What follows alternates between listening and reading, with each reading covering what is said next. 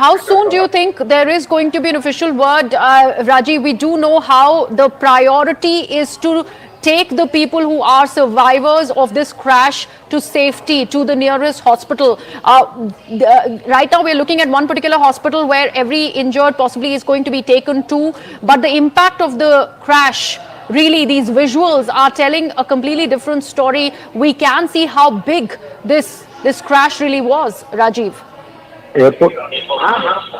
Yeah, it is a densely populated area, so there were lot many people there. But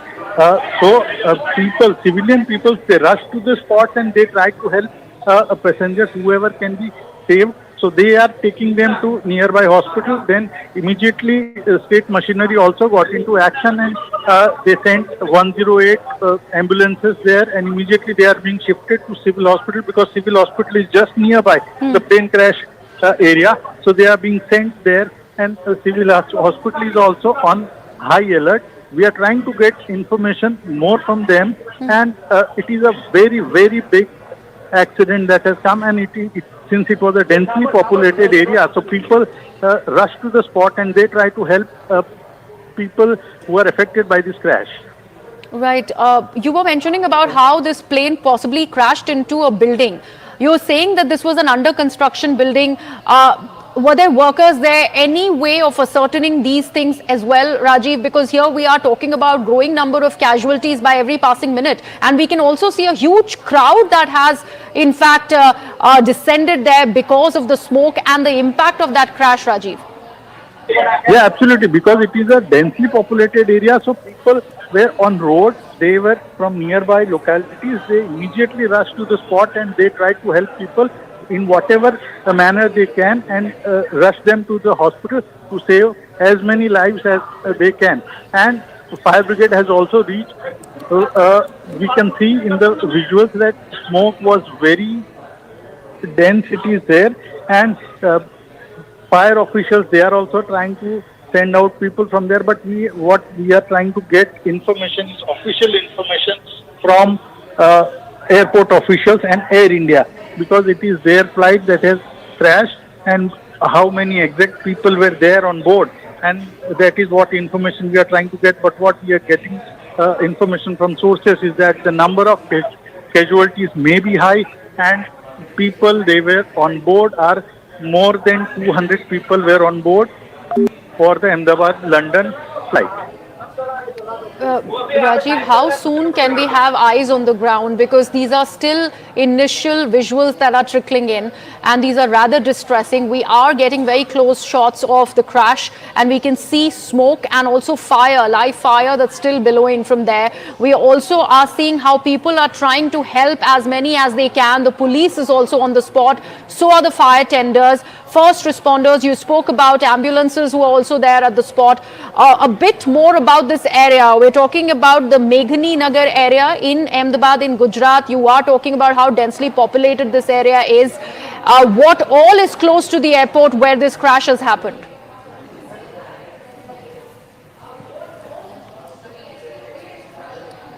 Right, we'll try and re-establish the connection with Rajiv Pathak as he has given us very, very crucial details.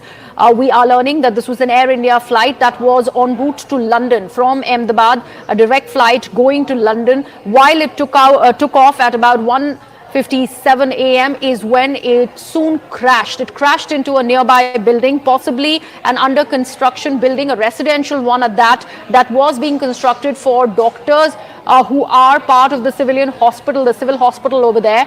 And the aircraft had more than 200 passengers on board. That's how distressing this piece of news is. From these images, we are only hoping that there are not many casualties. We do see certain distressing visuals of people trying to help the injured out of this crash site. They are trying to take them to the nearest hospital so that they can save their lives. But the impact of the crash has been massive. And you can see it's not just the smoke that we are, visuals that we are putting out that had emerged through the various mobile phone cameras of people who had shot these visuals because of the impact of the crash and also the sound and the smoke that they had seen and heard. We are also now getting more visuals of first responders, ambulances on spot. even as the smoke still continues to bellow. We also do know how the fire tenders have been pressed into service. Anvit Srivastava, my colleague, is also with us on the broadcast. Anvit, these are the details so far. Anything more that you're picking up?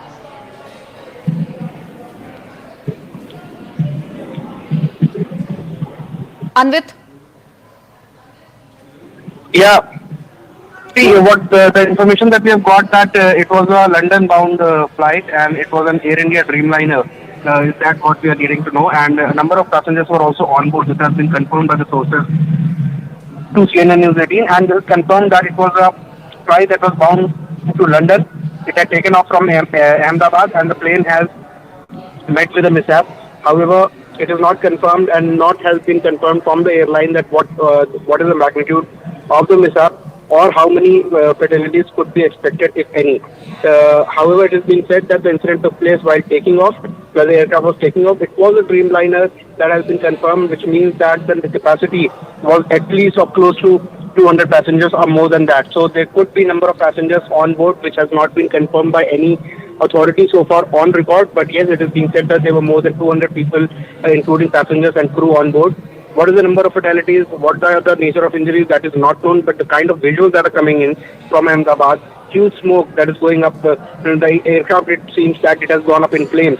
The magnitude that it is suggestive of, that clearly suggests that there could be possibility, grave possibility, that there are certainly fatalities and grievous injuries as well to the passengers. Right, Anvit, allow me to put out those details that you've just shared with us for our viewers once again. This plane had about 232 people on board, 12 of them crew members, more than 220 passengers on board. This was a London-bound flight that was going out of Ahmedabad. Right now, we are also putting out hospital visuals for our viewers. As the injured are being taken into the nearby hospital, the hospital authorities and also the doctors and the attendants are reacting fast. They are going to the spot of the crash to take care of any survivors who could be there present. We're also learning that this was the Air India Dreamliner AI-171. That is the flight number. For anybody who's watching, who is worried about their kith and kin, they would want these details, rather distressing details, unfortunately, that we are having to put out. This was AI-171, an Air India Dreamliner, London-bound flight from Ahmedabad in Gujarat. 10 minutes on takeoff is when it crashed. Anvit, this is an important detail. So possibly the crash happened very, very close to civilian facilities outside the airport. Is that right? Exactly, and this could also have led to fatality or agencies or injuries on ground as well, because the airport is an area that is surrounded by it's a heavily inhabited area, and there are residential buildings as well. In fact, the visuals that are coming in that are also clearly suggestive of the fact that the plane where it has the location where it has gone up in flames is surrounded by visuals by residential buildings. People are there on ground. Ambulances can be seen in the visuals as they have been rushed, and the emergency services like fire brigade and ambulances, and they have also been rushed to the spot. So these visuals are coming in, and we can see how the plane has gone up heavy in smoke and fire, which is also an indication that the number of passengers who were on ground, that certainly they have had grievous hurt. Not just that, but what we are fearing is that there could be high number of fatalities as well. What we know is that there were at least roughly about 240 people, at least 220 to 240 people on board that plane. It was a London-bound Dreamliner, Air India aircraft. Dreamliner are usually big aircrafts. They have a capacity of at least 250 to 240 to 250 people to keep them on board. And if this plane has crashed just after 10 minutes of taking off, there could be some technical glitch as well, which certainly the airline will be accountable. But the accountability will be fixed later on once the basics are sorted, once the passengers are taken out. There could be survivors as well. So we do not know as of now what the magnitude of this crash as well is actually. But the kind of visuals that are coming in, they certainly are scary at the moment. Right, Anvit, do stay on with us. We are learning that we are getting a word from the Gujarat Chief Minister as well. We're still waiting for those details. And we are also putting out those details of that very flight. There was a flight that was supposed to take off right after this AI-171 Boeing 787, the ill-fated London-bound flight that crashed. There you can see a flight before that. These are visuals from the runway that also show that crash happening very close to the airport, possibly inside the airport, but it also ended up hitting this residential building, and hence we are in fact are really trying to ascertain if the casualties go beyond the people who were on board that aircraft, because the crash did happen in a civilian spot, hitting a residential building. 10 minutes on takeoff is when the plane crashed.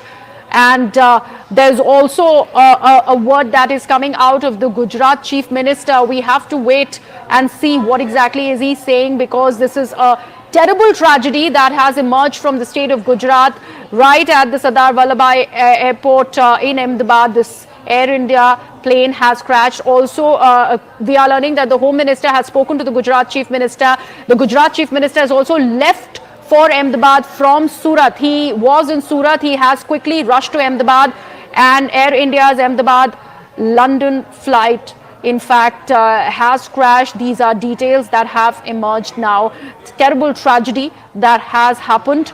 The crash has happened near a residential building. 220 passengers were on board, 12 of them crew members. All of them were on board this ill-fated aircraft. Police, fire brigade personnel, first responders are all at the spot to take care of any survivors. But we also are trying to ascertain more details from the very spot. We also are putting out details of how many of those who are injured are being rushed to the nearby hospitals. Possibly the injured could be a lot more than the people who were on board, because the flight ended up crashing in a civilian area right outside the airport. My colleague Arun Dhanta is also now joining us on the broadcast. Arun, we are learning that the Gujarat Chief Minister has rushed to Ahmedabad from Surat after learning of this great amount of tragedy. We are also learning that the Home Minister has spoken with him. Is that right? Absolutely. Griha, Chief Minister is rushing to the spot, and we're given to understand that the Home Minister Amit Shah has spoken to both the Police Commissioner and the Chief Minister, Bhupen Patel of Gujarat, and ensure all support from the central government side, which is needed. And perhaps that's the reason why you see the Chief Minister is also heading towards that side. There is no clarity, of course, at this point, how many passengers were on board. But as we've been reporting, that the Dreamliner big aircraft, the capacity is more than 220 passengers. So this seems to be a very big, unfortunate incident, which is, in fact, the story is developing at this point in time. The fire services, police, everything there is on the spot. But of course, it's a big crash, if we can call it. And Home Minister Amit Shah ensured all central support assistance to the Gujarat administration and the government at this point in time. And in fact, we are also told that a Chief Minister and the Police Commissioner briefed Amit Shah about this entire incident. But still, we are waiting for some sort of a confirmation coming from either the government, Gujarat government side, or from the Air India's side. But as reports are suggesting that it was a big aircraft, the Dreamliner, and the capacity is above 200. So this could potentially be a huge loss. But of course, we'll have to see as and when the official confirmation comes from the Air India side. Right, Arun, you are mentioning that state has assured all central assistance, of course, in the face of this massive tragedy. We are also now learning, Arun, that the Aviation Minister Ram Mohan Naidu is heading to Ahmedabad very quickly. He is, in fact, rushed from Vijayawada after learning of this tragedy. So all of these developments are constantly happening in the face of this massive tragedy that we are seeing come out of Ahmedabad in Gujarat. Well, that's right. The Civil Aviation Minister was in Vijayawada. He was there for some program. Now we're given to understand that he's also going to the spot. But still, we'll have to wait for the official confirmation, Griha. But this is very, very unfortunate incident. The flight which took off from the Ahmedabad airport, it's a London-bound flight. Within 5 to 10 minutes of the takeoff, it just crashed, and now many reports are suggesting that it was a well-populated area where this this crash happened. So, there could be massive loss of life in this incident. But as we are seeing, the Chief Minister of Gujarat is also reaching to the spot. The Civil Aviation Minister is also, is going to be there on the spot very shortly. So all efforts are, the rescue efforts, everything will be in place. But we have to really wait for the official confirmation on anything in this story. Thank you so much for all of that information. In fact, we have got more details about this aircraft AI-171 Boeing 787 that we have been talking about. We are now learning that this departed from the Ahmedabad airport at 1:10. From Terminal 2 of the Ahmedabad airport, it was going to the Gatwick airport in London. These are the latest details that are now emerging. It, in fact, was bound for London. It was going to Gatwick, not Heathrow, and it left at 1:10. In 10 minutes from the time it took off, at about 1:20 possibly is when that crash happened. 1:17 to be precise is when that crash really happened. We also have Anvit, our colleague, who continues to be with us. Anvit, we are learning that the Aviation Minister is also now rushing from Vijayawada. He's headed to Ahmedabad. The Chief Minister of Gujarat is headed to Ahmedabad. And of course, there is the government of the centre who's constantly in touch with not just the Chief Minister, the Police Commissioner, but also the Aviation Minister. Yes, certainly the Aviation Minister and even other senior ministers are rushing to the spot. Also because the kind of accident it is, and in fact, the number of passengers who were on board plane, this was a Dreamliner. It's usually a huge aircraft. It was a London-bound aircraft. It took off from Ahmedabad airport at 1:17, and it was expected to land at the London airport in around 7 p.m. In the evening. But it was just 10 minutes after the takeoff that there was the mishap took place. The reason so far is not clear, obviously, because the priority right now is to make sure that the passengers are, if any, there are failures, then they need to be rushed to the medical facility. If there are fatalities, then that needs to be taken care of. Also, what is being looked into is that the plane, apparently, as per the reports, has crashed into a residential area because it just met the mishap just 10 minutes after taking off from Ahmedabad airport. So it is also being looked if there are casualties in the area where the plane has crashed. It seems to be a residential area. The visuals that are coming in, we can see the paramedics, the ambulances and the firefighters, they are rushing to the spot. There is a lot of chaos in that area. And the visuals clearly speak of that the area is a residential one. So which also makes it, even more grave that not only the passengers and the crew that was on board, but also people who were in that area. It looks like a heavily inhabited area. So there could be casualties also on ground where the plane has crashed. So that is also being looked into. Police have been rushed to the spot. All the initial responders have been rushed. But the priority right now is to make sure that there is a tweet by Air India that has now come. Let me put that out for our viewers. Flight AI-171, this is what Air India is officially now confirming. Operating Ahmedabad, London, Gatwick was involved in an incident today, 12th of June 2025. At this moment, we are ascertaining the details and will share further updates at the earliest. This is the official words so far from Air India, Anvit. They have just put out this tweet on the social media platform X, but they are still not talking about any number of people on board. What we have managed to ascertain so far that this was going to the Gatwick airport in London. It took off at about 1:10 p.m. is what we are learning, Anvit. So all of these details are emerging. Is it too early to talk about what could have led to this crash? Right now, also the priority of the first responders and the authorities are to make sure that how many passengers were on board, how many of them are safe, if any, how many have sustained grievous injuries, and if there are fatalities, then that needs to be taken care of. Only after that, and the site is clear, then there is a separate committee that is called the Air Investigations, Aircraft Accident Investigation Bureau. That will look into what could be the possible reason. There would be a committee, and this is how it happens that an air crash is investigated. But that comes at a later stage, because right now the mishap that has taken place and the urgency of the matter is that to make sure those who are hurt need to be taken to the medical facilities on priority, so that the number of fatalities are less and also the casualties that have happened, they need to be taken care of. Right now, the focus is that for all the departments, be it the disaster management, from fire safety to firefighters to the police and the paramedics and ambulances, they have all been rushed to the spot.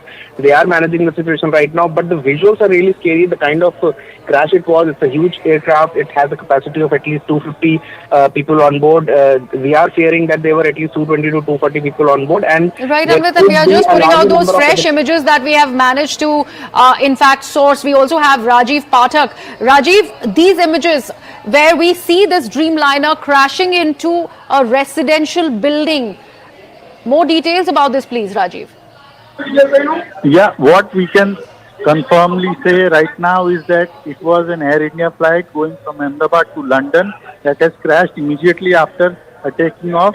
The plane took off around 1:38 p.m. 1:38 p.m. At that time around, it took off, and then it has crashed into a residential building. Building was not occupied right now. It was being constructed for the doctors of the civil hospital, but it was empty right now. People were not staying there, but it was a densely populated area, and that. Yes, Rajiv, go ahead. Yeah, please. and yeah, so 242 people were on board right now. What we have got information from our sources in airport, 242 people, including crew members and passengers, were on board. High casualty is feared.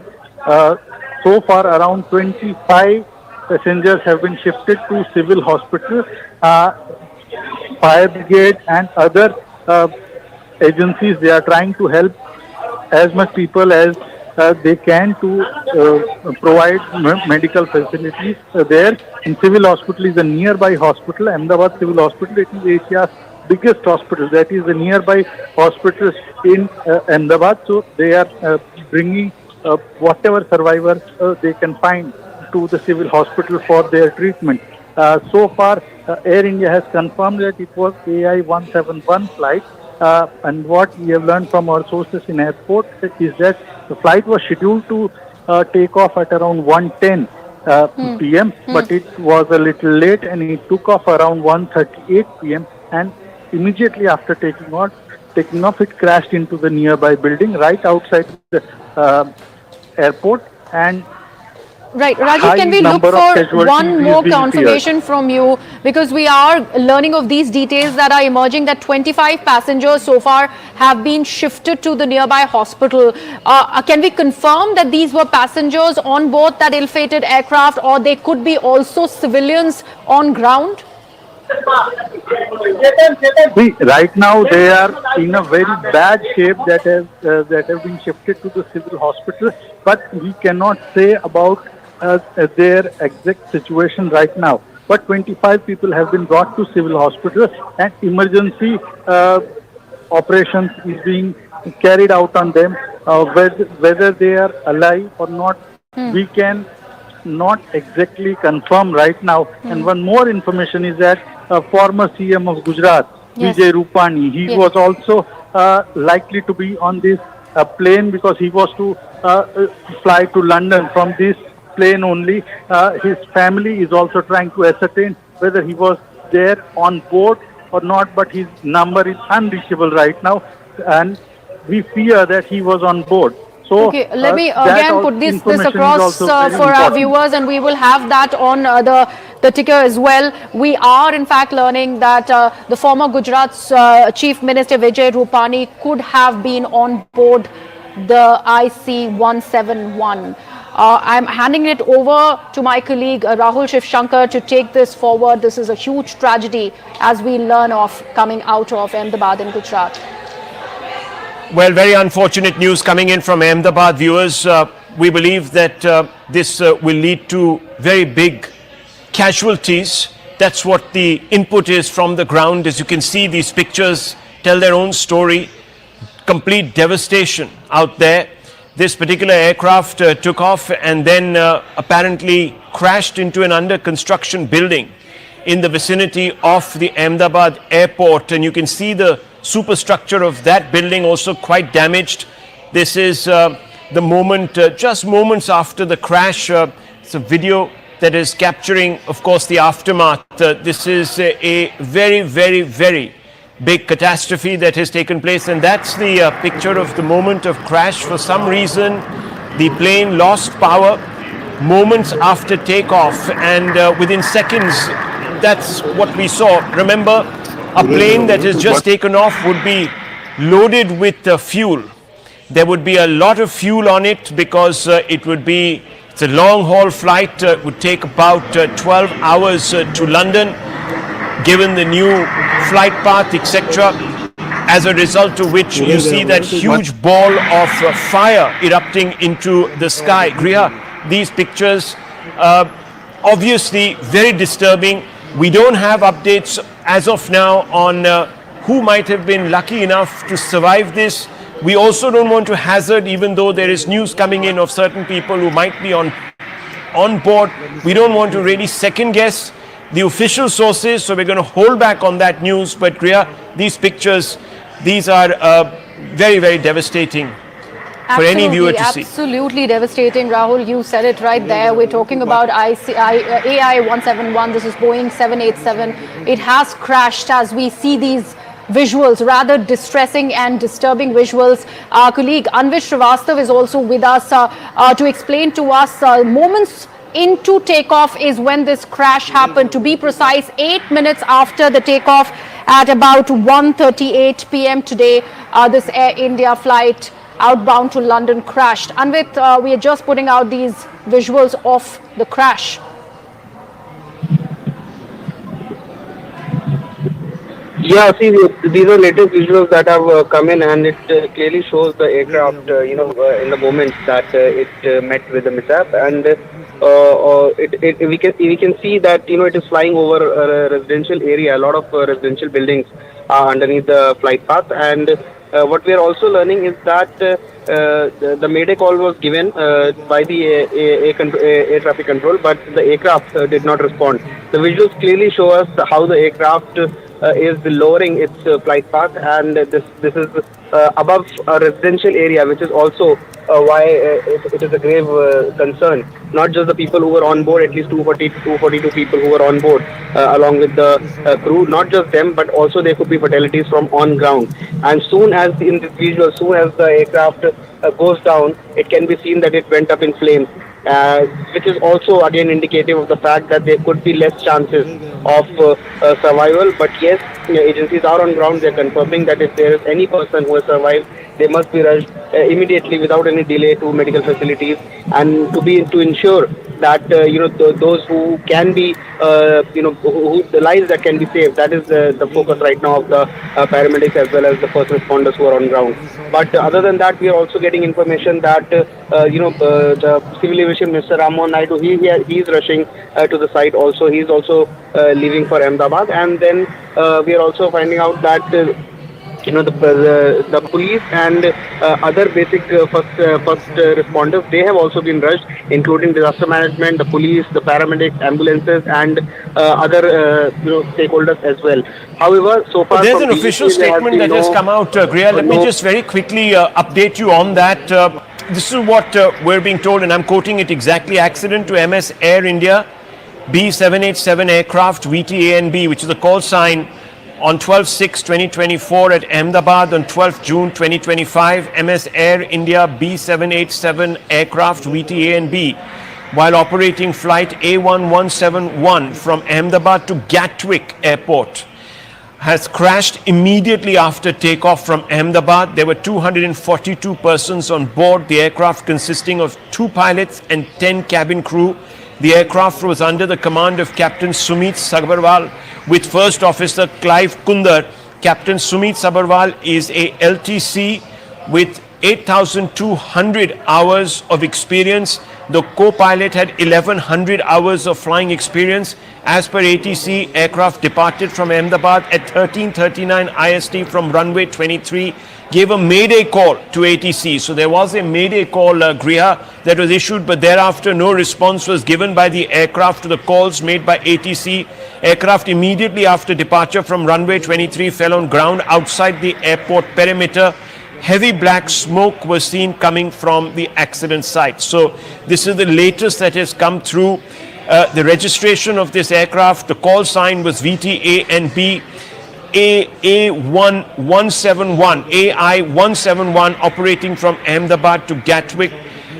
This crashed immediately after takeoff. What we now can confirm is that there were 242 passengers on board, including 2 pilots, 10 cabin crew, and 230 passengers.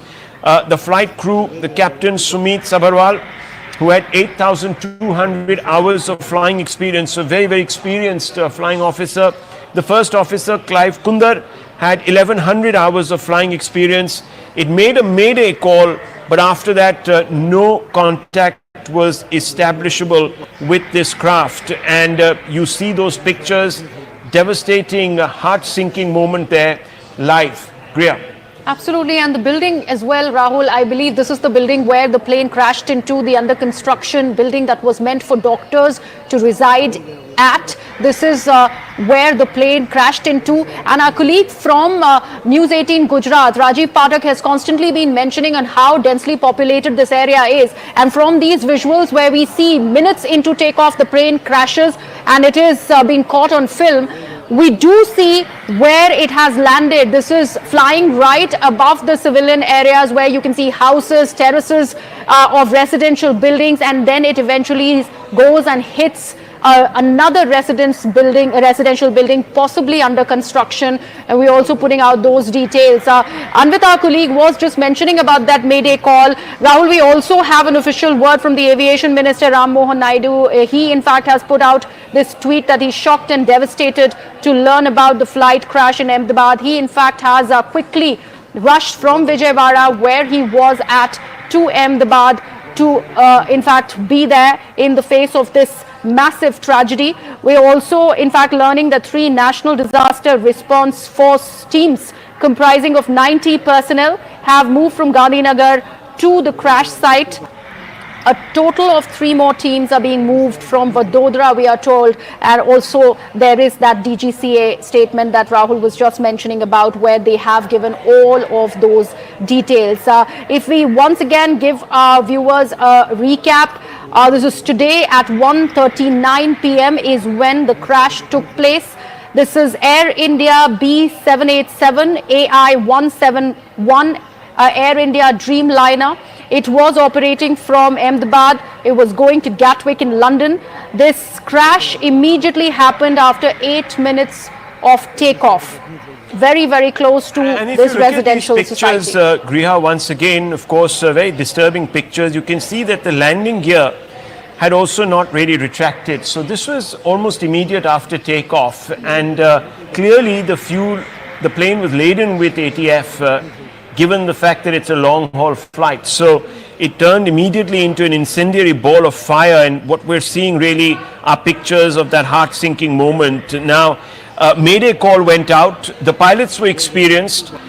Clearly they knew that something had gone wrong there. The problem was, of course, the reaction time. When you've just taken off, the flight is the most vulnerable at that moment. You can't really do much. Usually, as the flight takes off, it is only that point assuming power. Of course, we will have to speak to experts to figure out the aerodynamics there. But the fact of the matter is that at that time, there's only very little you can hope to do. You can just hopefully, that you are landing on an open field where you could make some sort of a stable landing. But with that amount of fuel, you can't even jettison the fuel. You have very little reaction time, and that's exactly what we're seeing here. Very, very little reaction time there on those pictures. Clearly, there was just time to issue a mayday call, but no time really to avert the consequences. And those consequences, as you can see from the pictures on the right, as Griya has been describing them, are devastating. Devastating. This is also a residential area, so we don't quite know what the scenario is on the ground. There were a number of people we showed were being wheeled into a hospital. We don't know if they're survivors from this crash, or if they were bystanders, or they were residents of the particular area or the locality where the crash took place. So a lot of unanswered questions right now of the initial days. We can only tell you that a statement has been issued where certain details have been shared with us, and it's quite clear now that the 2 pilots latched on to that distress that they were obviously facing. As soon as the plane took off, issued a mayday call, but there was very little reaction time for them to do anything consequential to avert a tragedy of this magnitude. Now, the last time we had a tragedy in India of this magnitude was on August 7, 2020, where an Air India Express flight 1344 crashed, and that was a devastating crash also. And that was a repatriation flight, actually, and it was an incident that happened at the time of COVID. I can quite clearly remember it. It was very difficult at that moment in time to even report on that story, because obviously the country was under various forms of lockdown. But today, circumstances very different. Air India is privatized. It is an airline that is now in private hands, not in government hands. The government, of course, relinquished charge of Air India a few years ago. It has been, of course, facing some difficulties in making that transition. There have been complaints, Kriya, of faulty service, but no one could have imagined this. Could they have? The flight was a bit delayed. It took off about 25 minutes after the scheduled time of departure, STD. Kriya. Absolutely. Also, Rahul, we are learning that the Gujarat Chief Minister has in fact put out an official word on social media platform, and he in fact speaks about the plane breaking down. That is how he is putting it across, and he said that immediate rescue and release operations in this accident, as well as immediate treatment to the injured. The point here to be underlined, have been in fact meted out. Officials have been instructed to make arrangements for this on a war footing. That's official statement by the Gujarat Chief Minister. One concerning piece of information that is also emerging, Rahul, is possible presence of the former Chief Minister of Gujarat, Vijay Rupani, who could have been on board that London-bound flight. We still do not have confirmation, but we do know how family members of Mr. Rupani are trying to reach him, but his phone is, of course, not available. But there are in fact, distress calls that were made, and there is a word on social media that is also coming out. Several people, including the Gujarat Chief Minister, we also have many such people, several important celebrities also now beginning to more tweet about updates it. coming through. More updates coming through. The pilots had reported a mayday because they had obviously encountered a devastating loss of lift, and that's really what perhaps has caused this. Why it happened, we don't know, viewers. We're updating you in real time. This crash took place just about 25 minutes ago. News is trickling in. It is trickling in slowly, and one cannot obviously jump ahead and draw conclusions, because fundamentally you have very little news coming in from the ground. Air India Ahmedabad London international flight crashed during takeoff in Ahmedabad just about half an hour, 40 minutes back. In fact, to be exact on time now, it's going on to be about an hour. Disturbing pictures are coming through, viewers, so discretion is advised. Very disturbing pictures, some of those. So we're obviously extremely concerned about the extent of the casualties. They are high. It is to be expected, because there was very little response time to take any action that could avert a disaster of this magnitude. As you saw in those pictures, and if you look in the right of your screens, viewers, that's really the moment of the crash. Within minutes, the flight takes off. Its landing gear has not even retracted. It's laden with ATF, naturally, because it was ready for a long-haul flight to Gatwick Airport in England. And it crashes because there was a catastrophic loss of lift, which is very, very apparent. And this crashes into an area where there is an under-construction building. But we're also told that it was a densely packed residential area. So there is a possibility of ground fatalities, of bystanders, collateral damage, so to speak. 250 on board, two pilots, as well as, of course, 10 cabin crew.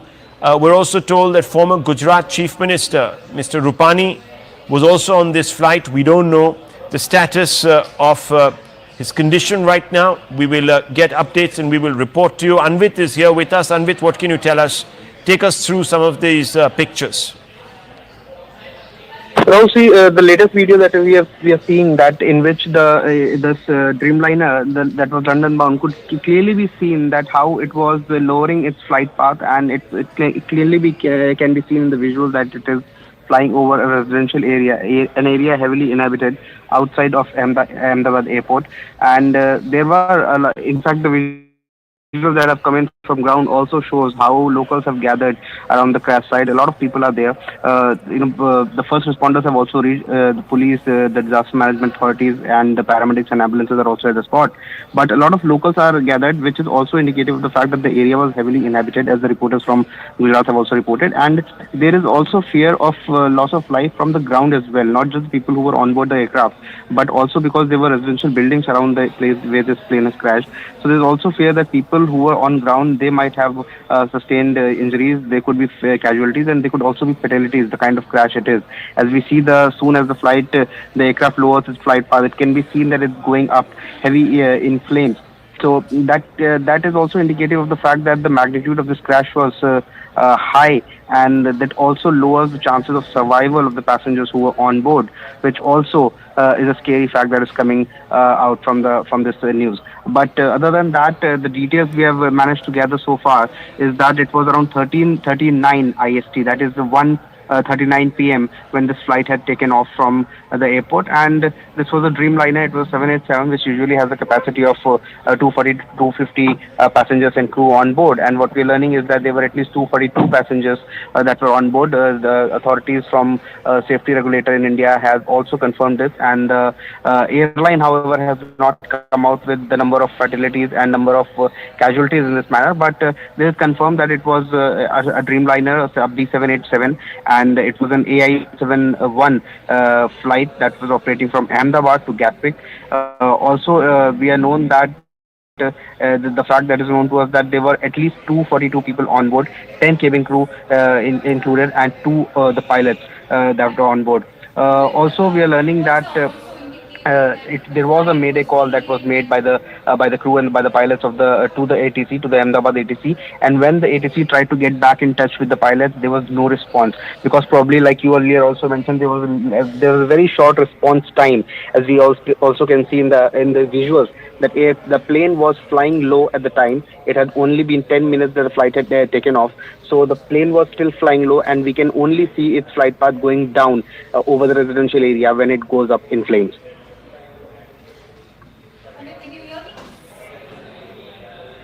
Anvit, can you hear me? All right, we seem to have lost that connection, but all right, Rahul, if you can see these visuals going on to also indicate the impact of this air crash, how disastrous, how catastrophic it's been, looking at the debris that's been scattered all over. What we are learning is right now that all emergency services have been activated. The fire services have also reached the ground level. But Rahul, as you've been indicating, this is a densely populated area where the crash has taken place, and perhaps there could be also a possibility of ground fatalities as well, something that Anvit was also highlighting. I'd like to bring you in on that aspect. Yeah, we also got updates coming in from the DG AAIB, Director Investigation, and the GO team are all leaving for Ahmedabad. We're also being told that the Director of Air India has responded, and he has expressed his utter sadness at this particular tragedy. And this tragedy is of particularly large magnitude, viewers, because there was very little reaction time. The plane took off, and immediately after taking off, it most likely experienced a loss of lift. Why it did so, we don't know. But you can see the landing gear had still not been retracted, so the plane had just about crossed the perimeter wall of the airport when it found that it was losing power, and it crashed to the ground laden with fuel. There wasn't even time to jettison the fuel load. And it did issue a mayday call. The pilots issued a mayday call, but it did not obviously result in any bid to avert the crash, because no one had reaction time here. It was very limited reaction time. And what you're seeing, is the aftermath of that crash. That plane goes down, and immediately as it goes down, there is a huge ball of fire that erupts, completely overshadowing the horizon, and you can see a number of those chawls, a number of very densely packed residential areas are right under the flight path of this plane. So we're expecting news of collateral damage on the ground. We also have no updates. We have no updates really, viewers, on the casualty figures, but we are being told that 250 passengers in total were on board, including 2 pilots who had a lot of experience between them. Anvit, what are the details that you're getting now about who was aboard this flight, the pilots who were in charge of this flight? See, if we talk about the people who were on board, starting with the captain of the flight, the Captain Sumit Sabarwal was handling the flight. He was an experienced pilot with more than 8,200 hours of flying, and his first officer was Clive Kunda, who also is said to have at least more than 1,100 hours of flying experience. Now, these were the 2 pilots. Other than that, there were 10 cabin crew that was on board the aircraft, and other than that, so in total, there were 242 passengers that were on board this aircraft. Now, this was a London to Ahmedabad to Gatwick flight. We are being told that it was a Dreamliner. It's usually a big aircraft of a capacity of at least handling at least 240 to 250 passengers. And the kind of incident, Rahul, it is, the kind of accident and the visuals that are coming in, they are clearly indicative of the fact that the magnitude of the incident is huge. Not just the people who were on board the aircraft, but also because when we see in the visual that the aircraft's flight path is lowering, the flight is going down instead of taking off. Yes. Then it clearly suggests that the flight is right above the residential area. In fact, the visuals that have come on from the ground, they also show locals have gathered around the crash site. Other than the first responders, be the police, the ambulances, paramedics, or the disaster management authorities, and the firefighters. Along with that, we can also see hundreds of locals have gathered there because it is a residential area and there are certain, it's a heavily inhabited area, and that is one reason why it is also being feared that there could be casualties from on ground as well, not just the people who were on the aircraft and the way. Just hold your thoughts, Anvit. I just want to quickly update London Gatwick. The airport management has also issued a statement clearly intended, of course, for those who were expecting their loved ones to come to London. As you know, viewers, this is peak holiday season in India, and there would be a lot of flights between India and London, London being one of the favored destinations for Indian passengers. So these pictures, Anvit, a confirmation really of the fact that the flight would have been packed really. This Dreamliner plane, Boeing Airlines in any case has been under a little bit of controversy over the past few years. Anvit, over to you again for updates.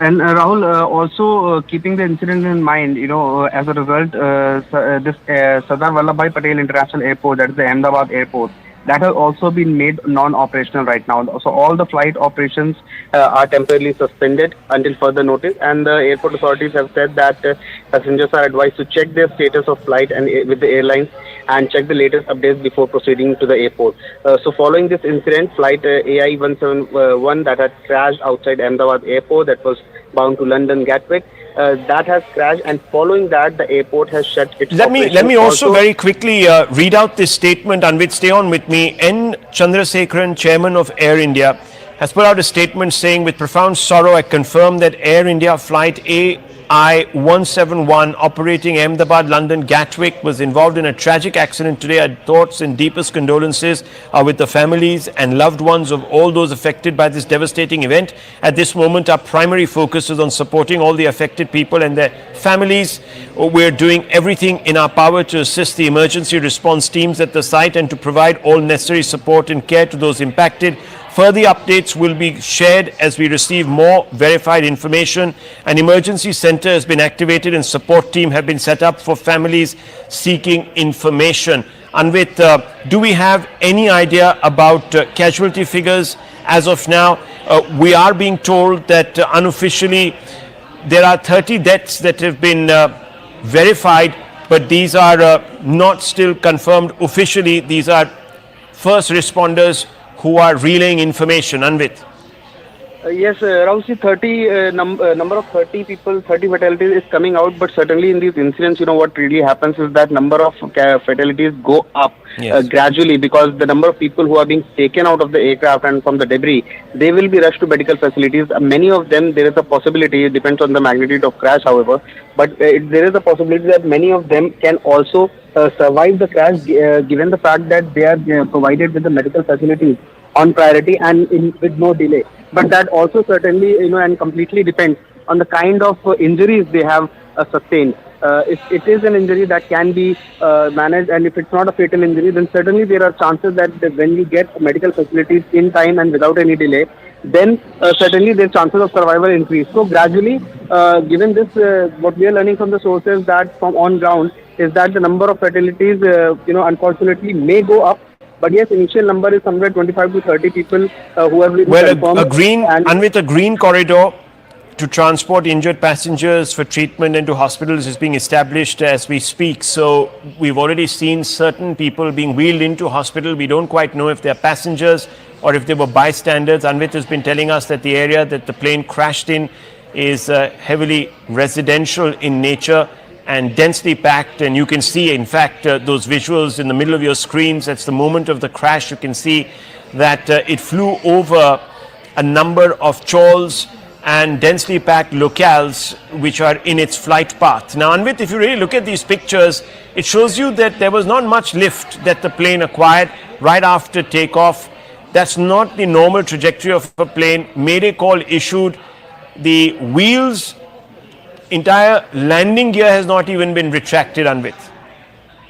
Yes, that is correct. Also, in these incidents, the last moment communication between the pilot and the ATC is usually very crucial in investigation of such crashes. So once the investigation begins, the black box will be retrieved, and the data from the black box will clearly suggest that what was the there was Anvit, a Mayday call that was issued by the pilots. So clearly they realized very early on that there was a problem. Stay on with me. I want to bring in Payal Mehta. She's got some updates. Payal, over to you.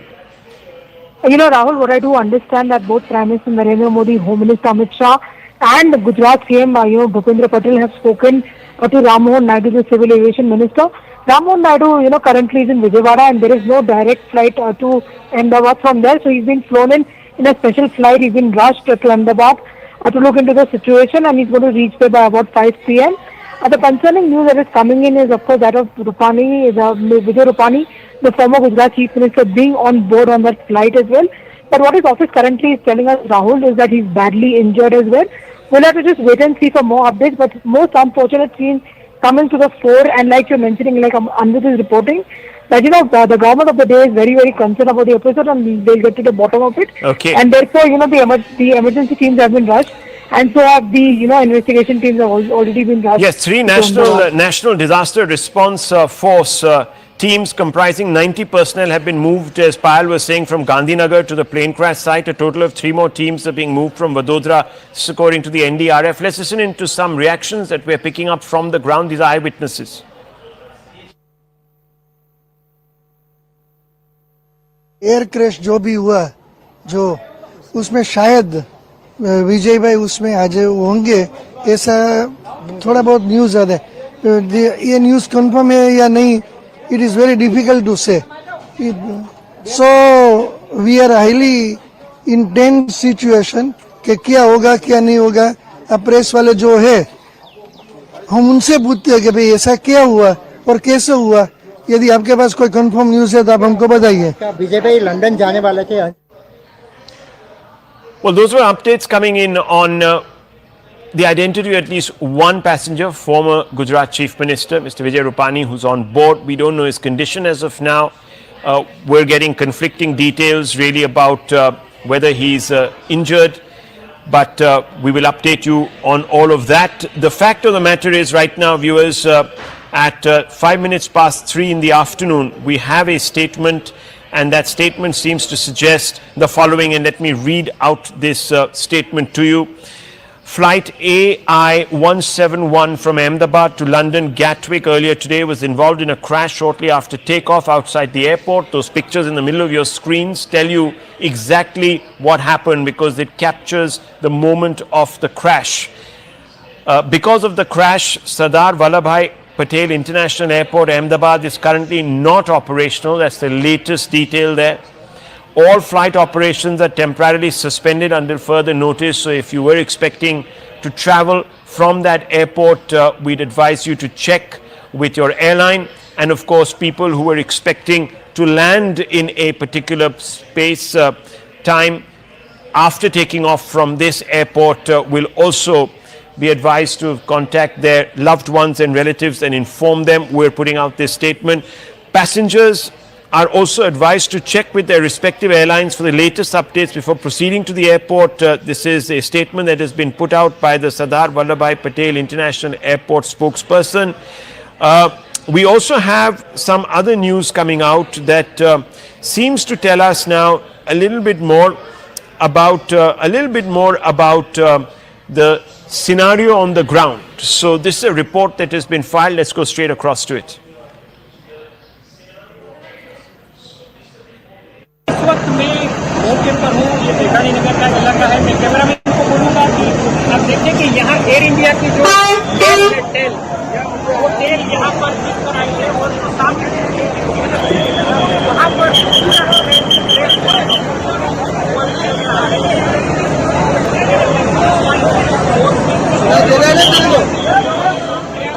Well, that was one very quick overview really of the situation there. In the middle of your screens is the moment of the crash, and you can see that there was a catastrophic failure of lift moments after this plane took off. The plane would have been heavily laden with ATF given the fact that it was on a long haul flight from Ahmedabad to Gatwick, which is an airport just outside of London, and it crashed almost immediately after taking off. Even the landing gear had not been retracted on that plane, and it crashed into a very densely populated area. The exact crash site, conflicting reports once again, but we are being told was an under construction site. A building was being constructed there, and you can see in the backdrop of those pictures to the left of your screens that there is a building that stood in the way of that aircraft. The fuselage of the aircraft and the wings, etc., scattered all over a wide area. We don't know if there were casualties on the ground. This is a quick summary, really, of the accident. The aircraft was a Boeing 787, registration VT-ANB, which is also its call sign. It was run by Air India, of course. The flight was A1171. It was on its way from Ahmedabad to Gatwick. It had a total of 242 passengers on board, including 2 pilots and a cabin crew of 10. So passengers by themselves were 230, but 2 pilots and a cabin crew of 10. It took off at 13:39. It was delayed by a few moments. As it used runway 23 at Ahmedabad, it issued shortly after takeoff a mayday call. No response after the mayday call because, as you can imagine, there's very little response time for the pilots to take any action to avert a crisis. Let's go straight across to Anvit for more details. What can you tell us, Anvit? We are looking forward to get details as to what happened and what transpired in this entire incident, as to understand that what actually happened because we can see clearly in the news that the flight was taken off. What the time, given the time of departure, the flight took off, but the flight path, we can't see that it had good elevation as it should have had. So that also depends on a lot of factors, a lot of technical factors as well. And also the last moment conversation between the pilot and the ATC, that would also have much to reveal, because before the mayday call was made, whether there was any communication, whether the pilot had communicated any flaw or any glitch while they had taken off from Ahmedabad airport. So that will also play an important role, and the retrieval of black box certainly. Well, one quick update. We're being told that the Union Home Minister, Mr. Amit Shah, will be leaving for Ahmedabad. He's expected to take off by 4 p.m. So that's a quick update for you there. Anvit, you were talking a little bit about the on-ground arrangements that are being made now to try and affect some relief. Can you give us more details on that? So I was saying that more technical details are awaited, and that is what will actually give a clear picture as to what happened and what led to this unfortunate incident. Last moment conversation between ATC and pilot, and also the communication that was sent out by the aircraft to the ATC, and that will also have much to reveal. as to what eventually happened that led to this crash. The elevation part was certainly low. The elevation was less, and that is what we can see in the visuals also. The flight was only going down; it was decreasing, and it was on decline, which is the reason why it was a residential area, and the plane has crashed out of Ahmedabad.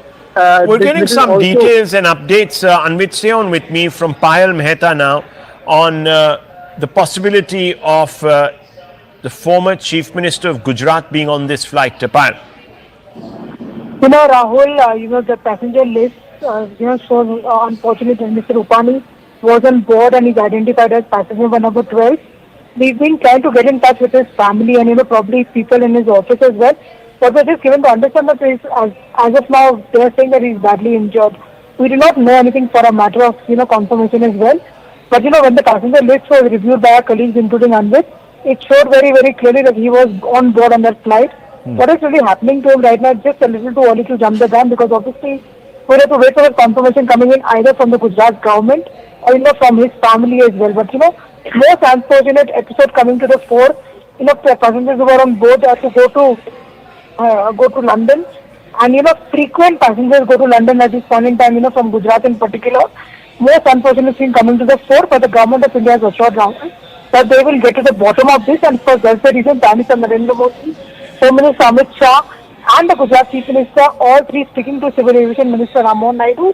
This is going to be one big challenge for him as well in his 1 year career as a Civil Aviation Minister of the country. He's been rushed in a special flight to Ahmedabad, should be landing there around 5 o'clock, is what we were given to understand, but all rescue teams have been mobilized. And he's also, made sure that the investigating teams are also mobilized and sent ASAP to Ahmedabad to figure out what really is happening. Meanwhile, the civil, department of the Gujarat government have also been on task. I'm very, very sure that Harsh Sanghvi, the Home Minister of the state, is already on the job as well. The Home Minister, Mr. Amit Shah, has also spoken to multiple people, including having spoken to the Commissioner of Ahmedabad as well. So that she was awaited, but we confirmation of Mr. Rupani coming in either from the Gujarat government, yes, or his family, and we should not really speculate in this coming time about anything. Well, Payal, the Director General of the Aircraft Accident Investigation Bureau, the AAIB, with the team leaving for Ahmedabad for investigation. This is also something that we're learning from our sources at the Ministry of Civil Aviation. So clearly, in the first few hours, there has to be a thorough investigation from the ground, collecting of evidence, etc., etc. And just one hopes that the scene of the crash is not compromised. There are, of course, pictures coming in to the left and to the right of your screens of the aftermath, the devastating aftermath. In the middle of your screens, viewers, is the moment of the crash, and you can see that there was very little reaction time. Now, Payal, in a situation like this, what is the protocol that is usually followed in government? Will there be immediate meetings to determine the next steps? What exactly is on the cards? There will be immediate meeting that's going to be there, and of course the Civil Aviation Ministry will do its own probe. Yes. And like you mentioned, the probe teams have been rushed as okay. well. We're also being told, hold your thoughts, Payal, just hold your thoughts. I want to go straight across to Arunima for an update on the Union Home Minister Amit Shah. Yes, Arunima. Yes, as the Home Minister Amit Shah is just flying off to Ahmedabad. He is the local member of parliament as well. And this is coming at a time when people are still speculating. These are just speculation. Nobody is confirming it as yet. But there are speculations whether this was an accident or whether this was an act of sabotage. So since he is also the Union Home Minister, both in his dual role as the Home Minister and the local member of parliament, and somebody who knows Gujarat like nobody else does, he's already spoken to the Chief Minister, and his presence there is aimed to aid rescue and relief efforts. From the central government side, if anything that the state government requires to retrieve the situation, if there are any survivors, if they need any medical aid, if they need to be flown out of Ahmedabad, taken to Bombay, taken to Delhi, whatever needs to be done, I think the best man is being put on the job by the Prime Minister. The local member of parliament, the Union Home Minister, rushing to Ahmedabad, should be flying off within the hour, is what we are told. Yes, we're also being told, of course, and I just reported this, the Director General of the Aircraft Accident Investigation Bureau with his team is leaving for Ahmedabad for an investigation. This is according to Ministry of Civil Aviation sources, because viewers, in the right aftermath of a crash, you need to sanitize and in some ways or the other ensure that the scene of the accident is, or the crash is not compromised. because there's important, very important details that emerge from there. I want to go straight across to Griha, who has a list of the passengers aboard. Our prayers, of course, with each one of them. Griha. Distressing times, Rahul. We are only, our heart goes out for any family members who possibly are watching this. This is the list that has been, in fact, put out. It has been released, and there you can see passenger number 12. There has the former Chief Minister of Gujarat, Mr. Vijay.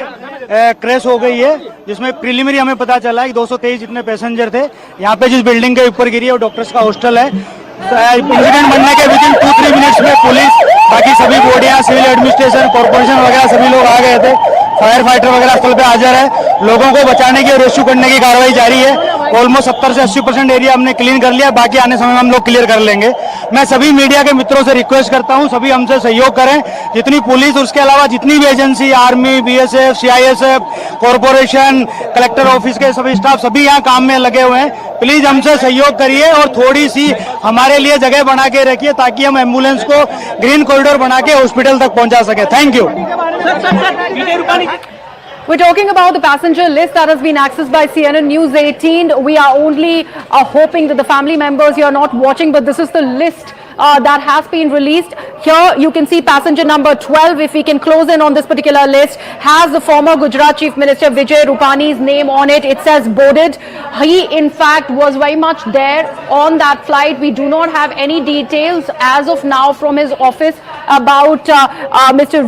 Rupani's whereabouts, so we don't want to in fact draw anything up for conjecture, but this is what we are in fact seeing through this particular list that is out. Let me also give you a lowdown on the kind of people, the nationalities that they belong to, or the people, the 242 people who were on board this ill-fated flight. We are learning through this particular list, and there are nationalities here, Rahul, where we learn of many people, not just Indians but also from Britain, who were on board. They had the British passport, so about 52 British individuals were on board this aircraft. Also one Portuguese from this list that we learn of, and the rest were Indian. So this is what this list in fact lays bare. The number of passengers who have boarded, several of them also children. That's how distressing this is, because we are talking about 242 in this case, and also a statement there, confirmation that Gujarat, the former Gujarat Chief Minister Vijay Rupani had boarded this particular flight. Very, very unfortunate scenes, viewers. To the left is a flight manifesto, at least parts of it, and you can see that this was a flight that was carrying a large number of citizens from different parts of the world, including British citizens. There you can see Griha just talked us through some of those people. Let's go straight across to Yesha for more details. Yesha, what can you tell us? We know that this flight has crashed moments after it took off. We're being told that it crashed into a doctor's hostel. Absolutely. In fact, this very flight that we speak of was an Air India flight from Ahmedabad headed towards London. It was involved in a crash shortly after the takeoff. And right outside the airport. Details emerged as to within 8 to 9 minutes of the takeoff from Sardar Vallabhbhai Airport was where the flight in fact took off, and it has in fact fallen into a residential area. All of these are preliminary details which have emerged. In fact, more details speak about how the Home Minister is also headed towards Ahmedabad to take a stock of the situation. The Prime Minister has also spoken to the Civil Aviation Minister and has asked all of them to head to Ahmedabad and to ensure all possible assistance possible. What's also important to note is that as of now, details from local sources have spoken about how there have been more than 40 bodies that have been brought to the hospital. So far, no official source has in fact gone ahead to mention as to what can be the toll here, but it seems to be a massive tragedy, particularly because so far Ahmedabad Airport has also been kept non-operational for any further flights from here on, which is where all the local authorities have been rushed to the spot, and there are expected to be more than 200 people who would have been on board that very flight. So yes, all the particular stakeholders responsible, be it the Tata Airlines or for that matter, other stakeholders, they've all been kept on tenterhooks to ensure that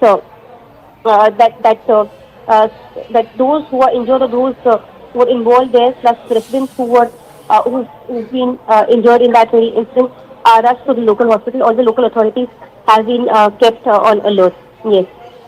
Yeah, well, the updates that are coming in now, of course, official sources, and we're not going to, of course, play out anything that hasn't been verified. So what we're now being told is that Captain Sumit Sabharwal was an LTC with 8,200 hours of experience. The co-pilot had 1,100 hours of flying experience. As per ATC, the aircraft departed from Ahmedabad at 13:39 Indian Standard Time or 8:09 UTC from runway 23. And most importantly, gave a mayday call to the ATC, but thereafter no response was given by the aircraft to the calls made by the ATC. So viewers, very little response time there. The Union Home Minister is on his way at 4 o'clock to Ahmedabad. He is also going to be overseeing the rescue and relief efforts. We know that this plane crashed almost within minutes of takeoff. You can see that it was reduced to a ball of flames, towering ball of flames. And I want to go across to Mr. Mark Martin, who's a technical expert, for more on this. Mr. Martin, catastrophic loss of lift, it would appear. Even the landing gear had not retracted. What do you make of the incident? Mr. Martin, can you hear me? Yes. Hi. Good afternoon. Thanks for having me. Well, from what we know, I think it's very, very initial, and I don't believe it's right that we speculate on this. But I think from what we know so far, this guy had about 254 passengers on board. The 787 capacity is 265, so it was almost a full aircraft. He was full with fuel and cargo. He took off, and I think what appears to be the issue here is that the power assurance that he was trying to get from both his engines, those really didn't help and support him much. So, the pilots that were flying were very qualified. They had a TR. There was one of the pilots was a TRI, which is a examiner and instructor and a senior captain. So obviously he was well versed with the situation and knew how to deal with emergencies. So clearly, I think a full-blown investigation has to be called into this. The DGCA must be involved. The AIB should be involved. We should also get EASA and the FAA and TSB, because this is the world's first 787 crash. Never have we seen a crash. And what is worse is that the 787 has been flying with Air India for the last 15 years, and with zero incidents except for minor maintenance issues and spare parts. And this is the first time we've seen a catastrophic event after the takeover of Air India by Singapore Airlines. So clearly there has to be a holistic investigation into the entire incident and event, and we need to get to the bottom of this, because this is going to send a rippling message to the world on the efficacy and safety of the 787, which has been one of the safest aircraft ever produced by Boeing. So are you saying that there has been no crash prior to this of this particular airline? Is that what you're saying? This particular aircraft, the 787 Dreamliner, 787-. Sorry, what I meant was the aircraft, yes. Yeah. Yes, the 787-Dreamliner, this aircraft, there has never been a crash ever. Even when this aircraft was operated by Air India and the Government of India management, the 787 performed beautifully for Air India, because Air India was the launch customer for the 787, and it had error-free flying. Sure, there were maintenance issues, there were groundings, but back then this aircraft was one of the best, and it still is. It still is a technology trendsetter. Well, so clearly, let's just hold on, Mr. Martin. I'm also being joined by Mr. Devesh Agarwal, who's an aviation minister. I would like, aviation expert. I want you to stay on with me. I want to also bring in Mr. Agarwal and involve him in this conversation. You've probably seen the pictures, Mr. Agarwal. They obviously tell a catastrophic story, horrific story, heart-sinking visuals. Moments after takeoff, the plane loses what appears to be power and crashes into a very densely packed residential slash habitated area right outside the perimeter of the airport. What do you make of this? What's your assessment, preliminary assessment? Let me first preface by offering my deepest condolences to the families of the bereaved and my prayers that they find survivors. In fact, my cousin sister works in the civil hospital where the aircraft crashed. She was unable to talk because there was quite some smoke. She was telling me that there is a student hostel immediately adjacent to the building in which the aircraft crashed, and there are students who are not accounted for. So again, prayers that they have not been victims of this crash and they may have just stepped out of the building. So that is where I'm going to preface it. I was listening to what Mark was saying. Yes, this is the first quote unquote accident. There have been, I think, I'm not sure if there has been a hull loss earlier due to the grounding. For sure, India's AAIB, Air Accidents Investigation Board, will be involved. And from the United States, you will get the NTSB because it is the aircraft is made in the United States. I don't see EASA playing any role because they are the European regulator. Definitely there will be representatives from Boeing and from GE because this was a Gen X engine. The launch customer was All Nippon Airways I forget the exact date, but they used the Rolls-Royce engine on their 787s. Japan Airlines and Air India, they used the General Electric Gen X engine, and there was an issue right at the beginning which delayed deliveries of the GE equipped or rather GE powered 787s. So this was delivered in January 2014, but its serial number is 26. That means this was the 26th aircraft or 787 that was made. But as I said, 11 years is nothing in terms of this aircraft. It's a very modern aircraft, as Mark said very correctly. Modern systems on board. I see the video, and obviously there has been a loss of lift. Why that has been a loss of lift is what I think everybody's going to focus on. From what I could discern from the ADSB data, the aircraft was traveling at roughly around 174 knots, which is close to 350 kilometers. It achieved a height of right around 700 odd feet. It was ascending at roughly about 900 feet per minute, which is pretty decent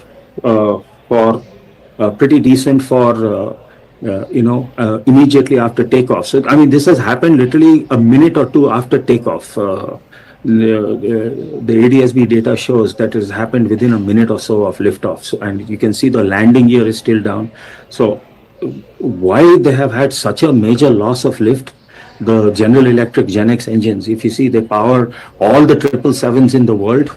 They power the 747s and a good number of 787s. And they are a very, very, very reliable engine to the extent, I think, you can see India operates, Air India operates the San Francisco to India flights, and they spend large periods of time over the North Pole near the Siberian Arctic, very far away from airports. And the GE engines are rated to allow pilots to fly as far as 6 hours away from the nearest airport. That's how reliable these engines are. And, whether it's regulators or designers, they feel confident in terms of the engine reliability that it will not fail. Even if one engine fails, an aircraft is certified to at least take off. So it may not be able to maintain high altitude, but it'll definitely take off, and tests are done. In fact, there are videos online where there's been a case of a Lufthansa A321 taking off from Frankfurt, and a bird got sucked into its engine and the aircraft took off. So I don't want to speculate surely there's been a loss of lift, but why that has happened is very difficult to say. Is it unusual? Is it unusual for both engines to? I presume this would have been a result of both engines. There was a mayday call that was issued by the pilots. Correct. Of course, the ATC didn't have time to respond because obviously there was very little reaction time.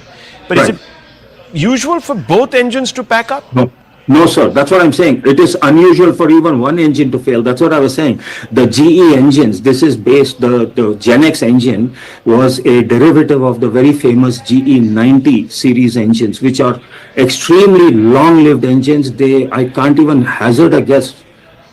Maybe Mark will know how many GE90 total family engines, but I would venture to say. there's an accident, but उससे ज़्यादा खबर मेरे को नहीं आएगी. ਅਸੀਂ तो यही प्रार्थना कर रहे हो कि जिन्हें all those who are on board should be all right, and we should await the news. I don't think one should speculate on that. Sir Punjab pipeline ने चार्ज भी सर हाँ जी, वो तो पहले यार खबर तो ले लो पूरी. Well, viewers, there are all sorts of course, inputs that are coming in. We don't want to really lend anything to any rumor. So we're going to continue to stick with the official record that we are being shared moment to moment by the authorities. I can tell you that the last update, and Devesh Agarwal is here with us, and we're going to stick with him. But I want to quickly go across for more updates to Payal. Payal, now we know a few things. For example, that this particular flight did send out a mayday call. The pilots did call for help. There was very little time for the ATC to do anything about it, and clearly for the pilots to also react. It was a craft laden with ATC, which explains why there was this huge ball of fire and flame that rose up into the horizon. But what are the updates you have, Payal, right now for us to share? You know, Rahul, of course, the investigation teams are on their way, and it is for them to come out and do the entire investigation. You know, of course, a lot of talks have been doing the rounds as far as the, the efficiency of these engines are concerned. The expert that you were just speaking to, as in terms of what could be the reason as well, we do not want to speculate at this point in time. And added as, the government has also assured us that they will be giving us timely updates, from time to time, telling us what really is happening. But the man whose soundbite that you just played right now will definitely, Rahul, know a thing or two about how the aviation industry really works. Hardeep Puri has very successfully led the country as a civil aviation minister. It was during his regime that the entire merger of Air India and Vistara took place, and Tata's took over as well. So he definitely will know a thing or two about the technicalities as far as that is really concerned. But like I said, at this point in time, the government of the day wants to make an effort to have all the hands on the deck. Whereas the rescue and relief operation that is being, of course, led by the Gujarat state government, and therefore you have the Union Home Minister, who is also a member of Parliament from Gandhinagar, which is of course the capital city of Gujarat. He is rushing there. He also, he also controls the disaster management teams across the entire country. So his being present there on ground will also give a lot of solace to the locals once he goes there and gets the situation on ground. And a short time, after which, of course, Rammohan Naidu, civil aviation minister, very young in his civil aviation ministry days, his first year just about getting complete, reaching there as well. So obviously that's going to be a all hands on the deck approach that has been put in place. Bhupendra Patel, in fact, has also spoken to Home Minister Amit Shah in the past, and has also spoken to Rammohan Naidu as well. So he's also marshalling on the resources, including his ministers being on ground as well. We can just hope and pray that the casualties are minimum, but we'll have to just wait and see on the numbers, because many people are being rushed to the nearest hospitals possible. All kind of help is being given, and therefore the Union Health Minister has also asked for all medical help to be rushed to the accident site as soon as possible. Well, let me go across to Devesh Agarwal. Thanks indeed for that update from Payal there. We're also being told that the Union Home Minister is on his way to Ahmedabad. He's going to depart at about 4 o'clock from Delhi. The AIB is already sending 3 teams to go and scour the crash site for clues, etc. We were speaking to Devesh Agarwal, aviation expert, to express dismay at the catastrophic failure of the Gen X series of GE engines, which he says are very, very reliable. In fact, Mr. Agarwal said that the plane can fly on one engine. For 2 engines to fail is very unusual.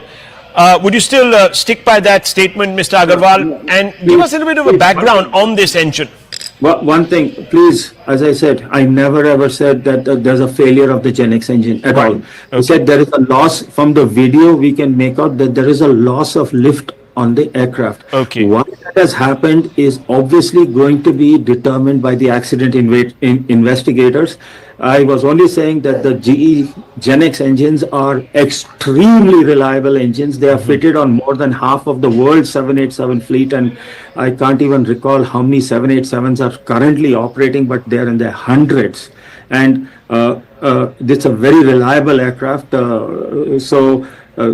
Please, I've never made that statement. Please, is my humble request, because this is a sensitive time, and I am a person by nature. I don't like to speculate on reasons for a crash. We have seen a loss of lift, and that is, the crew has been very experienced. It's a very experienced crew. It is a stable aircraft. What has happened will obviously be, What can sometimes trigger a loss of lift, Mr. Agarwal? See, you could have a loss of engines. You could have, and why did those engines lose the power? Is it a bird strike, or is it possible that you get what is called a microburst wind shear? What happens is, in this normally though happens in thunderstorm conditions, you have air rising and a column of air shooting down towards the ground. And so it sort of tends to push the plane down. If you remember, Delta Airlines had a crash, if I remember, Delta 191 back in Dallas-Fort Worth, which was as a direct result of a microburst right as they were getting ready to land at the airport. So we don't know why there is a loss of lift. And to be honest with you, one engine failing itself is out of the very, very far-fetched possibility. Both engines failing is an impossibility. There is obviously something else that has happened that has caused the loss of lift. These two engines are too reliable. And as I pointed out, the aircraft could have climbed with one engine. So definitely there has to be some other reason. We just don't know. We absolutely don't know. You can see the pilots have not even retracted the gear.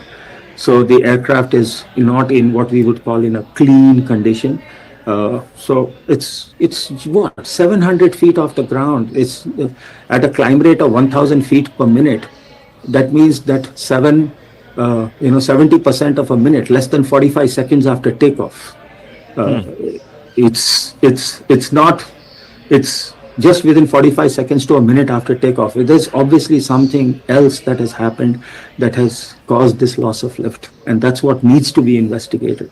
And I really do hope that the Indian government, the AAIB, takes a lead. If you recall the way the NTSB gave timely updates, they had public briefings and for timely updates, and they accepted questions from the press, or rather the media, and they gave timely information. That, I think, is what is going to be the determinant of how India and Air India is viewed by the world of True, aviation. of course. I'm sure that the government will do what it has to do, Mr. Agarwal. The point of this entire broadcast right now is to give you quick updates, really, on what has transpired. So, Mr. Agarwal, just stay on with me. I want to walk our viewers through what we know definitively.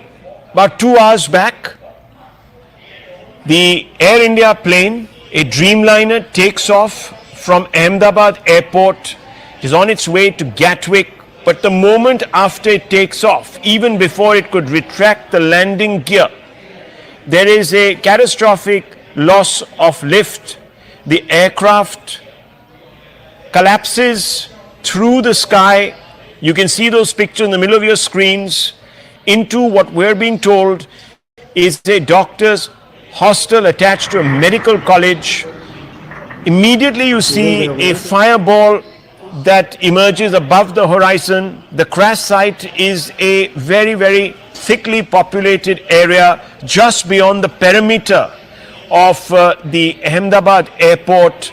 The flight path, directly under it are a large number of residential buildings. We don't have updates from whether there have been casualties on the ground unrelated to the passengers who have been on board. If there has been collateral damage, we have no clue about that. We can confirm that some people who are injured have been rushed to hospital. Whether they were passengers or others, we can't confirm. On your right is the immediate aftermath. You can see almost nothing is left of the plane. There is a picture of the tail sticking out of a portion of the building. What we can tell you is that the two pilots were very, very experienced and that they had issued a mayday call. Why this particular flight lost lift, we don't know. Nothing on record as of now. I want us to go straight across and listen into this soundbite from the local police authorities. Let's go straight across to that. Incident बनने के within 2-3 minutes में police, बाकी सभी बॉडियां, civil administration, corporation वगैरह सभी लोग आ गए थे। फायर फाइटर वगैरह स्थल पे हाजिर है। लोगों को बचाने की और रेस्क्यू करने की कार्रवाई जारी है। ऑलमोस्ट 70 से 80% एरिया हमने क्लीन कर लिया, बाकी आने समय में हम लोग क्लियर कर लेंगे। मैं सभी मीडिया के मित्रों से रिक्वेस्ट करता हूं, सभी हमसे सहयोग करें।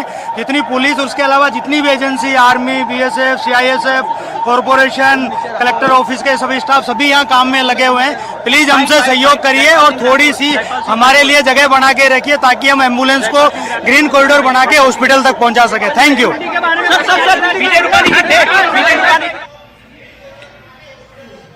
Okay, there's that new video there, and you can see the what appears to be at least one part of the plane sticking out of a building, or seems to have settled on top of the building. Very difficult to say from this angle, but certainly you can see that that might be a part of the wing, which of course bears the fuel at some levels. I'm not an expert, so I would like Mr. Agarwal to come in on this, and before that, a quick update from Payal. Payal, what can you tell us? In the wake of this unfortunate episode which is taking place, Rahul, a helpline has already been issued by the Gujarat government, by the Gujarat state government, and also by the Ministry of Civil Aviation for anybody who wants to establish contact if they can't find their loved ones. And that is something which is being done. The government of the day is committed, like I said, to the well-being of every individual, and therefore the officials are requesting, like you just played out the soundbite, requesting everybody not to crowd the streets, not to come to the accident site, but allow a green corridor so that anybody who needs to be rushed for medical help can be done at the earliest as well. And we've just got a tweet which has been put out by Dr. Jaishankar, who is of course a Rajya Sabha member of Parliament also from Gujarat, and he said that he's very, very deeply shocked and he's pained to learn about the flight crash in Ahmedabad, and his prayers are with the passengers and their families as well. He's currently overseas, so he's putting out that tweet expressing his deepest condolences for what has really happened.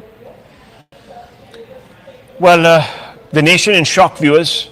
We're getting a lot of reactions from the Prime Minister, the Home Minister, to several Chief Ministers of different states, to the Aviation, Union Aviation Minister, who's on a special flight from Vijayawada straight across to Ahmedabad because there is no direct flight from there, at least available as of now. On the left is the debris, remnants of the craft. In the middle is the moment of the crash, heart-sinking moment, really, viewers. This flight was almost full. It had 142 passengers aboard it, two very experienced pilots who were in control and command, and they issued a mayday call. Even before the ATC could respond, this plane goes up in flames. It crashes into a hostel, attached to a medical facility where doctors are in residence. We don't know whether they were in residence at that time. How many other people on the ground in this very densely packed crash site area have been affected?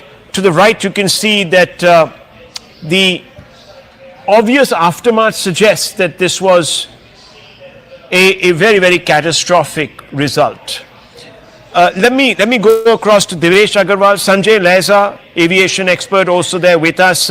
Devesh Agarwal, a quick update from you on your take, and I also want to bring in right after that Mr. Sanjay Leza. Yes.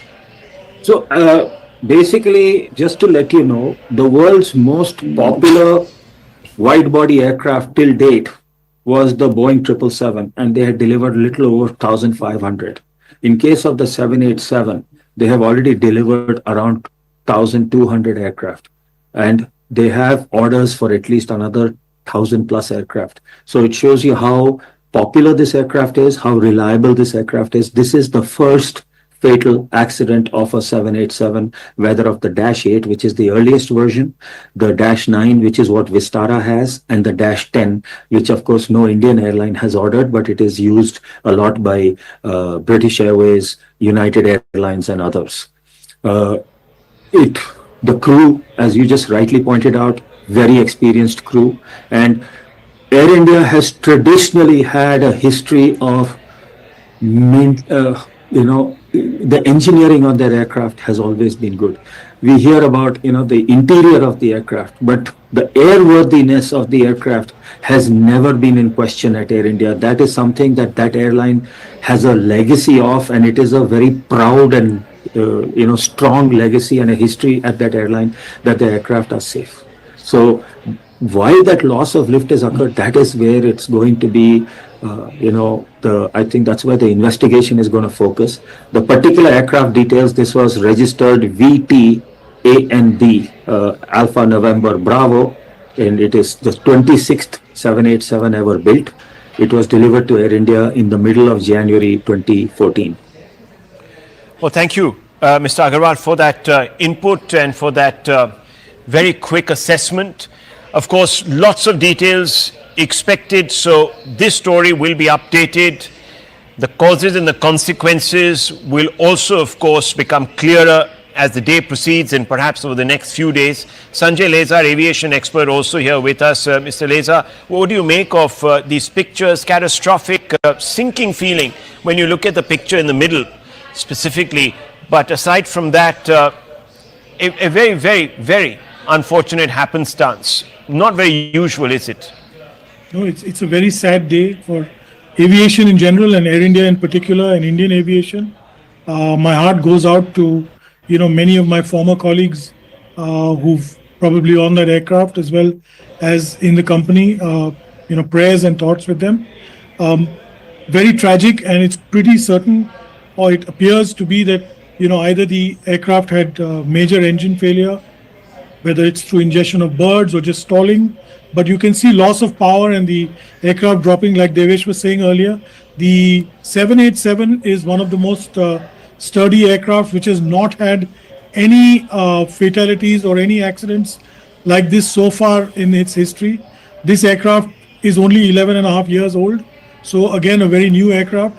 Like he said also, that Air India aircrafts are very well maintained engineering wise. So that should not have been a problem.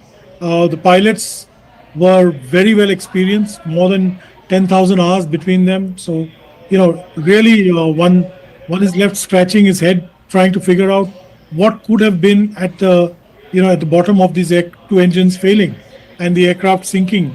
Also, it's rammed into a building which is a medical college and a medical college hostel. It was afternoon time, and we believe, the lunch mess must have been full of kids who were studying in that hostel. So I worry about what may have happened over there.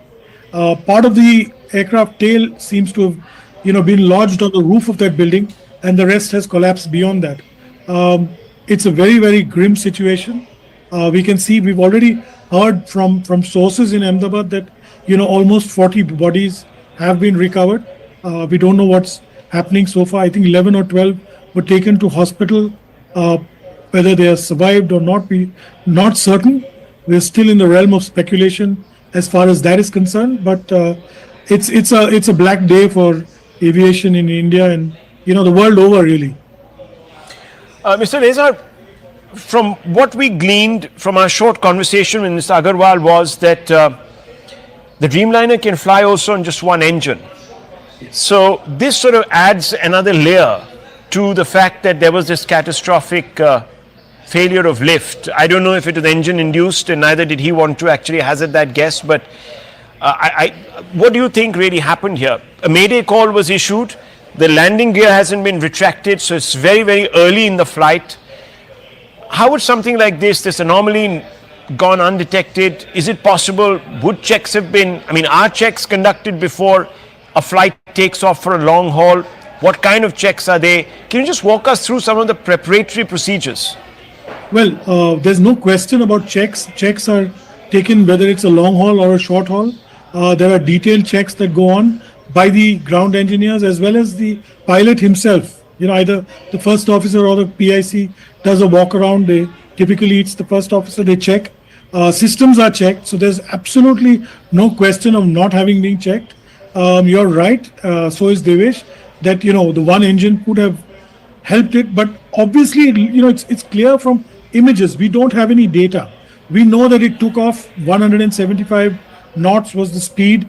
We know it was a hot day, so the profile of the weather profile, takeoff profile must have been built according to that.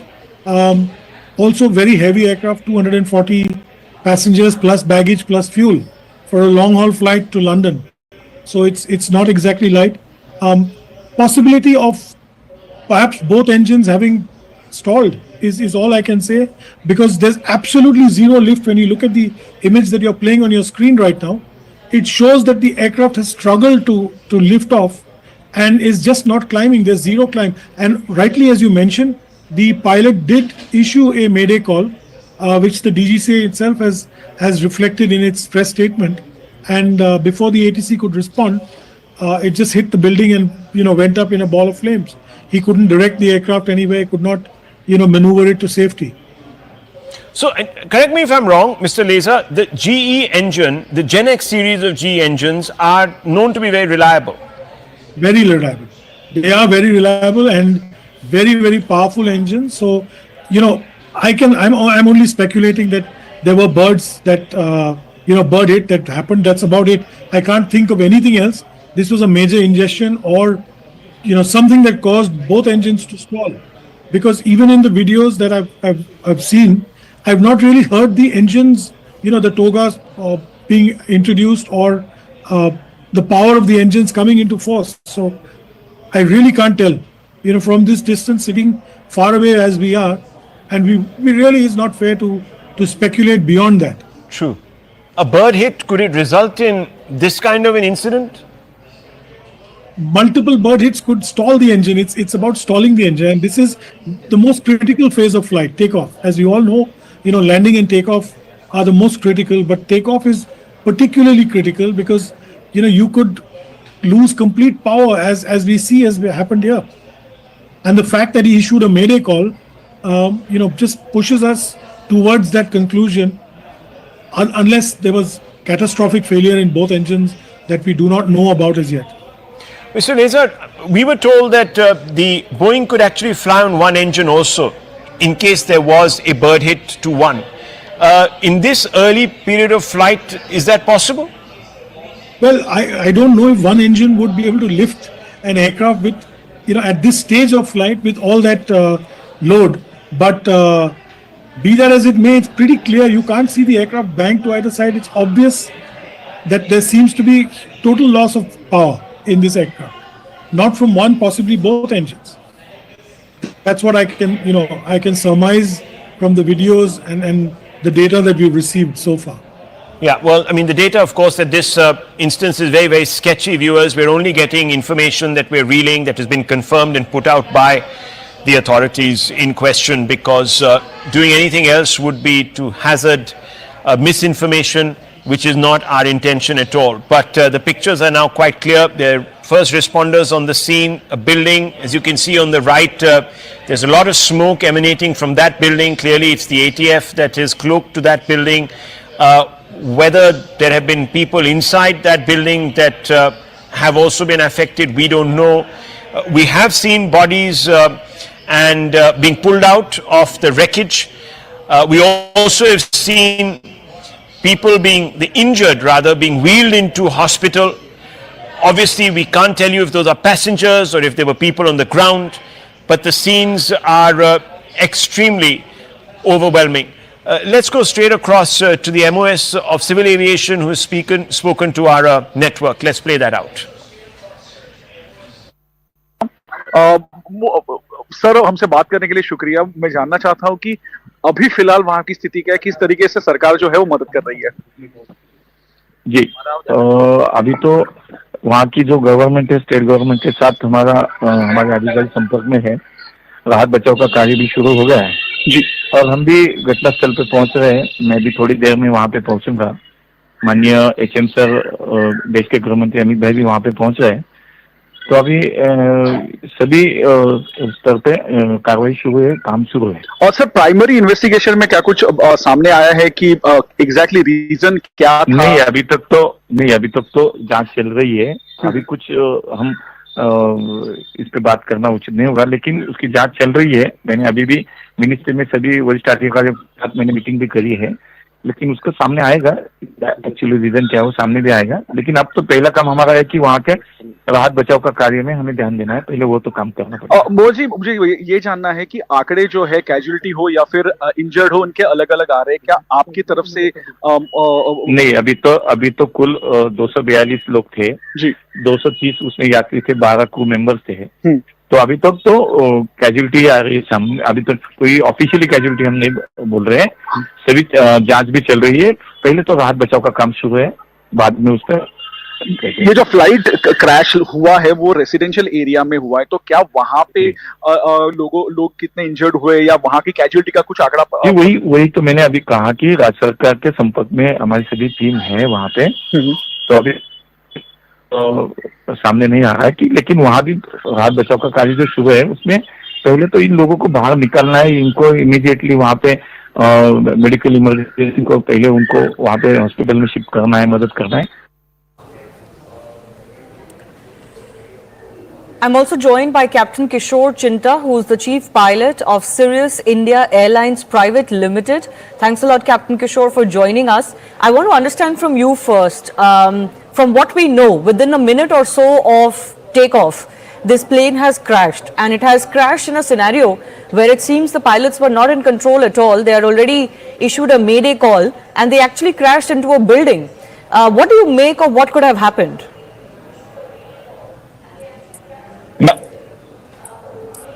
Ma'am, I've seen the videos. The 787 has 70,000 on each engine. For an airplane like a 787 to go down in a controlled manner like that, either they've lost both the engines, and Ahmedabad per se always has a lot of birds and vultures over there, up to almost 3,000 feet. It's speculation as of now. That either both the engines have to have had some kind of bird ingestion or a compressor stall or something like that for the engines to lose power.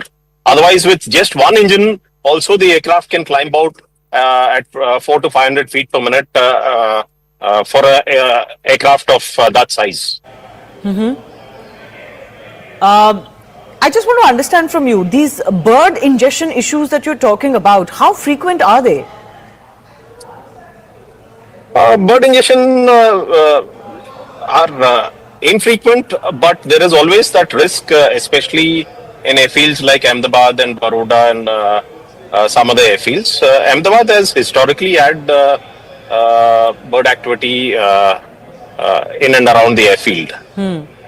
So I am not saying that it could have been a bird hit, but the fact that the pilots gave a mayday and we see the aircraft climb to max altitude on flight radar close to 625 feet, which would be about 425 feet off the ground. The airfield elevation is about 200 at Ahmedabad.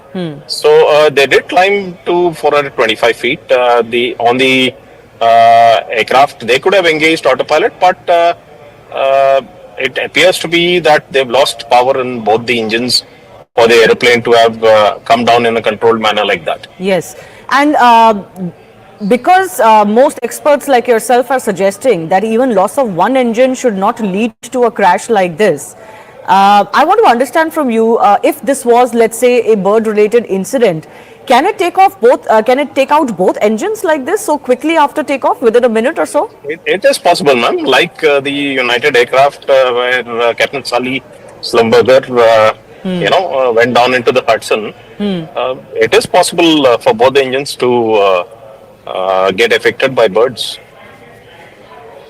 Okay, and looks like there would have been very little reaction time to control anything. What do you make of the situation the pilots would have faced if this, let's say, both engines went out so quickly after takeoff? The pilots did a fabulous job keeping the wings level to minimize any kind of damage, and the aircraft's gone down in a controlled manner.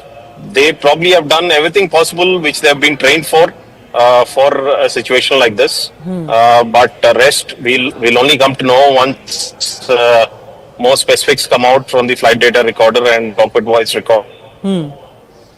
I just want to understand from you also, because you are an expert in this field.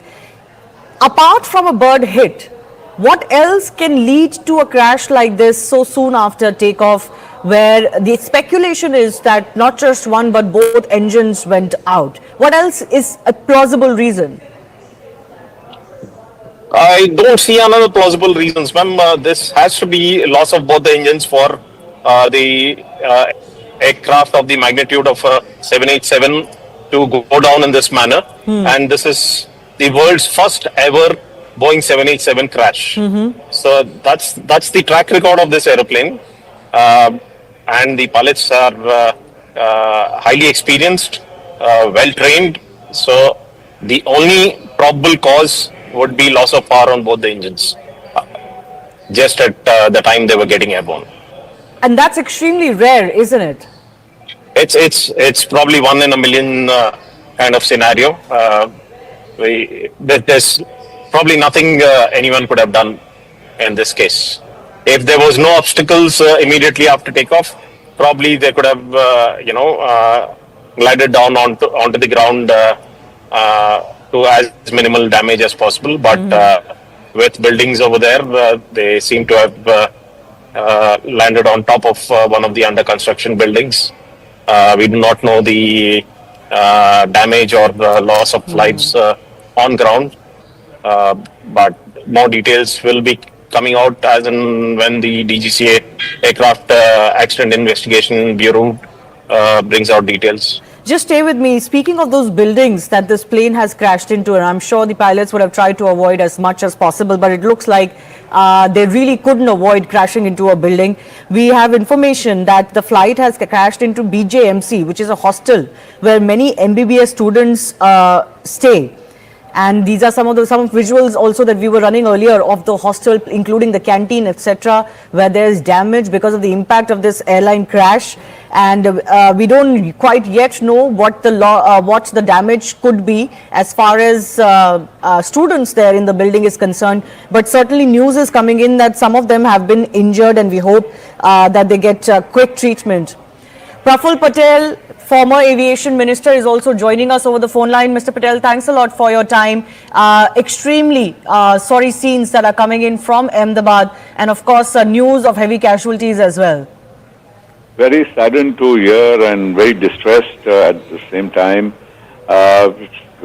One of the biggest tragedies in our country, and unfortunately whatever visuals we are able to see on TV, that's all information we have.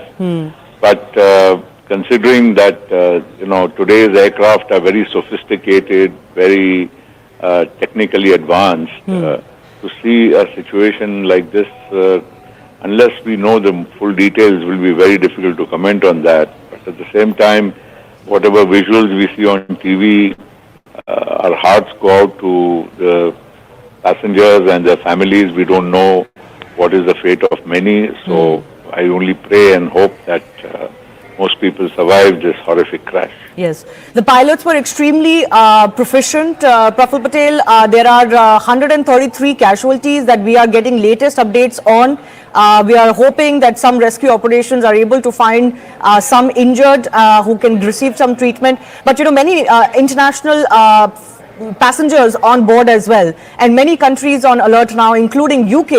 We are told that as many as 50 plus passengers were from UK. We are also told that former Gujarat Chief Minister Mr. Rupani was on board. Well, I've seen Mr. Rupani's name on television, and I, having been a person who's known him for many years, I only hope and pray that he is well. But at this moment, there is no information Yes. about any of the passengers. And Yes. of course, as you said, there are many passengers of different nationalities, mostly UK, besides Indians. Yes. And I think we really feel very sad, because at the same time, I would like to repeat that today's aircraft are very, very sophisticated. The pilots, especially who fly 787 Dreamliner, are obviously very well trained, and they are very senior commanders. Yes. And they've gone through many hours and hours of flying, and they would have obviously, it seems to me, whatever little I can make out from that the plane was on climb mode, and suddenly it's lost power or something else has happened, or maybe it was struggling at the time of takeoff. These are all very speculative things. But one thing is certain: if the pilot gave a mayday call, we don't know the exact time of when he gave the mayday call. Was it just immediately on climb, or Yes, soon after was he takeoff, sir. rolling? In fact, within a few minutes, it seems this flight has crashed. It had barely reached the height of 700 feet. This flight couldn't have flown more than 60 seconds Yes. because of the very fact that it's just 825 feet into the air, which Yes. is virtually nothing. It just would not take more than 60 seconds. Yes. So it is very intriguing because of the first, as I said, the aircraft itself has many backup systems. These are very fly-worthy, very safe aircraft, and 787s are flying all over the world. In fact, I would be surprised to see that probably this may be the first major incident with a 787. Yes, actually we have been confirmed, sir, that as far as the 787 Dreamliner is concerned, this is the first major such incident that has come to light. Boeing has had some issues with grounding and all. There have been investigations whether they have, not done enough as far as maintenance and certain other activities on planes are concerned. But this certainly is the major crash of its first of its kind when it comes to a 787 Dreamliner. Well, absolutely. A 787 Dreamliner, as I said, is being flown by most airlines of the world. And it's a very, I would say, a workhorse. It's a good aircraft. And in this case, it's flown from Delhi to Ahmedabad. So obviously it was absolutely flyworthy. Otherwise, no aircraft takes off. And pilots also, before they take off, they go through all the checks. And if they find anything missing, and especially if they are on a long haul flight like London, they would be absolutely very careful to see all parameters are fine before they would take off. Okay. So obviously something has gone wrong after they started their roll on the runway for takeoff. Yes. And in between that and the climb, those 60 seconds have been, I'm sure, very, very the reason for whatever has happened. Yes. I do thank you for joining us, Praful Patel, the ex-aviation minister. Also reading out what Prime Minister Narendra Modi has just put out. The tragedy in Ahmedabad has stunned and saddened us. It is heartbreaking beyond words. In this sad hour, my thoughts are with everyone affected by it, have been in touch with ministers and authorities who are working to assist those affected. We also know that Home Minister Amit Shah is traveling to Ahmedabad. My colleague Payal Mehta is also joining us with more on this. Payal, words coming in from Narendra Modi as well. Everybody offering, of course, their deepest thoughts to those who have been affected, including, of course, the families. Already 133 have been confirmed dead. Yes, it is, of course, heartbreaking beyond words. That's what the Prime Minister really said. And this has happened in his hometown, which is in Ahmedabad. The tragedy in Ahmedabad has stunned and saddened everyone. He has been in touch with the ministers and the authorities who are working to assist those who are affected. He has already spoken to Bhupendra Patel, the Gujarat Chief Minister, already spoken and asked Ram Mohan Naidu, the Civil Aviation Minister, to rush as well, and constantly been in touch with Amit Shah, another Union Minister in his government, the Home Minister, another son of the soil. So they've all been rushed. Maximum help needs to be assured is what the Prime Minister has also indicated in as many words as well. But a real tragedy coming to the fore as well. Many people have been feared dead in this, in this ghastly crash that we've really seen. Of course, the investigation will follow soon as possible is what the government is assured. But it's a very, very heartbreaking moment because many citizens on board Shivani were not just Indian nationals, but foreign nationals as well. But the government of the day has assured that they will get to the bottom of this and understand why this really occurred. But like I said, the Prime Minister joining the nation in expressing his condolences to what has really happened and to the loved ones. One of the biggest aviation crashes in Indian history, and of course certainly the first concerning a Dreamliner. I want to go across to Rajesh Patani, who's an eyewitness to what happened. Rajesh ji, आपने क्या देखा जब ये crash हुआ? आपने क्या देखा? आपको क्या दिखा? ये बताइए. राजेश जी, आपको मेरी आवाज आ रही है?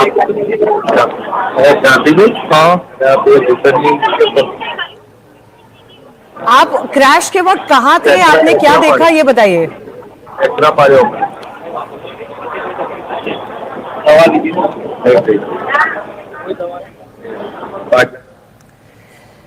Let's try and reconnect. We're trying to get you some more eyewitness accounts, but of course visuals of the crash are on screen, and they show that the flight had barely taken off. Within less than a minute, of course, this flight has crashed. It seems the pilots have lost all control because they couldn't even deviate the flight from a what seems to be a residential area. There was, in fact, a MBBS students' hostel that has come into the path of this crashing airline, and the aircraft burst into flames immediately upon impact. Those visuals have also been caught by those who were living in the vicinity of the Ahmedabad airport. Captain Kishore Chinta continues to be with us. Captain, I want to understand from you, in such a short span of time, if both engines are lost, how much can captains do? How much can the pilots and the crew do in such a situation? What can they do? There's not much the pilots can do other than look for an area where they can crash land the aircraft in the safest possible manner. So in this case, they barely had any height in hand to change the direction of the aircraft anywhere. See, the most prudent thing they could have done was to keep the wings level and glide into a path which is most safe, which would minimize casualties on impact with the ground, rather than having bank on, wherein the risk of the aircraft cartwheeling and more damage and more casualties. So the pilots probably did the most prudent thing, having probably lost power. Okay, and how does this loss of power really happen? What causes it? Loss of power could be either due to bird ingestion, the engine compressors stalling and not producing any more thrust. It would be really unlikely for engines of such magnitude and to lose power for any other reason for a technical defect just after takeoff. It's unheard of. It's those engines with 70,000 pounds of thrust have been tested multiple times, and one of the safest engines in the aviation world. So nothing else could have caused, in my opinion, the loss of power. So this couldn't have been any kind of technical failure, and the most plausible reason you can think of is bird ingestion, but of the kind which took out both engines. Yes, that's, like I said, we can only speculate as of now. I haven't heard of a technical defect taking out both the engines just after takeoff ever in the aviation history. Right. Certainly what has transpired is shocking everyone. This is already, as experts have told us, the first of its kind crash, including involving a 787 Dreamliner. And the way this crash has transpired, soon after takeoff, within a minute of takeoff at very low altitude, seems to suggest the pilots lost all control. They couldn't even divert the plane to a safer area, and it crashed immediately within a minute of takeoff. What also is concerning is that they seem to have lost all control. So both engines were out. There was a mayday call given, but agencies tell us they didn't really manage to contact this flight after that. So it all points out to things going wrong very, very quickly. Harshit, Yes. Captain Kishore, I'm going to come back to you in just a bit. Harshit is an eyewitness of this crash. Harshit, आप कहाँ थे जब ये crash हुआ और आपने क्या देखा? हम मेस में ही थे जहाँ पे ये प्लेन टकराया था। अच्छा, तो आप स्टूडेंट हैं जो मेस में रहते हैं वहाँ पे हॉस्टल में? हाँ, मैं कॉलेज से लाइब्रेरी से पढ़ के मैं यहाँ पे खाना खाने आया था 2 बजे। तो फिर कैंटीन में भी वहाँ पे क्रैश हुआ प्लेन का पार्ट्स जो आप वहाँ पे खाना खा रहे थे?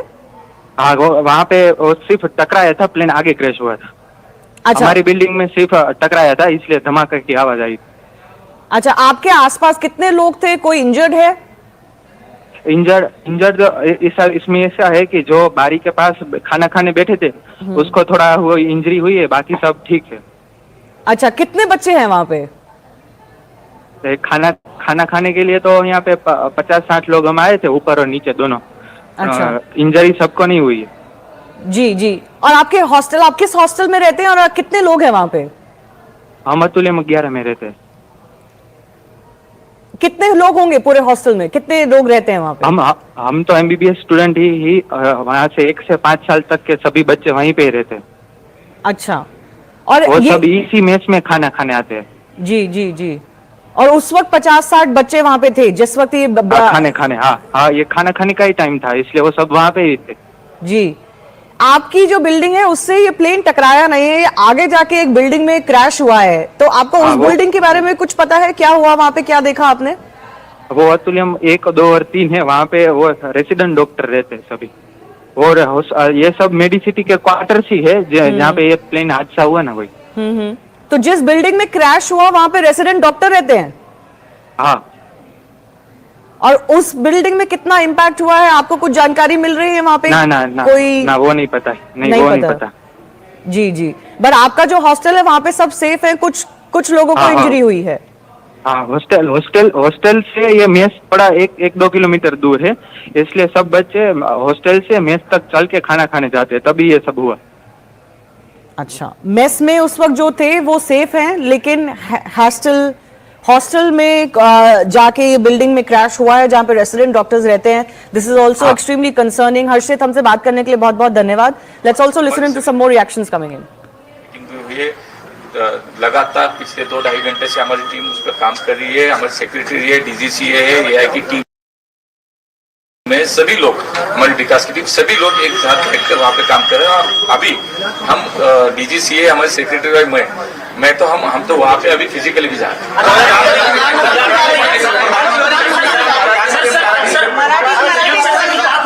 प्रधानमंत्री जी इसका मॉनिटरिंग कर रहे हैं। माननीय प्रधानमंत्री जी ने नायडू जी से हमारी सभी लोगों से बात भी की है, वो मॉनिटरिंग कर रहे हैं।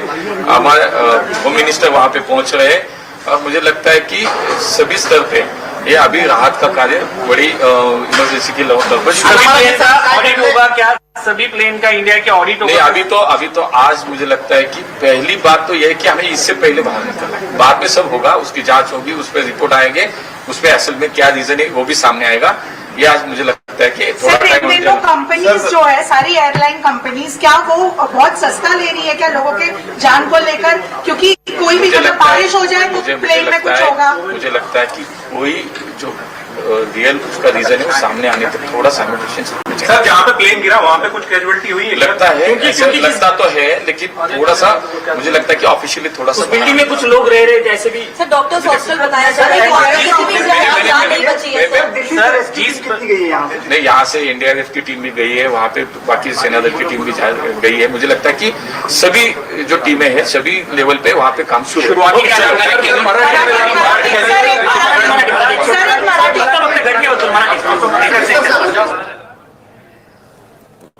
All right.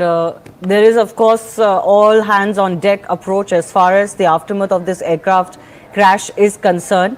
Not only are concerned ministers moving to Ahmedabad, Home Minister Amit Shah is also expected to travel to Ahmedabad. Captain Kishore Chinta continues to be with us. This is, of course, a situation that will possibly need a lot of investigation to figure out what exactly happened.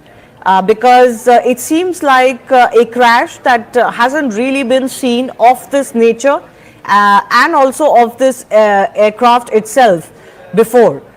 So much deep investigation required as far as this case is concerned.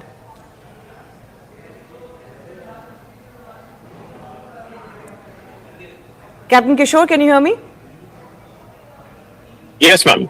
So the standard procedure of the Aircraft Accident Investigation Bureau, which is already on site, will follow the laid down protocol for fatal accident like this, and I'm sure they will do the due diligence with all possible data that can be collected from the flight data recorder and the cockpit voice recorder and the eyewitness accounts.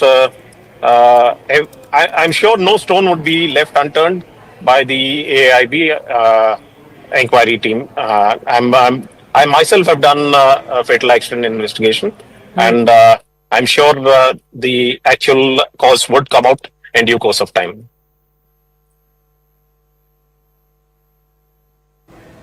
Can you just take us in detail into what exactly will go into the investigation of this crash? The black box is going to become extremely crucial. Yes, ma'am. The flight data recorder and the cockpit voice recorder are manufactured to withstand crashes of this magnitude, and they will be recovered in due course of time, and they would be analyzed. All the data from the crash will be analyzed by the Aircraft Accident Investigation Bureau team.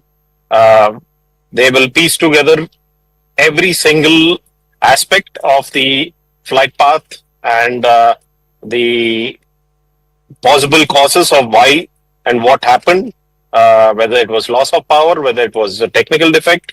Everything will be there in the flight data recorder, and they will be analyzing that, and they will analyze the flight path of the aeroplane based on the data available, and the Mayday call will be recorded on the CVR as well as the ATC transcript of the radio transmissions which they received.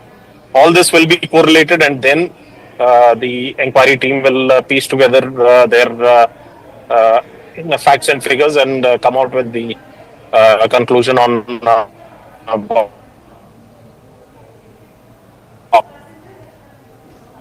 From the initial information that we're getting, we're being told that after the Mayday call, there wasn't any contact that was available with this flight. What could have happened to make it unavailable? Captain Kishore, I want to understand from you, if there is loss of power, does that mean that all communication also goes away? Could the pilots have recorded? How would we know if this was a bird ingestion? Can the investigation of the remaining parts establish that? Will there be something recorded from the cockpit that can establish that? There are enough standbys.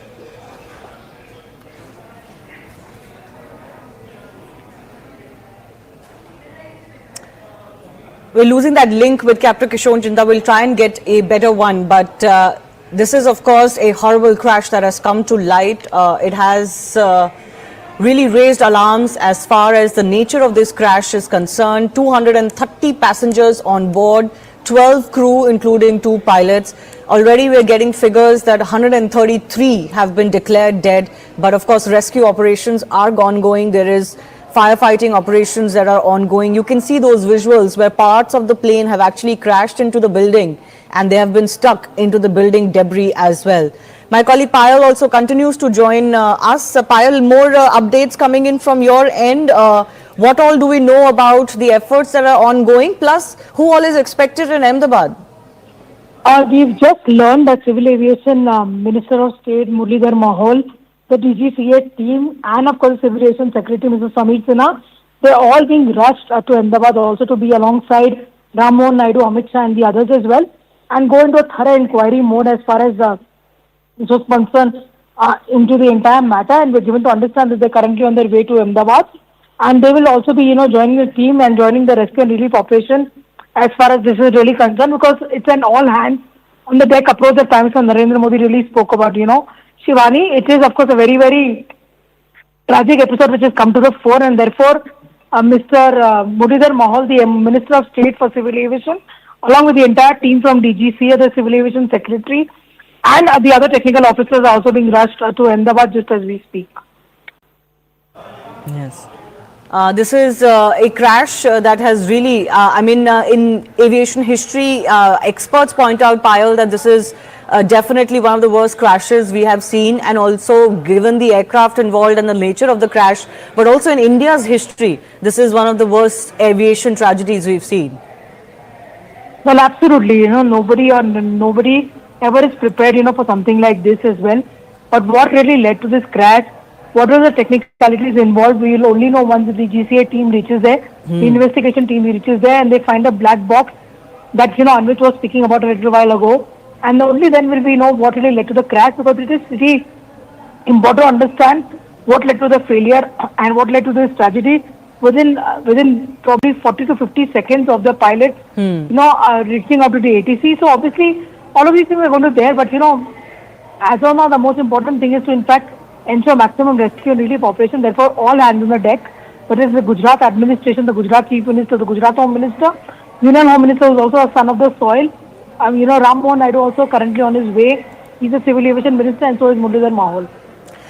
Updates that we're getting, Payal, also tell us that the railways have also decided to operate certain special trains to and from Ahmedabad. Anything more you're learning on that?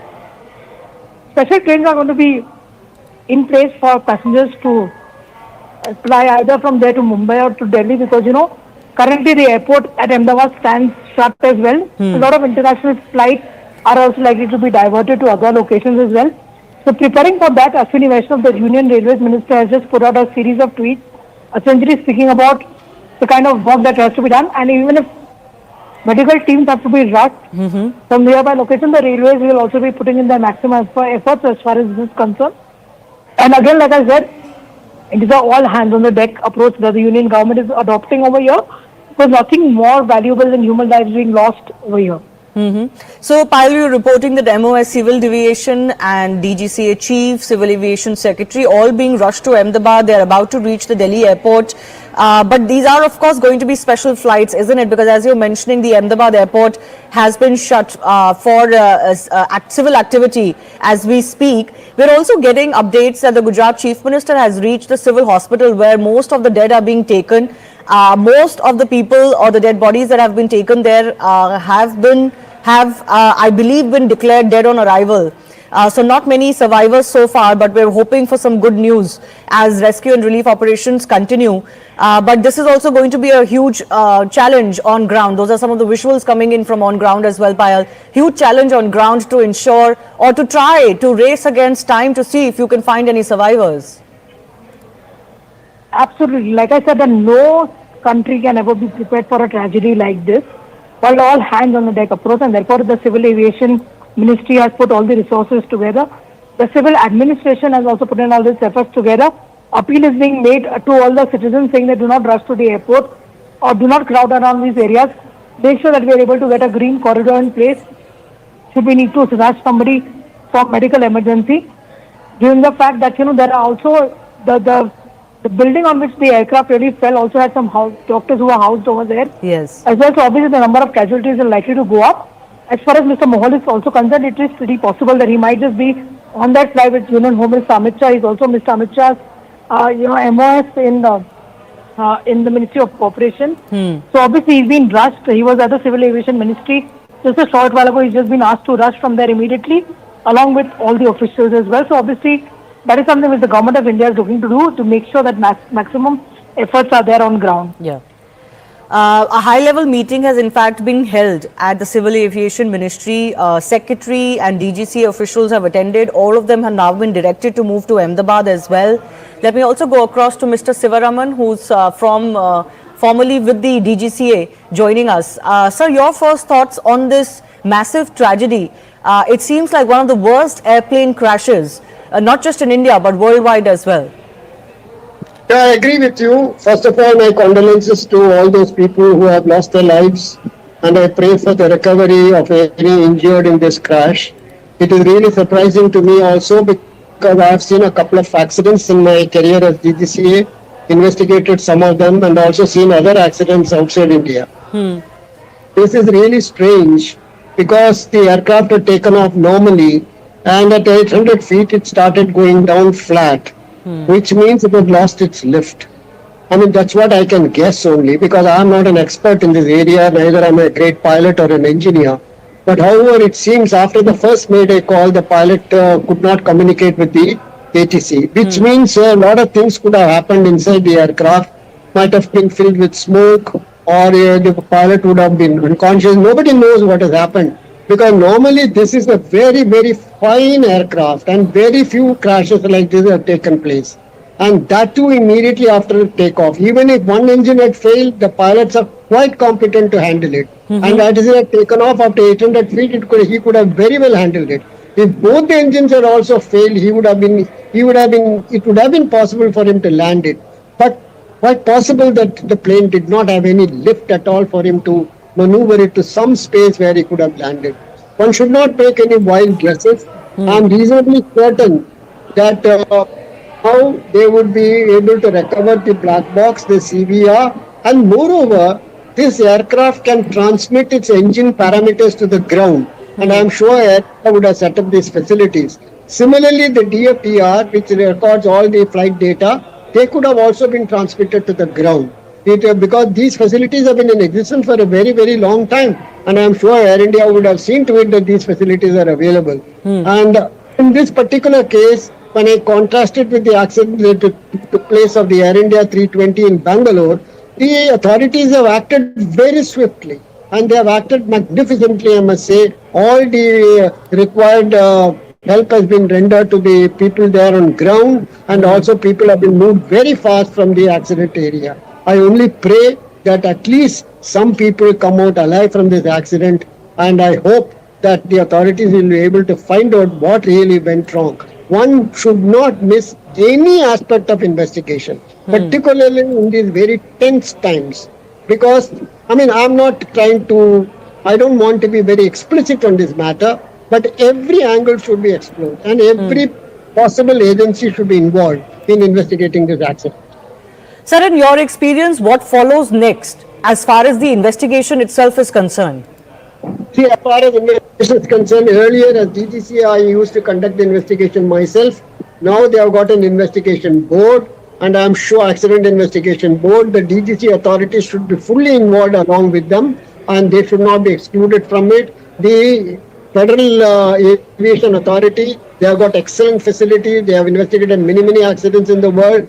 They should be involved. The engine manufacturer, particularly the GE, should be involved. The aircraft manufacturer, Boeing, all of them without hesitation should be part of the accident investigation. Because we must get to the truth of this entire thing. Yes. No, absolutely.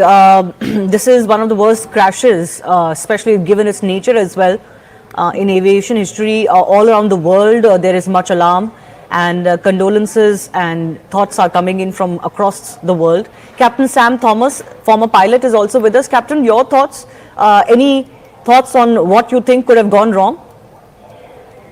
Good evening. I don't really want to hazard a guess as to what has actually happened. And while our thoughts and prayers are with the victims, what I'd like to say that with the limited evidence that we have, and we are seeing through the visuals that the aircraft has lost power on, or rather is not generating lift enough, and that can only happen when both engines are not developing power. And the reason for that can only be found out once we have the DFDR data. And until then, it's in the realms of speculation, and we understand that people are interested in knowing exactly what has happened. To that extent, we can only say that the weather seems absolutely clear, and The reason for losing power on both engines is extremely rare. If you recollect, there was an incident on the Hudson, Yes. where an A320 lost both its engines due bird hit, and a lot of people are drawing that comparisons. This airplane, the 787, is a much bigger airplane, and a few birds will not be able to cause problems to a single engine, or leave alone both engine catastrophic failure. So Okay. at the moment we have very, very sketchy details, and the Aircraft Accident Investigation Board would be in a much better position to bring out these details. And at the moment, the incoming details that we have is that both the engines did not develop sufficient power. Yes. I'm going to come to you on that issue of how both engines can go out, because that's extremely rare. That doesn't really happen. And that is really raising alarm here. But we also have a video that has been shot by one of the passengers. I'm told a British passenger who was on board before the crash. Let's just play that out. We are in the airport, just boarding. Goodbye, India. Goodbye. Thank 10-hour flight back to England. What's your biggest takeaway, Jamie? We've done this already. On a different thing. All right. What's my biggest takeaway? I don't know. Yeah, fascinating. Great. Thanks. Thanks for your contribution. Okay. Yeah, my biggest takeaway is don't lose your patience with your partner. Yeah. You're already starting to. You've already snapped at me while we're having chai at the airport. You see, you've learnt nothing. Going back happily calm. We are in the airport, just boarding. Goodbye, India. Goodbye. Thank you. 10-hour flight back to England. What's your biggest takeaway, Jamie? We've done this already. On a different thing. All right. What's my biggest takeaway? I don't know. Yeah, fascinating. Great. Thanks. Thanks for your contribution. Okay. Yeah, my biggest takeaway is don't lose your patience with your partner. Yeah. You're already starting to. You've already snapped at me while we're having chai at the airport. You see, you've learnt nothing. Going back happily calm. We are in the airport, just boarding. Goodbye, India. Well, that seems to be a video made by two passengers, British passengers, young men who were going back to England. They were happy about it, and just kind of points out the fickleness of life. Nobody could have really seen this coming. Captain Sam Thomas, former pilot, and Mr. Sivaraman, who's formerly with the DGCA, both on the show with us. I do thank you for your time. Captain Sam Thomas, I just want to take your thoughts once again, because our viewers would be curious to know, how can both engines go out? That seems to be the case here, given how quickly the flight crashed and the fact that the pilots didn't seem to be in any control. They didn't seem to have any communication left with the ATC. What can really cause this? A variety of reasons can cause it, but in this particular case, what has happened, we would not know until we have the details. Now, you asked of both engine failures. It has happened just short of London Heathrow once with a 777, and that was due to fuel starvation. Now, if both the engines do not get adequate fuel, it could result in both the engines flaming out. Now, but that is a very rare scenario, and in this particular case we don't know how both the engines have failed, or indeed we are speculating this from the visuals that we have. So it's evident to a certain extent that there is a loss of thrust on both engines, but we would not be absolutely sure on that till such time that the DFDR shows us the results. I want to ask Mr. Sivaraman also, how long do you think an investigation into a crash like this will take? All right, I think I've lost Mr. Sivaraman. Captain Sam Thomas, do you want to just take this question? How long do you think an investigation of a crash of this nature may take? How quickly can we get to the bottom of what happened? the DGCA would allocate this investigation to the Air Accident Investigation Board, AAIB, and they would put out a preliminary report in about 30 days. And thereafter, based on whatever information they are able to gather from the engine manufacturer, from the OEM, that's Boeing, and may take assistance of other investigative agencies, because not very many qualified investigators are there in India, and it should take about a year. That's my experience with air accident investigation, and it generally takes about a year at least. Currently, of course, the rescue operations are the chief priority, and all of the ministries concerned, including the Home Ministry and the Civil Aviation Ministry, are concerned only with that. Those are hospital visuals also coming in. There seem to be some who are injured, but we are unsure whether they are passengers who have been brought in an injured situation, or these are people who were in the buildings surrounding where the crash took place. Because the unfortunate part is, Captain Thomas, is that this flight actually crashed into buildings, and unfortunately we're getting updates that the buildings that it crashed into had MBBS doctors, resident doctors, etc. staying in that hostel. Very tragic, very tragic. It does happen that when an airplane crashes and in a thickly populated area, there would be collateral damage on ground as well. It's very, very unfortunate, and unfortunately that is the nature of the beast, and very little we can do about it except extend the hospital services to the injured and minimize whatever damage that has already occurred by providing proper medical assistance timely. The area around the airport perimeter was, as the visuals themselves show, densely populated. Clearly there were some facilities there as well. A very, very, very unfortunate happenstance. Not very usual, is it? No, it's a very sad day for aviation in general and Air India in particular, and Indian aviation. My heart goes out to many of my former colleagues who've probably on that aircraft, as well as in the company. Prayers and thoughts with them. Very tragic, and it's pretty certain, or it appears to be, that either the aircraft had major engine failure, whether it's through ingestion of birds or just stalling. But you can see loss of power and the aircraft dropping, like Devesh was saying earlier. The 787 is one of the most sturdy aircraft which has not had any fatalities or any accidents like this so far in its history. This aircraft is only 11 and a half years old. So again, a very new aircraft. Like he said also, that Air India aircrafts are very well maintained engineering wise.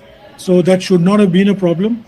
The pilots were very well experienced, more than 10,000 hours between them. So, really one is left scratching his head trying to figure out what could have been at the, at the bottom of these two engines failing and the aircraft sinking.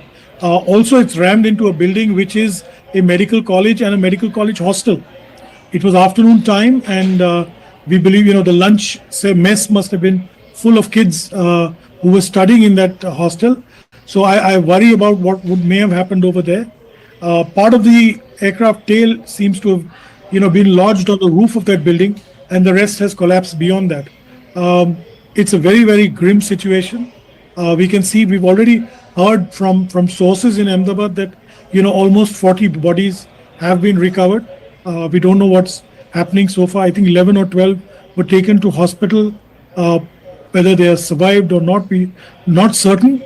We're still in the realm of speculation as far as that is concerned. But it's a black day for aviation in India and the world over, really. Mr. Reza, from what we gleaned from our short conversation with Mr. Agarwal was that the Dreamliner can fly also on just one engine. So this sort of adds another layer to the fact that there was this catastrophic failure of lift. I don't know if it was engine induced, and neither did he want to actually hazard that guess, but what do you think really happened here? A mayday call was issued, The landing gear hasn't been retracted, so it's very, very early in the flight. How would something like this anomaly, gone undetected? Is it possible? Would checks have been, are checks conducted before a flight takes off for a long haul? What kind of checks are they? Can you just walk us through some of the preparatory procedures? Well, there's no question about checks. Checks are taken whether it's a long haul or a short haul. There are detailed checks that go on by the ground engineers as well as the pilot himself. Either the first officer or the PIC does a walk around. Typically, it's the first officer, they check. Systems are checked, so there's absolutely no question of not having been checked. You're right, so is Devesh, that, the one engine could have helped it, but obviously, it's clear from images. We don't have any data. We know that it took off 175 knots was the speed. We know it was a hot day, so the profile of the weather profile, takeoff profile must have been built according to that. Also very heavy aircraft, 240 passengers plus baggage plus fuel for a long haul flight to London. So it's not exactly light. Possibility of perhaps both engines having stalled is all I can say, because there's absolutely zero lift. When you look at the image that you're playing on your screen right now, it shows that the aircraft has struggled to lift off and is just not climbing. There's zero climb. And rightly, as you mentioned, the pilot did issue a mayday call, which the DGCA itself has reflected in its press statement. And before the ATC could respond, it just hit the building and went up in a ball of flames. He couldn't direct the aircraft anywhere. Could not maneuver it to safety. So, correct me if I'm wrong, Mr. Leza, the GE engine, the Gen X series of GE engines are known to be very reliable. Very reliable. They are very reliable and very, very powerful engines. So, I'm only speculating that there were birds that, bird hit that happened. That's about it. I can't think of anything else. This was a major ingestion or, something that caused both engines to stall. Because even in the videos that I've seen, I've not really heard the engines, the togas being introduced or the power of the engines coming into force. So I really can't tell, from this distance, sitting far away as we are, and we really is not fair to speculate beyond that. True. A bird hit, could it result in this kind of an incident? Multiple bird hits could stall the engine. It's about stalling the engine, and this is the most critical phase of flight, takeoff. As we all know, landing and takeoff are the most critical, but takeoff is particularly critical because you could lose complete power as we see as happened here. And the fact that he issued a mayday call, just pushes us towards that conclusion, unless there was catastrophic failure in both engines that we do not know about as yet. Mr. Leza, we were told that the Boeing could actually fly on one engine also, in case there was a bird hit to one. In this early period of flight, is that possible? Well, I don't know if one engine would be able to lift an aircraft with, at this stage of flight with all that load. But be that as it may, it's pretty clear. You can't see the aircraft bank to either side. It's obvious that there seems to be total loss of power in this aircraft. Not from one, possibly both engines. That's what I can surmise from the videos and the data that we've received so far. Yeah, well, the data, of course, at this instance is very, very sketchy, viewers. We're only getting information that we're reeling that has been confirmed and put out by the authorities in question, because doing anything else would be to hazard misinformation, which is not our intention at all. But the pictures are now quite clear. They're first responders on the scene, a building. As you can see on the right, there's a lot of smoke emanating from that building. Clearly, it's the ATF that is cloaked to that building. Whether there have been people inside that building that have also been affected, we don't know. We have seen bodies and being pulled out of the wreckage. We also have seen people the injured being wheeled into hospital. Obviously, we can't tell you if those are passengers or if there were people on the ground, but the scenes are extremely overwhelming. Let's go straight across to the MOS of Civil Aviation, who has spoken to our network. Let's play that out. Sir हमसे बात करने के लिए शुक्रिया। मैं जानना चाहता हूँ कि अभी फिलहाल वहाँ की स्थिति क्या है, किस तरीके से सरकार जो है वो मदद कर रही है। जी अभी तो वहाँ की जो गवर्नमेंट है, स्टेट गवर्नमेंट के साथ हमारे अधिकारी संपर्क में है। राहत बचाव का कार्य भी शुरू हो गया है जी, और हम भी घटनास्थल पे पहुंच रहे हैं। मैं भी थोड़ी देर में वहाँ पे पहुंचूंगा। माननीय एचएम सर, देश के गृह मंत्री अमित भाई भी वहाँ पे पहुंच रहे हैं। तो अभी सभी स्तर पे कार्रवाई शुरू है, काम शुरू है। और सर प्राइमरी इन्वेस्टिगेशन में क्या कुछ सामने आया है कि एग्जैक्टली रीजन क्या था? नहीं, अभी तक तो जांच चल रही है। अभी कुछ हम इस पे बात करना उचित नहीं होगा, लेकिन उसकी जांच चल रही है। मैंने अभी भी मिनिस्ट्री में सभी वरिष्ठ अधिकारियों के साथ मैंने मीटिंग भी करी है, लेकिन उसको सामने आएगा एक्चुअली रीजन क्या है, वो सामने भी आएगा। लेकिन अब तो पहला काम हमारा है कि वहाँ के राहत बचाव का कार्य में हमें ध्यान देना है, पहले वो तो काम करना पड़ेगा। मोदी जी, मुझे ये जानना है कि आंकड़े जो है कैजुअलिटी हो या फिर इंजर्ड हो, उनके अलग अलग आ रहे हैं क्या आपकी तरफ से? नहीं, अभी तो कुल 242 लोग थे जी। 230 उसमें यात्री थे, 12 क्रू मेंबर्स थे। तो अभी तक तो कैजुअलिटी आ रही है सामने। अभी तक कोई ऑफिशियली कैजुअलिटी हम नहीं बोल रहे हैं। सभी जांच भी चल रही है। पहले तो राहत बचाव का काम शुरू है, बाद में उसका। ये जो फ्लाइट क्रैश हुआ है वो रेसिडेंशियल एरिया में हुआ है, तो क्या वहां पे लोग कितने इंजर्ड हुए या वहां की कैजुअलिटी का कुछ आंकड़ा? वही तो मैंने अभी कहा कि राज्य सरकार के संपर्क में हमारी सभी टीम है वहां पे। तो अभी सामने नहीं आ रहा है कि, लेकिन वहां भी राहत बचाव का कार्य जो शुरू है उसमें पहले तो इन लोगों को बाहर निकालना है। इनको इमीडिएटली वहां पे मेडिकल इमरजेंसी को पहले उनको वहां पे हॉस्पिटल में शिफ्ट करना है, मदद करना है। I'm also joined by Captain Kishore Chinta, who is the Chief Pilot of Sirius India Airlines Private Limited. Thanks a lot, Captain Kishore, for joining us. I want to understand from you first, from what we know, within a minute or so of takeoff, this plane has crashed, and it has crashed in a scenario where it seems the pilots were not in control at all. They had already issued a mayday call, and they actually crashed into a building. What do you make of what could have happened?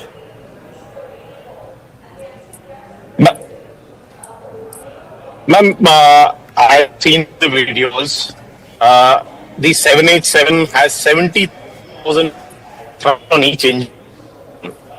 For an airplane like a 787 to go down in a controlled manner like that, either they've lost both the engines, and Ahmedabad per se always has a lot of birds and vultures over there up to almost 3,000 feet. It's speculation as of now.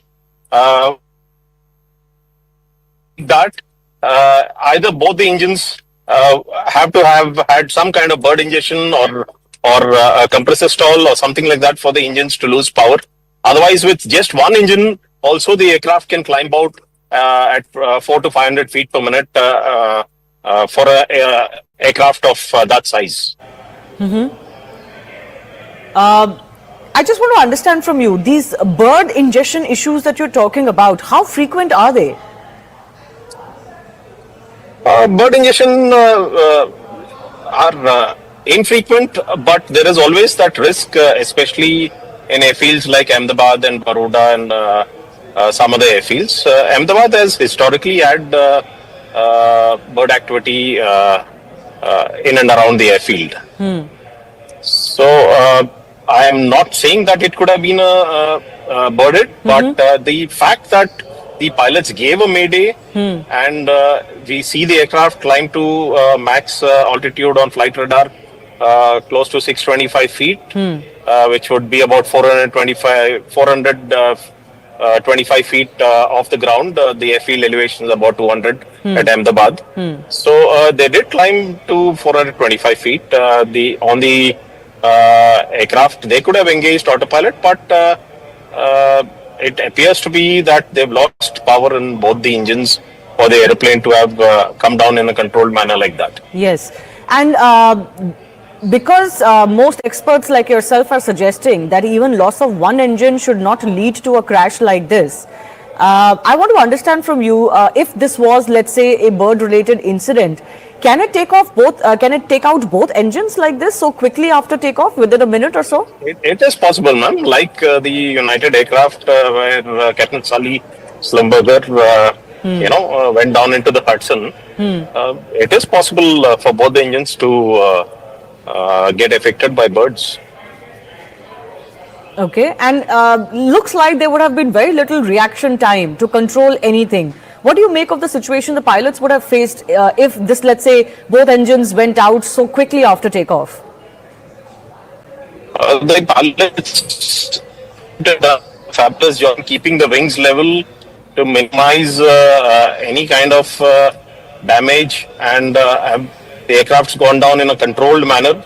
They probably have done everything possible which they have been trained for a situation like this. But the rest we'll only come to know once more specifics come out from the flight data recorder and cockpit voice record. I just want to understand from you also, because you are an expert in this field. Apart from a bird hit, what else can lead to a crash like this so soon after takeoff, where the speculation is that not just one but both engines went out? What else is a plausible reason? I don't see another plausible reasons, ma'am. This has to be loss of both the engines for the aircraft of the magnitude of 787 to go down in this manner. And this is the world's first ever Boeing 787 crash. So that's the track record of this aeroplane. And the pilots are highly experienced, well trained. So the only probable cause would be loss of power on both the engines, just at the time they were getting airborne.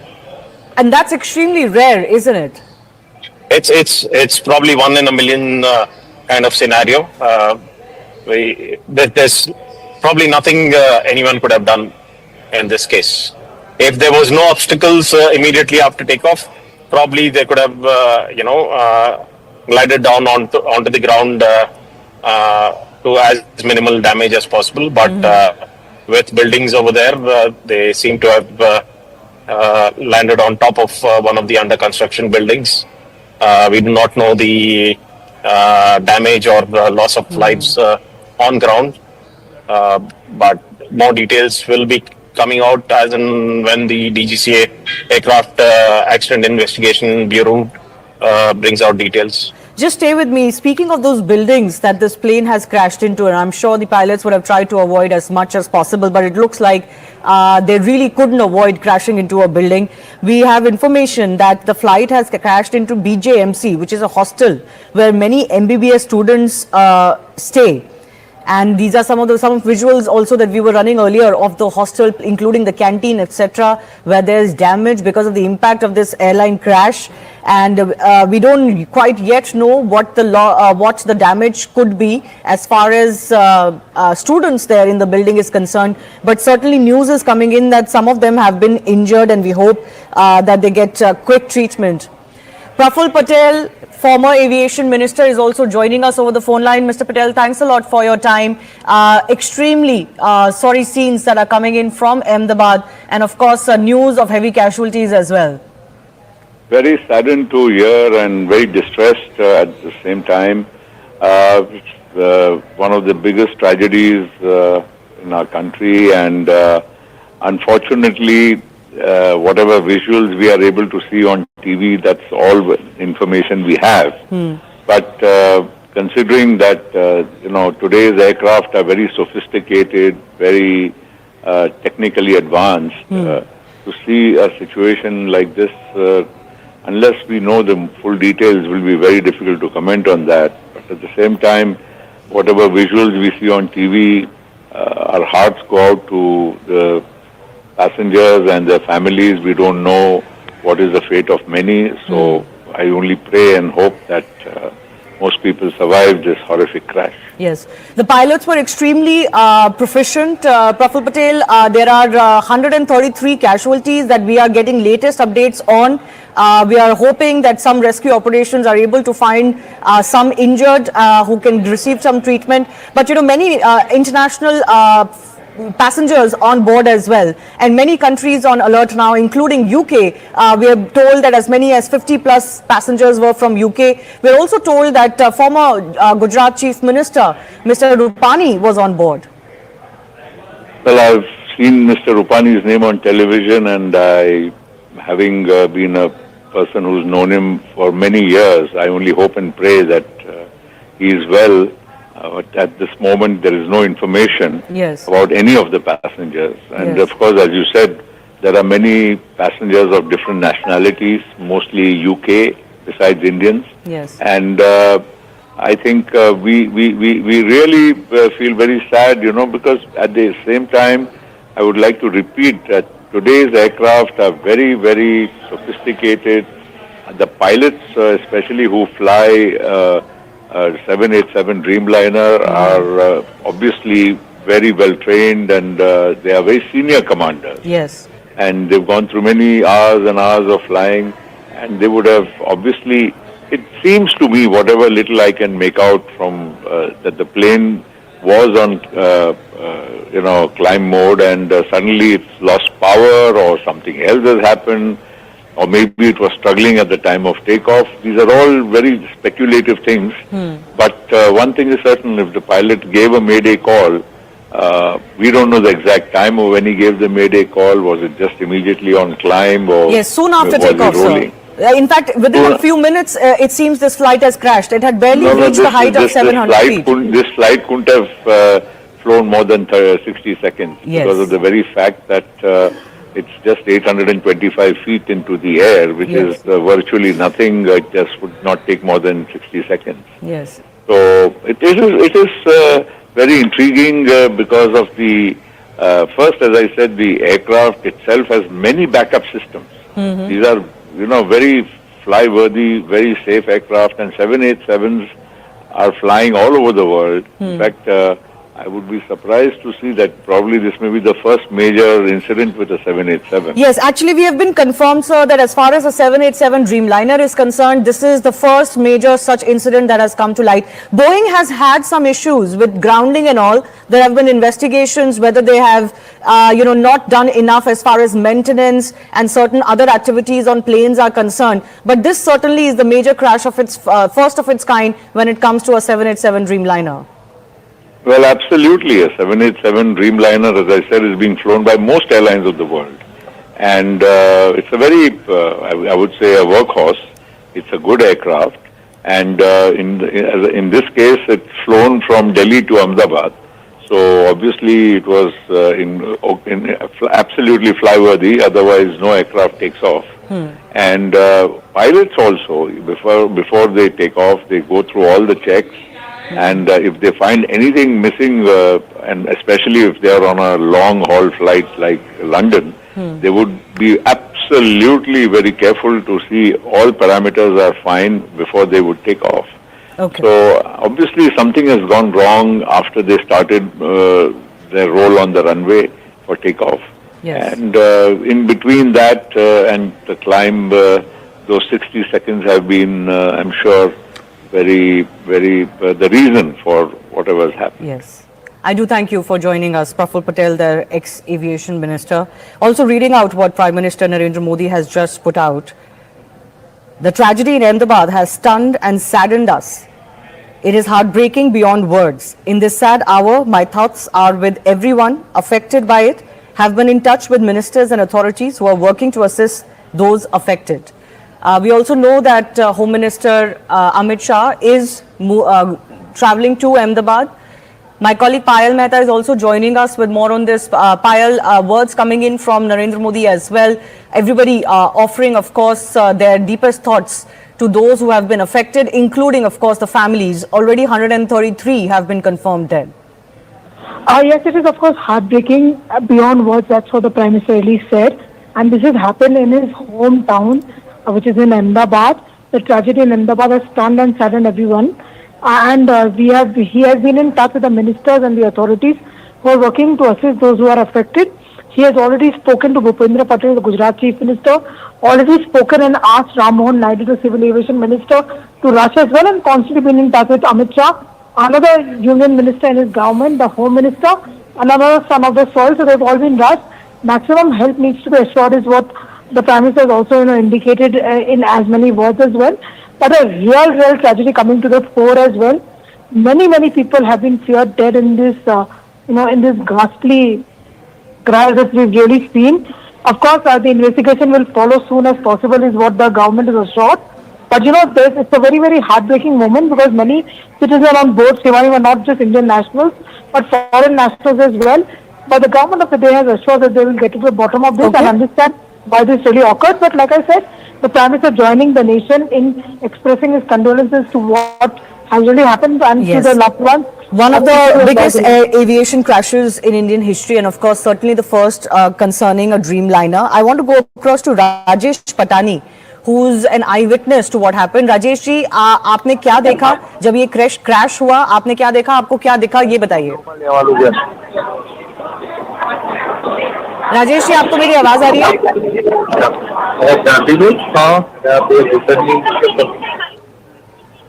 आप crash के वक्त कहाँ थे? आपने क्या देखा? ये बताइए।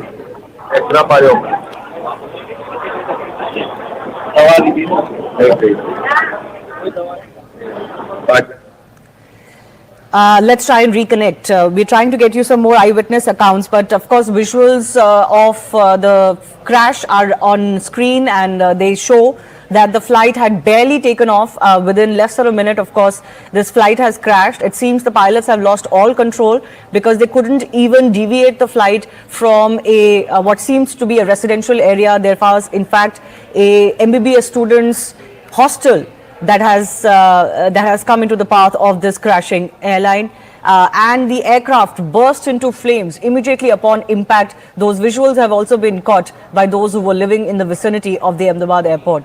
Captain Kishore Chinta continues to be with us. Captain, I want to understand from you, in such a short span of time, if both engines are lost, how much can captains do? How much can the pilots and the crew do in such a situation? What can they do? There's not much the pilots can do other than look for an area where they can crash land the aircraft in the safest possible manner. So in this case, they barely had any height in hand to change the direction of the aircraft anywhere.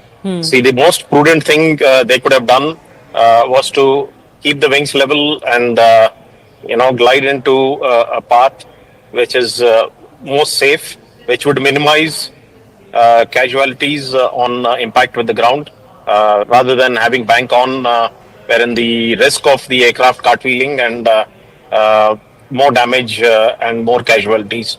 So the pilots probably did the most prudent thing, having probably lost power. Okay, and how does this loss of power really happen? What causes it? Loss of power could be either due to bird ingestion, the engine compressors stalling and not producing any more thrust. It would be really unlikely for engines of such magnitude and to lose power for any other reason for a technical defect just after takeoff. It's unheard of. It's those engines with 70,000. Aviation Ministry have put out a medical emergency helpline and a control room helpline. It's 0793508211. That number will flash as it is right now under our screen. You can see it. You can call in if you have apprehensions that some of your relatives or others that you know might actually be in harm's way. I want very quickly to give you a quick overview, viewers, as we continue our coverage. The RPF disaster management team, headed by ASC and ADI, plus 6 staff, along with hospital team, 6 doctors, 20 staff and 7 ambulance, rendering all possible help in rescue operation in the tragic Air India flight crash at Ahmedabad. We don't still know if there have been any survivors.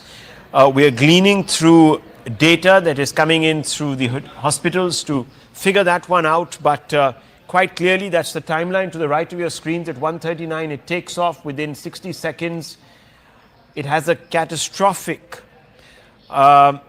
loss of lift.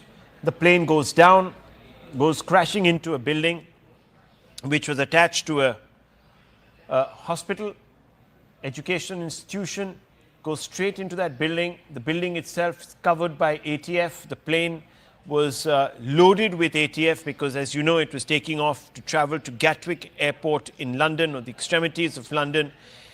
The MEA has reacted and said that details will be shared with governments of foreign countries, because there were a number of citizens from other nations on board this international flight. Air India chairman N. Chandrasekaran is likely to reach Ahmedabad tonight. That's what we're being told. Large number of residents, we're being told, are also feared dead after the aircraft crashed into the Atulyam super speciality doctor's residence. At the time of the incident, around 200 people were residing in the building, the 94 flats there, and you can see the absolutely charred super frame of that building after the plane dived into it, completely losing control. There was a mayday call that was issued by the pilots before the ATC could even sort of respond. The plane went down in that ball of fire. We're also being told that the Ahmedabad airport that had been shut down has now been reopened, and flight safety protocols are being followed with utmost care. There are also directions that have gone out to prevent people when they take off, take photographs. So you won't be allowed to do all of that, because clearly the flight path. Let me go across to Payal for more updates. We're told that Union Home Minister Mr. Amit Shah will be landing there forthwith. Payal, what are the updates? As far as the Ahmedabad airport is concerned, Rahul, is one of the busiest airports in Gujarat, because not only does it have so many domestic flights coming, it's a busy destination as far as businesses are concerned, but it also has a lot of international connectivity as well. But that airport has been opened up, in a calibrated manner, so passengers have been requested that they should check the timings of the flight, etc., and only then move to the airport. As far as the Union Home Minister is concerned, he is expected to reach there in some time, and the Civil Aviation Minister Ram Mohan Naidu is also expected to reach anywhere between 5:30 and 6 p.m. And just a short while ago, Muralidhar Mohal, the Minister of State for Civil Aviation, along with all the DGC officials, along with the Civil Aviation Secretary Mrs. Samir Sinha, they are all on board, so they should also be landing in Ahmedabad in a couple of hours as well. And this flight of happiness and hope, has turned into a flight of tragedy for so many people, who were looking to go back to their homes, especially the foreign nationals, and to many as well. So, our hearts really go out to these people. But, like I said, the government of the day has said that they'll get to the bottom of this, and nobody who is involved with any negligence whatsoever will be spared, is what we're given to understand. But yes, flights are going to be resuming in a calibrated manner, and therefore all kind of numbers, whether it's medical emergency numbers or new numbers concerning finding the loved ones, even at hospitals, etc., have been put out by the civil administration. Bhupendra Patel, the Chief Minister, was at the civil hospital just a short while ago. So all hands on the deck approach, Rahul. Absolutely. There are also more updates that are coming in, viewers, as we scroll through the news updates that are coming up on my screen here. We're also being told that the Air India has called upon the authorities to investigate and ensure that all examinations, forensic examinations of the crash site, etc., are conducted utmost. We're also being told that Air India management officials have held meetings with DGCA staff. Air India has been asked to submit the health report of all their aircrafts. There are also some pictures that make the heart really weak, coming in from inside the mess of the hostel where the plane crashed. Devastating scenes there. One just hopes that the casualty figures are not as high as what appears from the scene of devastation.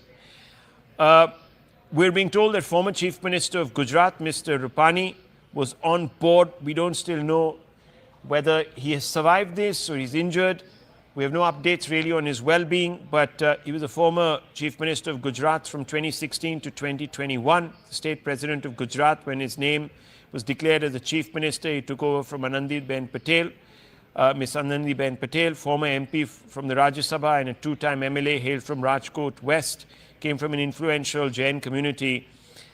He didn't fight the 2022 assembly poll, citing his wish to step back from electoral politics. He was currently in charge of Punjab for the BJP and was on his way to England and was aboard that flight. There are pictures also coming in of the ill-fated crew of this flight, and we're told that there were at least 10 crew members on board this flight from different parts of the country.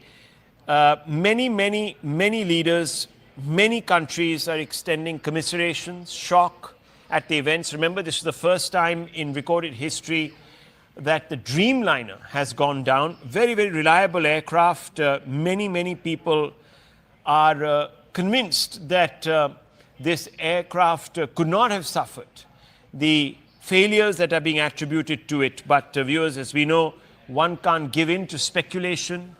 This is an extremely sensitive situation right now, and therefore one cannot hazard any information on what could have gone wrong in a speculative way. We're being told now, no survivors of this crash, but we are going to not take that at face value till the authorities come out and give us some sort of a confirmation. But Payal, it does seem that the outlook is not good. Okay, we don't have Payal. We're going to go back to Payal in just a few moments.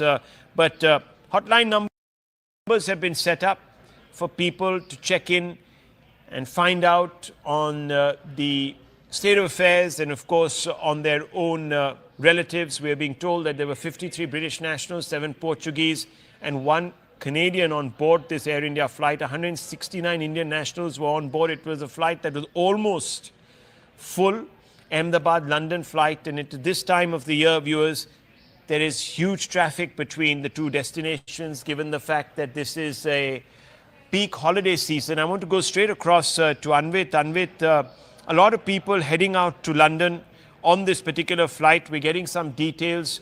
We're being told unofficially that the possibility of survivors is very slim. What's the update that you're getting? Yeah, certainly, you see, Rahul, that toll is what we are being unofficially confirmed by the sources on ground. It is being said that it has already been counted up to 150, and it certainly is unfortunately expected to only rise from here, because the kind of incident it was, and we initially also saw how the plane went up in flames. It clearly was indicative of the fact that the number of casualties and fatalities would certainly be high. Not just those in the plane, but also on ground. The collateral damage that it has caused, because it was a heavily residential area, and the building in which the plane had crashed, which was the doctor's hostel, that also, from there also, a number of occupants had to be rushed to medical facilities, and deaths have been reported from there as well. So ground damage certainly is there, but all what we are being told by the officials who are in this rescue operation, that number of survivors is really bleak, as what we are getting from the ground. Also, because the incident that this is, and what we are being told by the experts, is that the two major chances that this incident took place, one is dual engine failure, which could be, one reason could be power outage, or another reason could also be bird ingestion.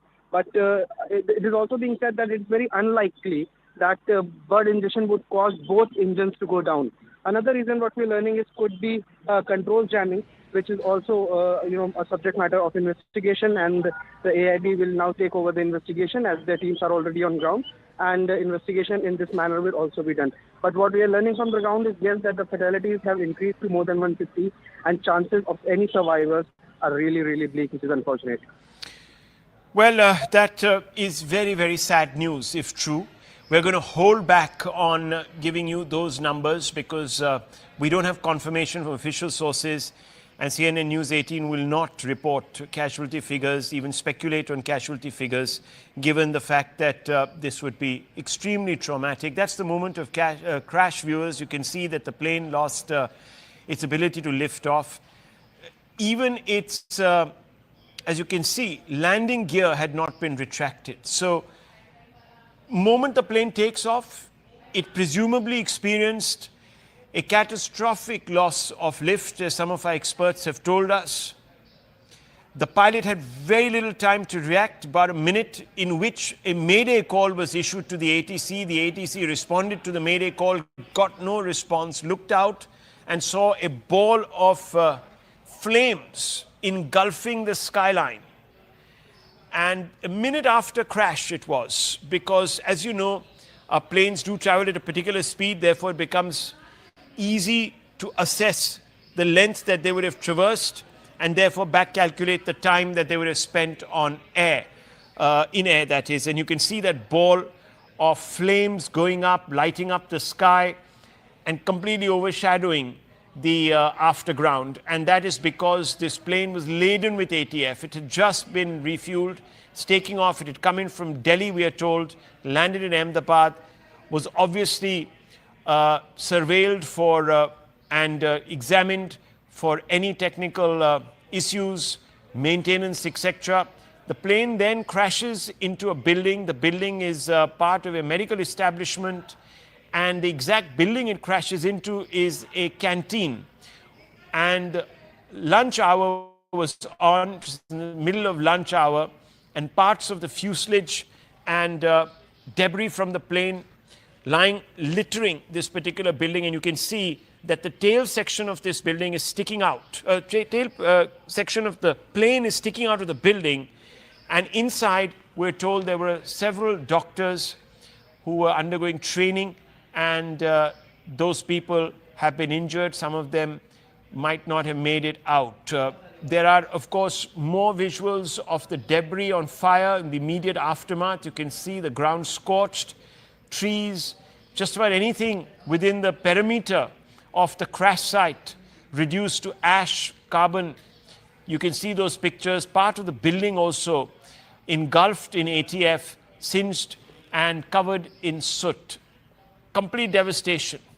All these pictures coming in, obviously an attempt being made to douse the fire, but it's a bit too late. All of these are the buildings next to the wreckage. Near the plane crash site, a large number of parts of the plane strewn all over the place, and that's the frontage of this building, which has been reduced to ash. It's covered in soot because, as I told you, the plane was laden with ATF, and you can see other remnants of this plane, electronic parts, etc., strewn all over the place. There is some piece of luggage that might have survived, but most of this particular craft consumed completely, and that's the debris that is being removed, is salvaged. Obviously, there would be a desperate search for the black box, because that needs to be taken and examined to determine what could have gone wrong. Right now, no use speculating on it beyond the fact that the plane suffered a catastrophic loss of lift. Now, what that was due to, we don't know. Was it engine failure? Was it a bird hit? We have no clue. And these are survivors who are being rushed to hospitals. We don't quite know if these are passengers or if these were people on the ground or they were the young doctors. Let's go back to Anvit. Anvit, these people who are being wheeled into the hospital, do we have any clarity on who they are? What's the nature of their injuries, etc.? Okay, we don't quite have him, but there is a lot of grief, a lot of shock on the ground. And you can see that being reflected on the faces of some of those people who were witnesses. It must have been very, very traumatic, not just for those who came and bid their loved ones farewell, but also those in England who were expecting their loved ones to land in the next 11 hours or so. These scenes, viewers, are extremely unfortunate. This particular brand of aircraft, the Dreamliner, has not in its history suffered a crash. And we can tell you that Boeing shares are crashing right now across the globe because, once again, there are questions being asked of the company. Boeing has had its issues. It was caught up in a lot of issues related to its operations, etc. There have been many strikes within Boeing, talking about corners being cut, etc., etc. I don't want to go there because that's a whole different can of worms, might even be unrelated totally to the aircraft they produce, because the aircraft has performed extremely well, known for being very, very dependable and extremely efficient, and therefore a large number of these prototypes were sold. More than 1,000 have been sold since the Dreamliner. This particular Dreamliner was brought into service and incepted and inceptualized. So there you have it, viewers. These are the pictures coming from all the parts of the city. Ahmedabad right now is caught in the grip of this crisis, and heart goes out to those who were expecting or are expecting the kith and the kin of these passengers. We're expecting for them to have a safe flight. Let me go across to Anvit. Anvit, what is the latest coming in on perhaps the preliminary estimations as to what might have gone wrong? Any more details about the circumstances under which this flight took off? Anvit, can you hear me? Okay, Anvit, can you hear me? Are you there with us? Flight AI 171 Ahmedabad to London, reportedly carrying 242 passengers. Troops of 100 RAF and GCCRPF Gandhinagar involved in rescue operations. More details, of course, waited on casualty figures, but we're told that the prognosis is not too bright. Then many people would have perished in this. The details, of course, to the left of your screens. Anvit, if you're there, can you hear me? Yes. What are the details we have? We know for sure that the Dreamliner, this particular make of the Dreamliner, has never had a crash. And it's the first crash anywhere in the world of a Dreamliner, of 787 Dreamliner. It had a call sign VTA and B, was the 26th to have been purchased by Air India. These are numbers, of course. Data don't tell the entire story. What are you learning from your sources? Certainly, see, like you rightly pointed out, that Dreamliner and Boeing 787s do not have a history of such incidents, and since their introduction in probably 2011, this is the first Boeing 787 Dreamliner that is reportedly crashed or met with a mishap that we are reporting on. And if we talk about the situation on ground, visuals are really scary. Death toll has already crossed what unofficial figures are, around 150. And the sources that are on ground are reporting that it is likely to grow because the kind of incident it was, and how we have the visuals we've been playing out for our audiences, that how the plane as it crashed, it went up in flames, and the chances of survival of any passenger that was on board are bleak, is what the officials are saying. However, it has not been officially confirmed that all on board are dead. It's not confirmed yet. Some have been rushed to medical facilities. It is awaited to know that if they will be recuperated from the condition they were recovered in or not. Also, other than those who were on board, 242, including crew and captain. Other than that, the building in which the plane crashed, it also had a number of occupants, and more than 50 of them had to be rushed to medical facilities. There could be, certainly there is chances of survivors because the plane crashed over that building, and there could be survivors in that, but yes, certain deaths are also being reported from there. Amidst all this, Ahmedabad airport has also put out a tweet saying that the airport is now operational. It had been initially shut following the incident. The airport had been shut for operations, and now it has been open for operations also. If we talk about the details of the incident that took place, the initial details that we had got, revisiting those details, the flight had taken off at 1:39 from Ahmedabad.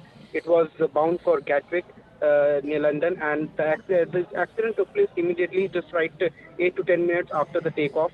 We are told actually it took place within 60 seconds, actually, a minute and a half. It wasn't 8 to 10 minutes. It was just within a minute. So I just want to quickly come in there. Anvit, just stay on with me, Kaj. I have some reactions to play out. MLA Darshana Vaghela said that, quote, I was in my office nearby when the plane crashed and there was a loud thud. The flats of the doctors have been damaged. The rescue operation will continue, unquote. This is ANI quoting her. ANI also put out the reaction of an individual. He said, and I quote, my son had gone to the hostel during lunch break and the plane crashed there. My son is safe and I have spoken to him. He jumped from the second floor, so he suffered some injuries, says Ramila, who reached the civil hospital in Ahmedabad. So clearly a parent, very worried parent. Now, Anvit, what about those people who found themselves on the ground but in the direct line of the crashed plane? See, the incident was completely unforeseen, and when this happened, it certainly raised panic among those who were on ground. Some people had caught this incident on their phones, and they have recorded how the plane went down and the flight path as it was declining on its flight path. That has been recorded. Some videos we have played also on scene. But yes, there certainly was panic when visuals were coming on from on ground. We also saw how locals had gathered. The hundreds of people had gathered at the crash site, which also was another challenge for the first responders, be it the police, the firefighters, disaster management authorities, or the paramedics and ambulances. That also was a challenge, and many people had gathered. Okay. But that is also one reason that Anvit, just hold your thoughts. That is the Gujarat Chief Minister, who has just emerged from the hospital after visiting those that were taken there. And we showed you pictures of people being wheeled into hospital about an hour and a half back.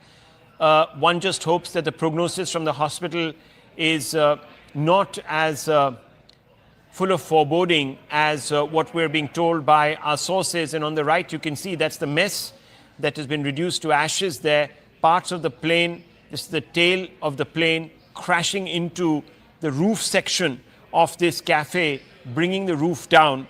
An eyewitness has been quoted as having saying that after my office 200 meters from here, as soon as I stepped out of the office, I heard a very loud noise and smoke filled the area. Suddenly a commotion broke out here, and then we saw that this incident had occurred. When I reached the spot, I saw debris scattered here.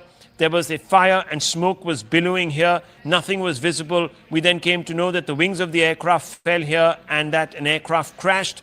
We don't know about the casualties, but there is a building here where doctors reside. And that's the building that we were talking about, viewers, out of which is sticking out the tail of the plane in a rather ominous way. Now let's play out some eyewitness depositions.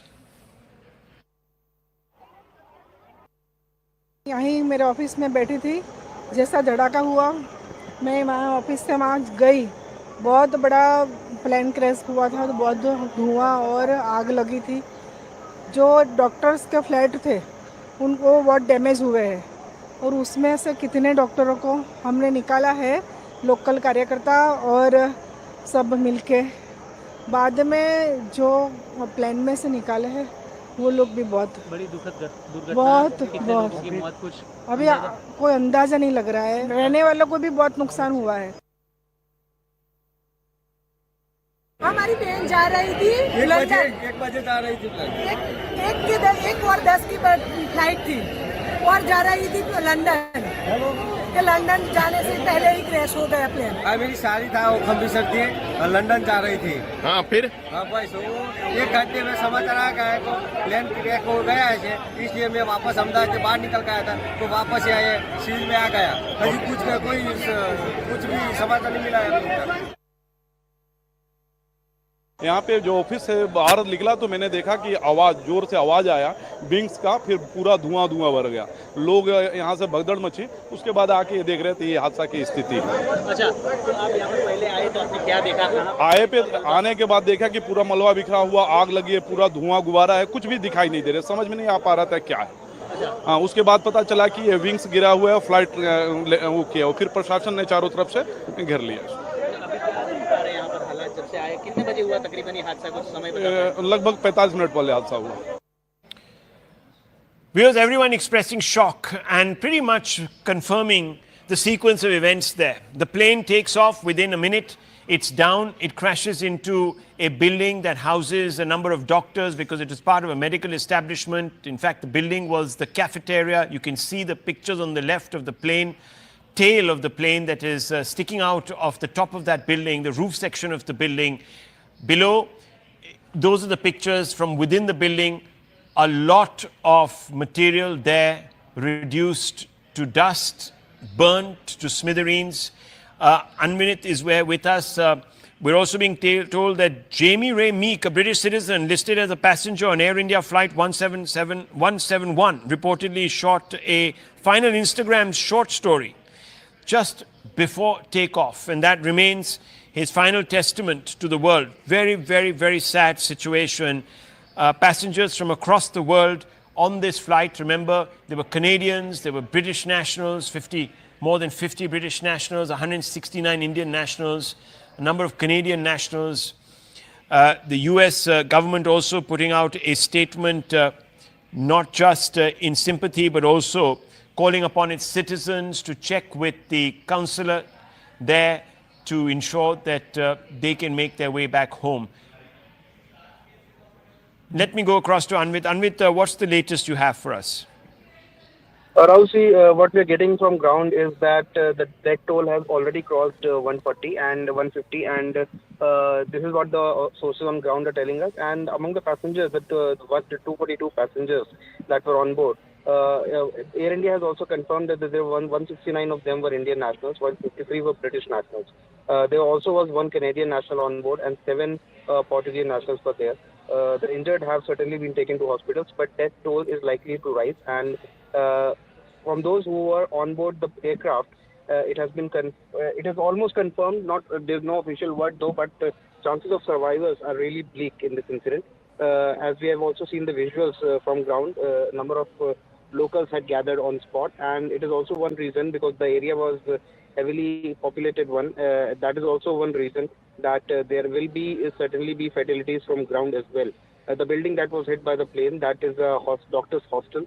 Many of the occupants of the building have also been rushed to medical facilities, and there certain deaths have also been reported. The exact numbers are not still out, but it is expected that agencies certainly will be putting out the numbers soon. The police is expected to give out the numbers soon, but so far, even now, hours after the incident, focus is on rescue because many people who are under the debris, who are in the building, they are being taken out. They are all being rushed to medical facilities, and soon we'll get the numbers also as to how many have been injured and what are the exact number of fatalities. But what we are learning is that out of 242 people, which includes 2 pilots and 10 cabin crew, number of survivors who were on that plane is really bleak to be. Well, hoping against hope, praying that we get some good news, viewers. What a terrible tragedy to grip the nation. Shocked, many people shocked. Reactions coming from across the world, from pretty much every global leader commiserating with the Indian authorities, with the Indian government and the people of our country. Let me go across to Payal. Payal, what can you tell us about the news that you're receiving on the investigative front? We know that Civil Aviation Minister and the DGCA Chief and Civil Aviation Secretary are being rushed to Ahmedabad. They're going to probably meet there.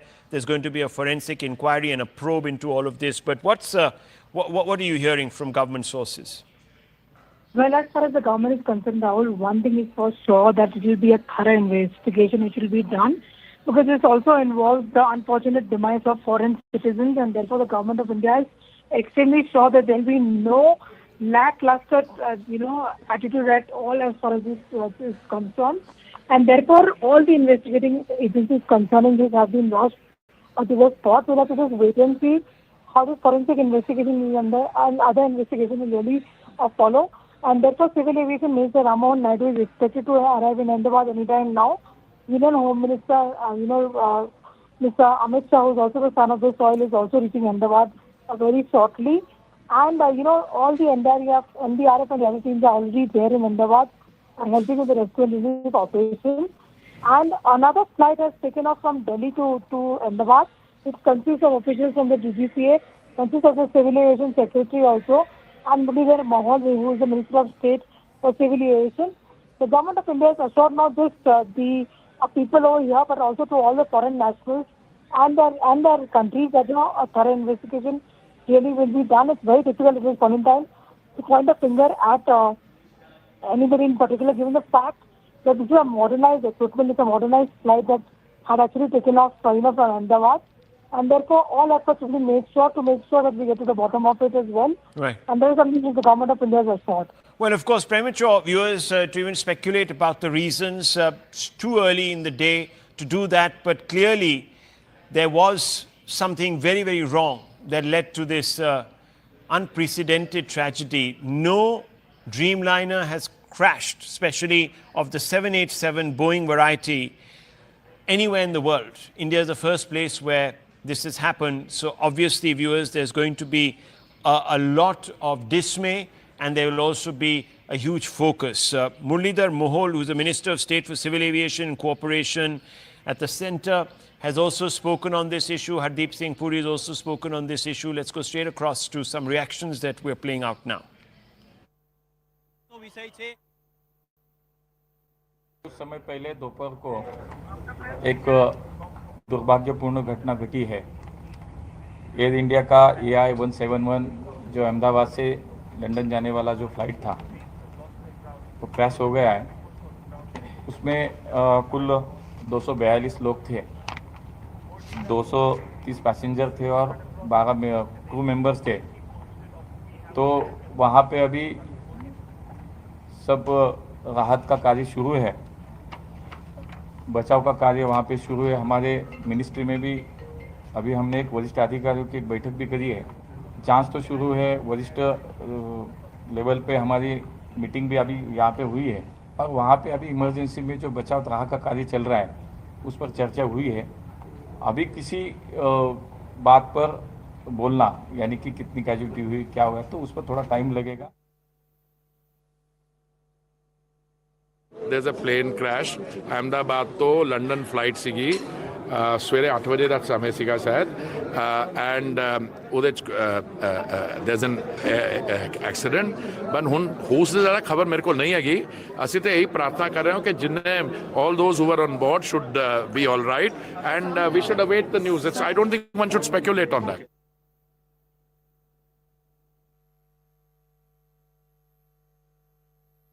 बहुत दुख की बात है, casualty confirm नहीं बटा, बहुत दुख की बात है कि एयर इंडिया का एयरक्राफ्ट क्रैश हुआ है और जब एयरक्राफ्ट क्रैश होता है तो घटना बहुत बड़ी होती है। इसलिए इस समय पर इतनी ही जानकारी मिली है तो हमारी अपील यही होगी सरकार से, हालांकि सरकार खुद कोशिश कर रही होगी कि सभी यात्रियों को बचाएं, सुरक्षित पहुंचाएं और उनका इलाज हो।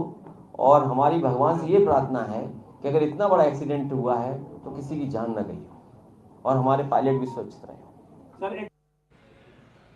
Viewer statement coming out from Boeing. Boeing is saying that we're aware of initial reports and are working to gather more information. Remember, real-time information is relayed always from the plane to the manufacturer and it is kept and located at a particular center. So real-time information will be available to them. Of course, they would also be wanting to look at the crash footage.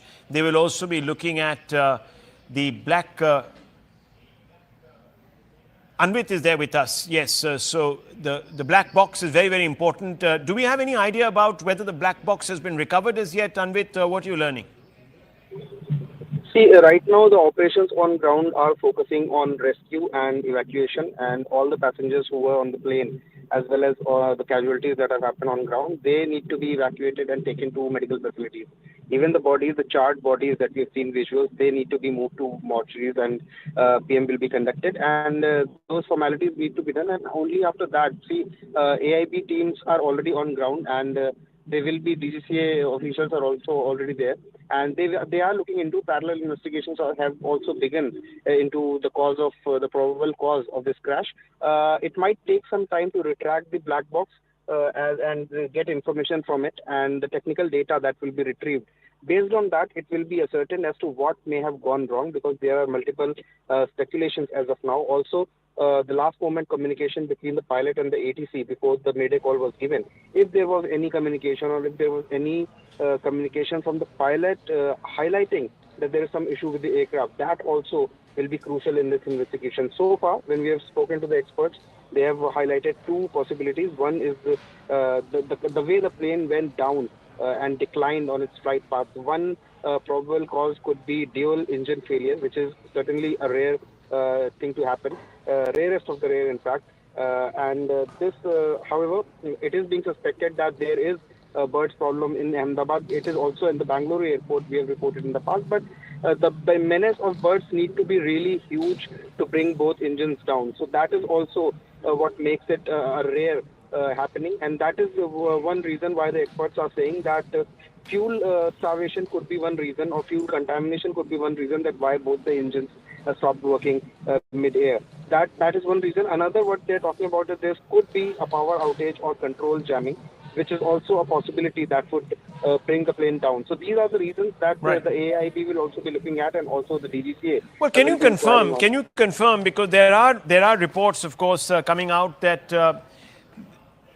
those are the Minister of Home Affairs. He's taking a flight right now to Ahmedabad. Of course, this area does fall under his constituency, or very near to his constituency, viewers, and he's on his way there. And we know that the Union Home Minister has already expressed his shock at this incident. We also know a senior BJP leader has been caught up in this crash. We're updating inputs on his exact status as of now. The former Gujarat Chief Minister, Mr. Rupani, was on board that flight.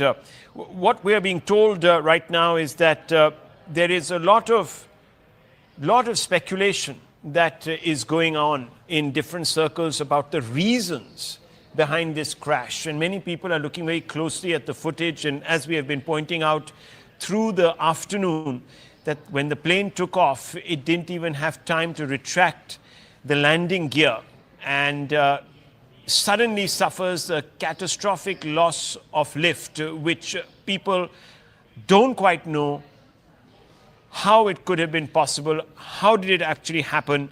Because fundamentally, the Dreamliner has known to be extremely, extremely robust. There have been questions that have been appearing of recent, however, on different aspects of it. Federal Aviation Administration of America had said last year that it was investigating claims made by a Boeing engineer. And there have been, of course, this is well documented. It's been on various Netflix series, etc., who said that sections of the fuselage of the 787 Dreamliner were improperly fastened together and could break apart mid-flight after thousands of trips. Well, no such incident has been reported of recent. And if clearly that was not exactly what happened here, you can see that it's the engines that, or perhaps some other issue with the hydraulics that caused this loss of lift, because certainly no part of the fuselage here has come undone. Otherwise, we would have seen this particular plane unraveling midair. Let me go across to Payal. Payal, on the right, pictures of the Union Home Minister leaving for Ahmedabad. Yes, it seems that the Home Minister will arrive in Ahmedabad in a short while from now. And of course, the Civil Aviation Minister also. What we are also learning, Rahul, that the BJP state president for Gujarat and Union Jal Shakti Minister C.R. Patil is also on his way to Gujarat. He has even also been asked to rush to Gujarat. He's also not just the state president, but he's also the union minister. He's the son of the soil as well. He's also been asked to go there and aid in whatever rescue relief operations are required. With the unfortunate news coming forth that, there could hardly be any survivors as far as this crash is really concerned. And obviously, that is something which everybody is waiting to see what has been the cause of this. Because I've been speaking to at least quite a few experts and quite a few union ministers, including former civil aviation ministers, Rahul. And they're very surprised because this is, of course, a modern state-of-the-art aircraft. What really led to this? So nothing is being ruled out as of now. And our colleague Manoj Gupta had just spoken to us a little earlier. And he basically also said that the sabotage angle is also being, looked into over here, with the fact that several national and international passengers were on board as well. And what an unfortunate, episode coming to the fore, not just for those people who are actually on the flight, right, but also for the building on which this aircraft fell, where, the doctors were having their lunch break as well. And a complete, very, very tragic afternoon to speak the least as well. But all hands on the deck approached by the Prime Minister, and therefore multiple ministers are being rushed to the accident site. Well, PIB of India has put out a fact check saying that an old video is being shared on social media linking it to the Ahmedabad plane crash. It shows a view from inside the plane. The video is of a plane crash that happened in Nepal in January 2023. And the PIB says rely only on information from official sources or in mainstream media. For authentic information related to the Ahmedabad crash, contact the helpline number provided by the central government. And that number, of course, is on your screens even as we speak, viewers. So don't, again, get sucked into conspiracy theories. There are many people who are going to talk about a lot of things that might not quite fit the facts once we know them. But as of now, we can tell you that Boeing has issued a statement. So we're in contact with Air India regarding Flight 171 and stand ready to support them. Our thoughts are with the passengers, crew, first responders and all affected. So this is a statement that has been put out by Boeing. There is, of course, a past history where Boeing has been under scrutiny, but has that resulted in this particular incident? One can't say. It's too premature. But what we can tell you, viewers, is that the number of casualties are being estimated to be very high. There is a possibility of very few survivors. That's also what we are being told. Unofficially, of course, we don't have any confirmation of the status of the passengers, but what we can tell you is that there were 12 crew, including 2 very experienced pilots. Indians, passengers were 169, British 53, and passengers from other nationalities 7. You can see on your screens a Portuguese and 1 Canadian. So that made up the entire 242 passenger list, including, of course, the crew. And what we are being told, viewers, is that not many might survive this devastating tragedy. I want to go across to Anvit. Anvit, what's the latest on the casualty figures? What are you picking up? And also, of course, from the ground, we know that there were about 50 to 60 MBBS students that are admitted in hospital. It is being said that they are stable. This is the Federation of All India Medical Association that is putting out these details as per discussions with the president of the RDA BG Medical College Ahmedabad and Vice President FAIMA, Dr. Dhaval Gameti. These numbers are being put out. 4 to 5 MBBS students are missing. Hope they're okay. 2-3 are in HDU and ICU, so their situation is quite precarious. 3-4 relatives of the super specialist resident doctors are missing right now, and wife of 1 found dead, and most of the passengers of the flight are brought dead. We appeal to everyone to remain calm. So this is the first intimation that we have got from any official source about the possibility of casualty figures. Anvit. Yeah, Rahul, see, the situation on ground is such that some people certainly are missing because the crash, the plane went into a residential area and the buildings have been damaged. The people from ground, many of them are being reported missing. Some are yet to be traced. It is not confirmed whether they are dead or they have been taken to some hospital and they remain unidentified. So these are the problems and the challenges that the first responders and the paramedics and medical experts are facing on ground right now. That is one challenge. Another is that the plane had tons of fuel as it has just taken off and it was bound to go to Gatwick. So it had a huge amount of fuel. Usually it is with the planes that their fuel is contained into the wings, and that is one reason why when planes crash that it immediately goes up in flames. This is one reason, and this is exactly what we saw that happened with this flight as well. The moment it touched down, the moment it touched the residential area where it crashed, the plane went up in flames. And that is one reason why mostly in air crashes, the number of survivors is the least. And even in this incident, hardly there would be any survivors is what we are learning from the sources on ground, which is highly unfortunate. But this is the reality that there might, the chances of survival of anyone on board that aircraft might be very less. Also, there are casualties, collateral damage from the ground because it was a residential area. We saw how the plane's flight path declined instead of rising, and it had been taking off. And it was just minutes after taking off that the flight went down and crashed. So the visuals are clearly suggestive of the fact that they would the casualty figures that have already crossed 150 is what we're learning from the ground. That is expected to only rise. It is unfortunate, but yes. Some people have also been rushed to medical facilities and they have been marked safe. This includes a number of hostelers and the doctors who were living in the hostel in the building in which the plane has crashed. So they have been marked safe with some injuries and they've been said they're out of danger, which is a good news in this. But on-ground situation remains challenging as rescue operations are still continuing.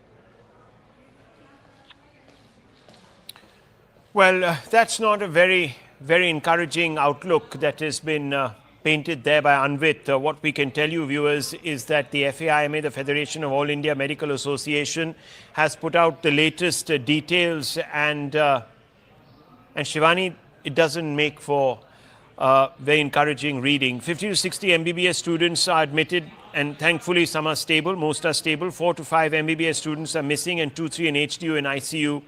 But the prognosis on the passengers of the flight is not very good. Shivani. Absolutely. Good evening, everyone. Thanks a lot for staying with us. In what is now the second biggest air tragedy in India, an Air India flight with 232 passengers and 10 crew members crashed shortly after taking off from Ahmedabad airport. Now, the plane was carrying 169 Indians, 53 British nationals, 7 Portuguese and 1 Canadian passenger and was bound for London. Already 130 plus casualties have been confirmed, 130 plus passengers have been declared dead, even as rescue and relief operations are on. The tragedy and crash has been so severe that the worst is now feared as far as the casualties are concerned. The aircraft involved was a Boeing 787 Dreamliner 12 and is believed that the pilots lost both engines and plunged very quickly after takeoff. Before Ahmedabad, Boeing 787, known as the Dreamliner, entered service in October 2011 and had never been involved in a fatal incident. But there have been many concerns over safety and audit-related issues with Boeing, the company itself. Home Minister Amit Shah, Civil Aviation Minister K. Ram Mohan Naidu have travelled to Ahmedabad along with other ministry and DGCA officials. News also is that former Gujarat Chief Minister Vijay Rupani was on the flight travelling to London, where his family is currently, and we are awaiting confirmation on his condition. Let's take a look at exactly what happened. Air India Boeing flight AI-171 from Ahmedabad to Gatwick in London crashed immediately after takeoff from the Ahmedabad airport itself. As per ATC, the aircraft departed from Ahmedabad at 1:39 p.m. this afternoon from runway 23. So it was scheduled to leave this afternoon. It departed or took off at 1:39 p.m. There were 242 persons on board the aircraft, consisting of 2 pilots and 10 cabin crew, as I mentioned. The aircraft was under the command of Captain Sumit Sabharwal with First Officer Clive Kundar. Captain Sumit Sabharwal is a line training captain with 8,200 hours of experience. The co-pilot also had 1,100 hours of flying experience. Now, the captains, the crew gave a mayday call to the ATC shortly after its takeoff, but thereafter no response was given by the aircraft to the calls made by the ATC. Now, the flight is said to have crashed within a minute after takeoff from runway 23. It had barely achieved a height of 600 odd feet. And the worst is that it actually lost control so badly that the pilots crashed right outside the airport perimeter. The Air India flight crashed at an under construction building, but it also damaged in its path a medical college and hospital where few students have also been injured. We're also trying to ascertain more about their condition on ground. So what exactly happened mid-air? Initial data from flight Air India 171 shows that the aircraft reached a maximum barometric altitude of 625 feet only. Now, this is not a lot. This is just about 425 feet above the altitude of the runway itself, which is at 200 feet. Minutes after making that mayday call, the Air India flight started to descend with a vertical speed of minus 475 feet per minute. So you can imagine that actually the flight went down so quickly that within a few seconds, it had crashed into those buildings, possibly giving no time to the pilots and others to even try to maneuver away from what seems to be a heavily, densely populated area. These are some of the videos that we have also been able to capture through various residents of that area. This is, of course, the moment the Air India Ahmedabad London flight crashed. After takeoff, you can see that it immediately burst into flames, which is why we are fearing heavy casualties and possibly no survivors. Minutes after the flight crashed at this under construction building, visuals show parts of the flight up in flames. Footage also shows firefighters dousing those flames soon after the plane had crashed. And because the proximity of this crash site is so close to the city and the airport itself, the rescue and the fire services actually managed to get to the area, to the crash site fairly quickly, within minutes, is also what the police has confirmed. The visuals from the crash site show the debris of the flight AI-171 scattered across the area. This is one visual that is extremely damning as far as this crash is concerned. This is one portion of the crashed aircraft that has actually got stuck on top of the building, and other parts that have fallen on the ground, where of course there are lots of people that you can see as well. Dramatic visuals also show these parts crashing into these buildings at various areas. There is another mess hall where about 50 to 60 students that are studying, there are MBBS students that were studying in the nearby colleges, and there's a hostel where they used to live, and mess hall where they were eating lunch, when actually parts of the plane crashed into the windows of that mess as well. But thankfully, there have been no casualties there, at least the mess hall is concerned. Soon after the crash, rescue efforts were in place, of course. Injured were rushed to hospitals. These are some of the visuals that we've managed to access. Chief Minister of Gujarat has also visited the civil hospital where most of the injured are being taken. These are, of course, injured. We don't know whether these were passengers. It's unlikely that they were passengers because the situation also is that there could be more casualties or injured from on ground, from the buildings and across the airport perimeter where this plane crashed and burst into flames. We're also getting more fresh visuals that are arriving of the moments after the crash. Take a look at this visual. These are visuals of this densely populated area. You can see buildings are also on fire. There is debris on the ground that has caught fire as well. So these are the buildings that have come into the path of this crashing aircraft. We are being told that MBBS students lived in these hostels, and we are waiting to get more as far as their condition is concerned. But there is also a mess building, a mess hall where students had gone for eating during the lunch hour, which also bore the brunt, but less severe brunt of this crashing aircraft. At least there we spoke to an eyewitness. The students are safe. But the eyewitnesses told us that there is another building where this craft had crashed into. The visuals we also showed you earlier of the crashed aircraft stuck into the building. And there could be some casualties feared. But of course, we're trying to get you the latest. Let's also listen in, not just to eyewitnesses, but other relief agencies on ground as well. यहीं मेरे office में बैठी थी, जैसा धड़ाका हुआ मैं वहाँ office से वहाँ गई। बहुत बड़ा प्लेन क्रैश हुआ था, तो बहुत धुआं और आग लगी थी। जो डॉक्टर्स के फ्लैट थे उनको बहुत डैमेज हुए हैं और उसमें से कितने डॉक्टरों को हमने निकाला है, लोकल कार्यकर्ता और सब मिलके। बाद में जो प्लेन में से निकाले हैं वो लोग भी बहुत बड़ी दुखद दुर्घटना, बहुत कुछ अभी कोई अंदाजा नहीं लग रहा है। रहने वालों को भी बहुत नुकसान हुआ है। हाँ, जस्ट बोर्डिंग हुआ तो मैं अंदर फ्लाइट के अंदर वॉक करते जा रहे थे, बट सामने बहुत बड़ा धुआं वगैरह दिख रहा था। बट उस टाइम मुझे ये नहीं मालूम था वो प्लेन क्या है। जैसे कोई आग, झाड़ी वगैरह जंगल में आग लगती है ना, लाइक वैसा कुछ तो लगा था। ये मालूम नहीं था कि वो प्लेन क्रैश हुआ है। तो उसके बाद क्या हुआ? इंडिगो की तरफ से इन्फॉर्मेशन, एयरपोर्ट की तरफ से क्या इन्फॉर्मेशन मिल गया? नहीं, तब तक कुछ नहीं। फिर हम अंदर जाके बैठे, हमारे साथ में हम फोटो भी निकाले थे, जैसे कोई आग लगी होगी झाड़ी वगैरह में। जब फ्लाइट में बैठे और 10-15 मिनट इधर फिर एकदम से अनाउंसमेंट हो गया कि फ्लाइट डिले हो रहा है। बट वहाँ पे उन्होंने ये रीज़न नहीं बताया कि किस वजह से डिले हो रहा है। डिले हो रहा है इतना ही बताया था। बट अभी वो वाईफाई मतलब इंटरनेट वगैरह सब चालू था, मोबाइल पे न्यूज़ आ गया, तब हमें पता चला कि वो फ्लाइट क्रैश हुआ है। मेरा लड़का है ना, वो ब्रेक पड़ा था खाने का, तो हॉस्टल में खाने गया था इधर। हॉस्टल में ही प्लेन क्रैश हुआ, पर मेरे लड़का को कुछ हुआ नहीं। बात हुई मेरी, और इसके भाई बंधन ज्यादा हुए तो लोग मर गए। ये फिर मेरे लड़का को देखने जाना है अंदर। मेरे को लड़का बोला है कि मैं अच्छा दूसरे मार से कूदा था ना, तो घोड़ा खाली लगा है, ऐसा बोला है मेरे को। और मैं जाऊँ अंदर तो मालूम पड़े ना। ठीक है। हमारी बहन जा रही थी 1 बजे जा रही थी। 1:10 की फ्लाइट थी और जा रही थी लंदन। लंदन जाने से पहले ही क्रैश हो गया प्लेन। मेरी साली था, वो अमृतसर थी और लंदन जा रही थी। हाँ, फिर वापस 1 घंटे में समाचार आ गया तो प्लेन क्रैश हो गया है, इसलिए मैं वापस अहमदाबाद से बाहर निकल गया था, तो वापस आए सील में आ गया। अभी कुछ भी समाचार नहीं मिला है। कुछ समय पहले दोपहर को एक दुर्भाग्यपूर्ण घटना घटी है। एयर इंडिया का AI-171 जो अहमदाबाद से लंदन जाने वाला जो फ्लाइट था वो क्रैश हो गया है। उसमें कुल 242 लोग थे, 230 पैसेंजर थे और 12 क्रू मेंबर्स थे।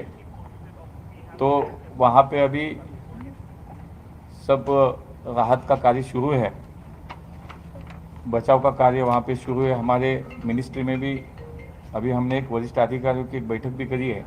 जांच तो शुरू है, वरिष्ठ लेवल पे हमारी मीटिंग भी अभी यहाँ पे हुई है और वहाँ पे अभी इमरजेंसी में जो बचाव राहत का कार्य चल रहा है उस पर चर्चा हुई है। अभी किसी बात पर बोलना, यानी कि कितनी कैजुअल्टी हुई, क्या हुआ, तो उस पर थोड़ा टाइम लगेगा।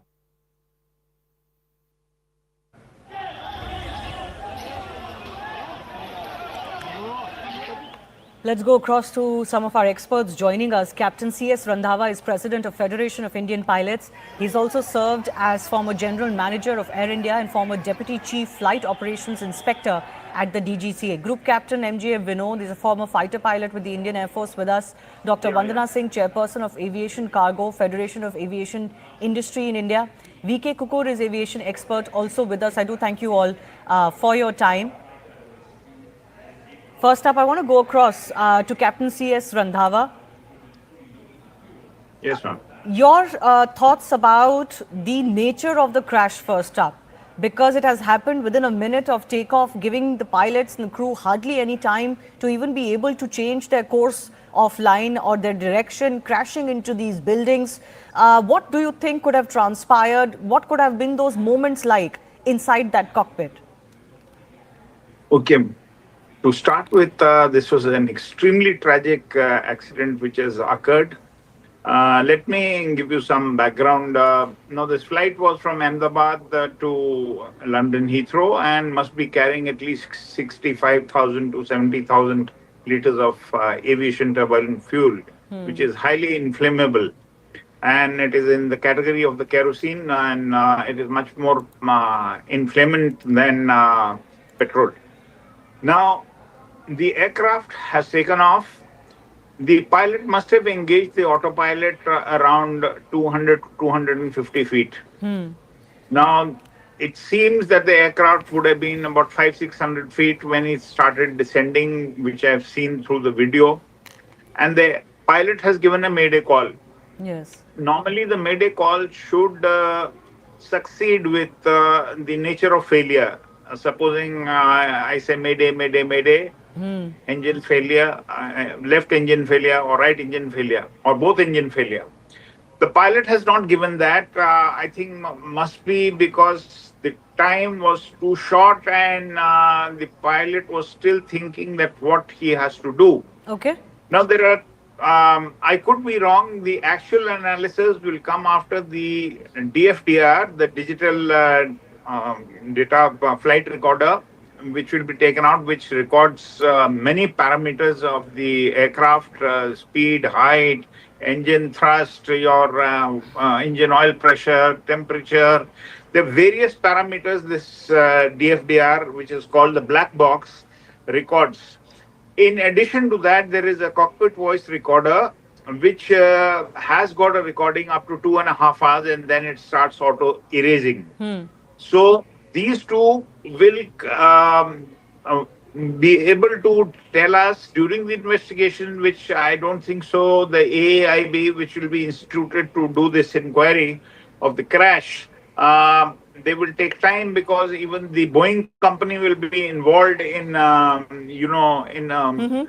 in this investigation. So just hold your thought. Just hold your thought. I'm going to come back to you and our other experts as well. My colleague from News 18 Gujarat, reporter Maulik Dhamecha, is actually joining us from the BJ hospital where this plane crashed. Yes. मौलिक, हमें जरा दिखाइए वहाँ पे किस तरह का damage हुआ है और आपको क्या इन्फॉर्मेशन, क्या जानकारी मिल रही है कि कोई वहाँ पे जो बच्चे थे, जो स्टूडेंट्स थे, उनके क्या हालचाल है? बिल्कुल पूरा मामला जो है वो 1:30 बजे के आसपास जब प्लेन क्रैश हुआ तब बना था। फिलहाल ये दृश्य से आपको दिखाना चाहूँगा कि ये जो पीजी अस्पताल है, जहाँ डॉक्टरी की अस्पताल से पढ़ते हुए बच्चे, जहाँ प्लेन क्रैश होने के नाते लगभग 22 से 30 बच्चे थे जो यहाँ पे प्लेन क्रैश होते ही सीधा ब्लास्ट हुआ और ब्लास्ट होने के नाते वो यहाँ जलकर राख हो गए। साथ ही साथ 133 से भी ज़्यादा पैसेंजर जो प्लेन में सवार थे, अहमदाबाद से टेक ऑफ की हुई फ्लाइट जो थी वो लंदन की ओर जा रही थी, पर करीबन एयरपोर्ट से निकलते ही लगभग 1 किलोमीटर दूर आई होगी और 1 किलोमीटर दूर आते ही ये ब्लास्ट होने के कारण सारा जो है तहस नहस हो चुका है। पूरी बिल्डिंग जो है 8 माले की बिल्डिंग अभी लगभग 4 माले की रह चुकी है। पूरा काटमाल जो है वो खसने की काम जो है वो पुलिस, NDRF की टीम, पूरा गुजरात पुलिस का फोर्स और साथ ही साथ आर्मी की टीम जो है वो भी जुटी हुई है। लोकल जो पुलिस और फायर ब्रिगेड की टीम जो है वो भी फिलहाल तैनात है। एक जो अस्पताल से निकाले गए जो डॉक्टर की ओर से बोले गए जो मृत लोग हैं उनको यहाँ से PM की ओर ले जाया जा रहा है। माना जा रहा है कि आने वाले समय में और भी जो कई डेड बॉडियाँ जो है वो निकाल के यहाँ से रवाना किए गए। कई सारे बच्चे थे, कई सारे युवा थे जो यहाँ से फ्लाइट में सवार होते हुए, और कई जो आशास्पद युवा जो डॉक्टरी की पढ़ाई करने आए हुए थे, और ये प्लेन क्रैश होने के नाते अभी फिलहाल मौत को भेटे हुए। मौलिक जी, मैं आपसे कंफर्म करना चाहती हूँ एक बार और। मौलिक जी, मैं आपसे कंफर्म करना चाहती हूँ एक बार और। आप कह रहे हैं कि 22 से लेके 30 बच्चे जो एमबीबीएस की तैयारी कर रहे थे और इस हॉस्टल में रहते थे, उनकी मृत्यु हो गई है? अस्पताल ले जाया जाएगा।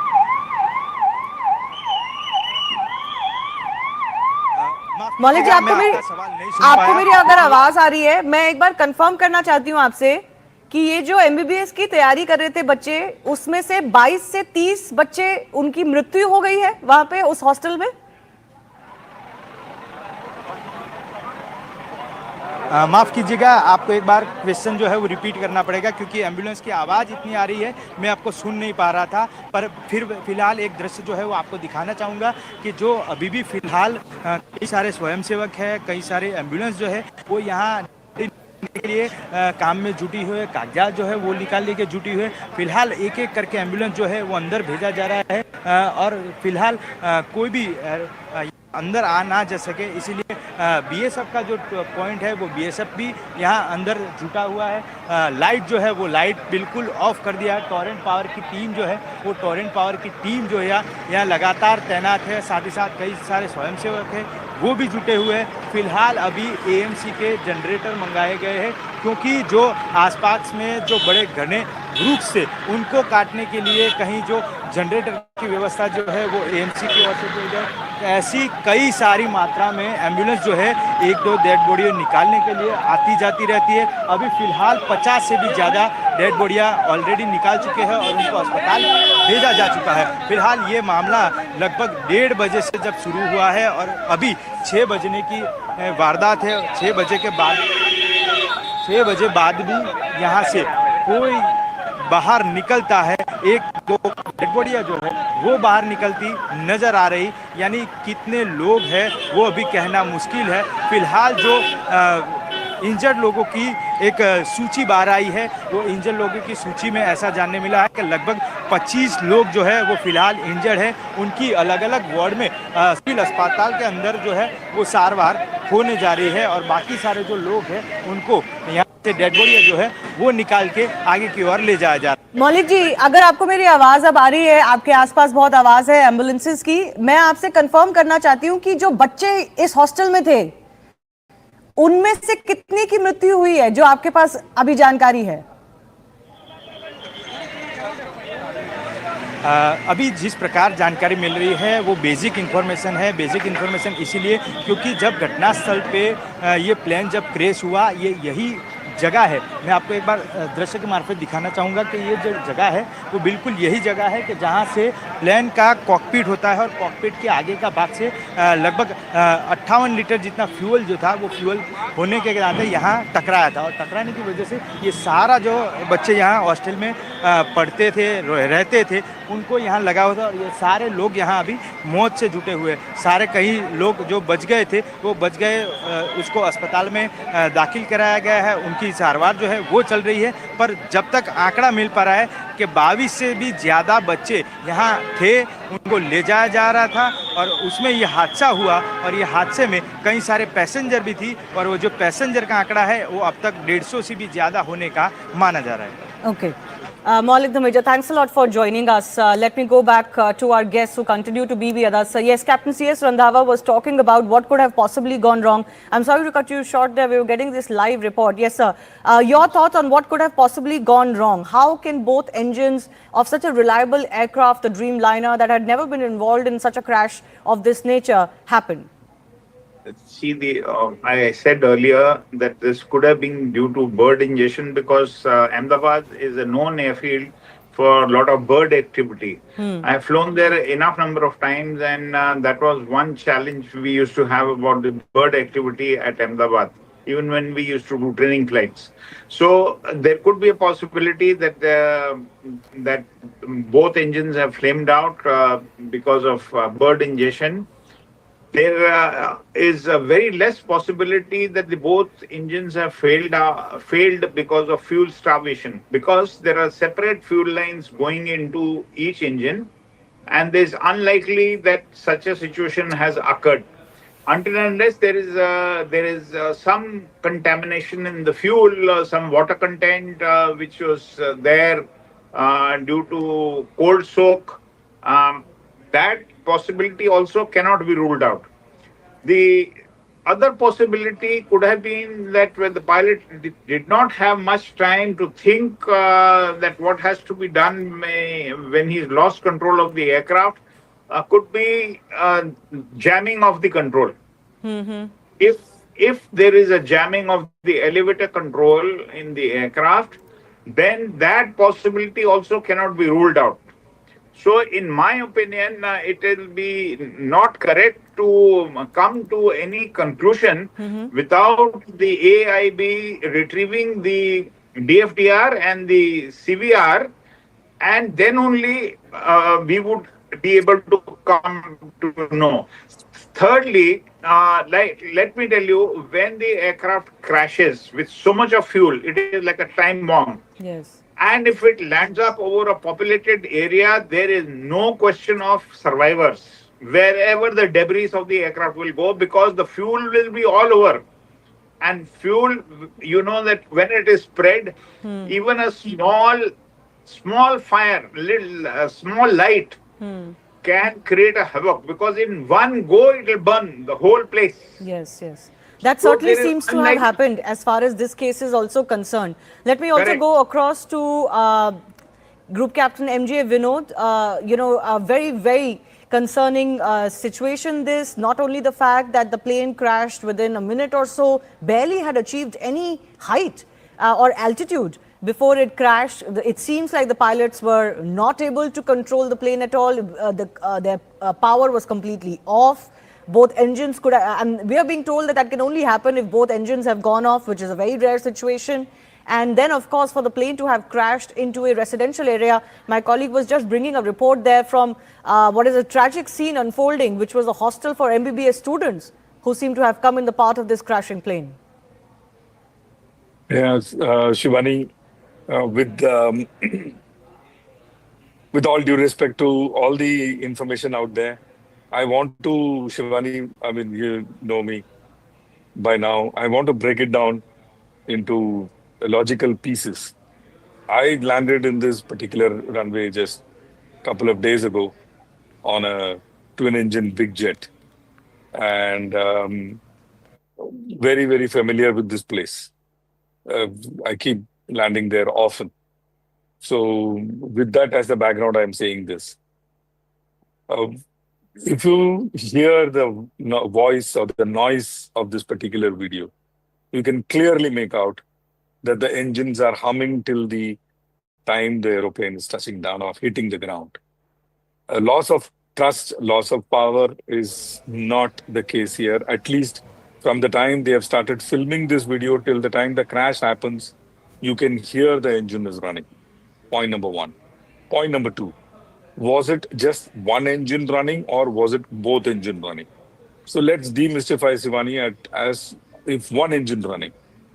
I reiterate to all our viewers, any twin engine aeroplane, including 787 Dreamliner that we are seeing on the screen now, is capable of taking off. After V1 is when we take off. I mean, there's a speed called V1 at which we take off. The speed, V1 speed caters for you to take off in one engine, climb out in one engine, carry out an emergency landing in one engine. It is designed for a single engine operation, which means even if one engine is, so we can hear the noise of the engine, assuming it is just one engine. Okay, before the video was taken, one engine, say, had died. Even if it was one engine, this aeroplane can continue to climb in one engine. It is designed to do so.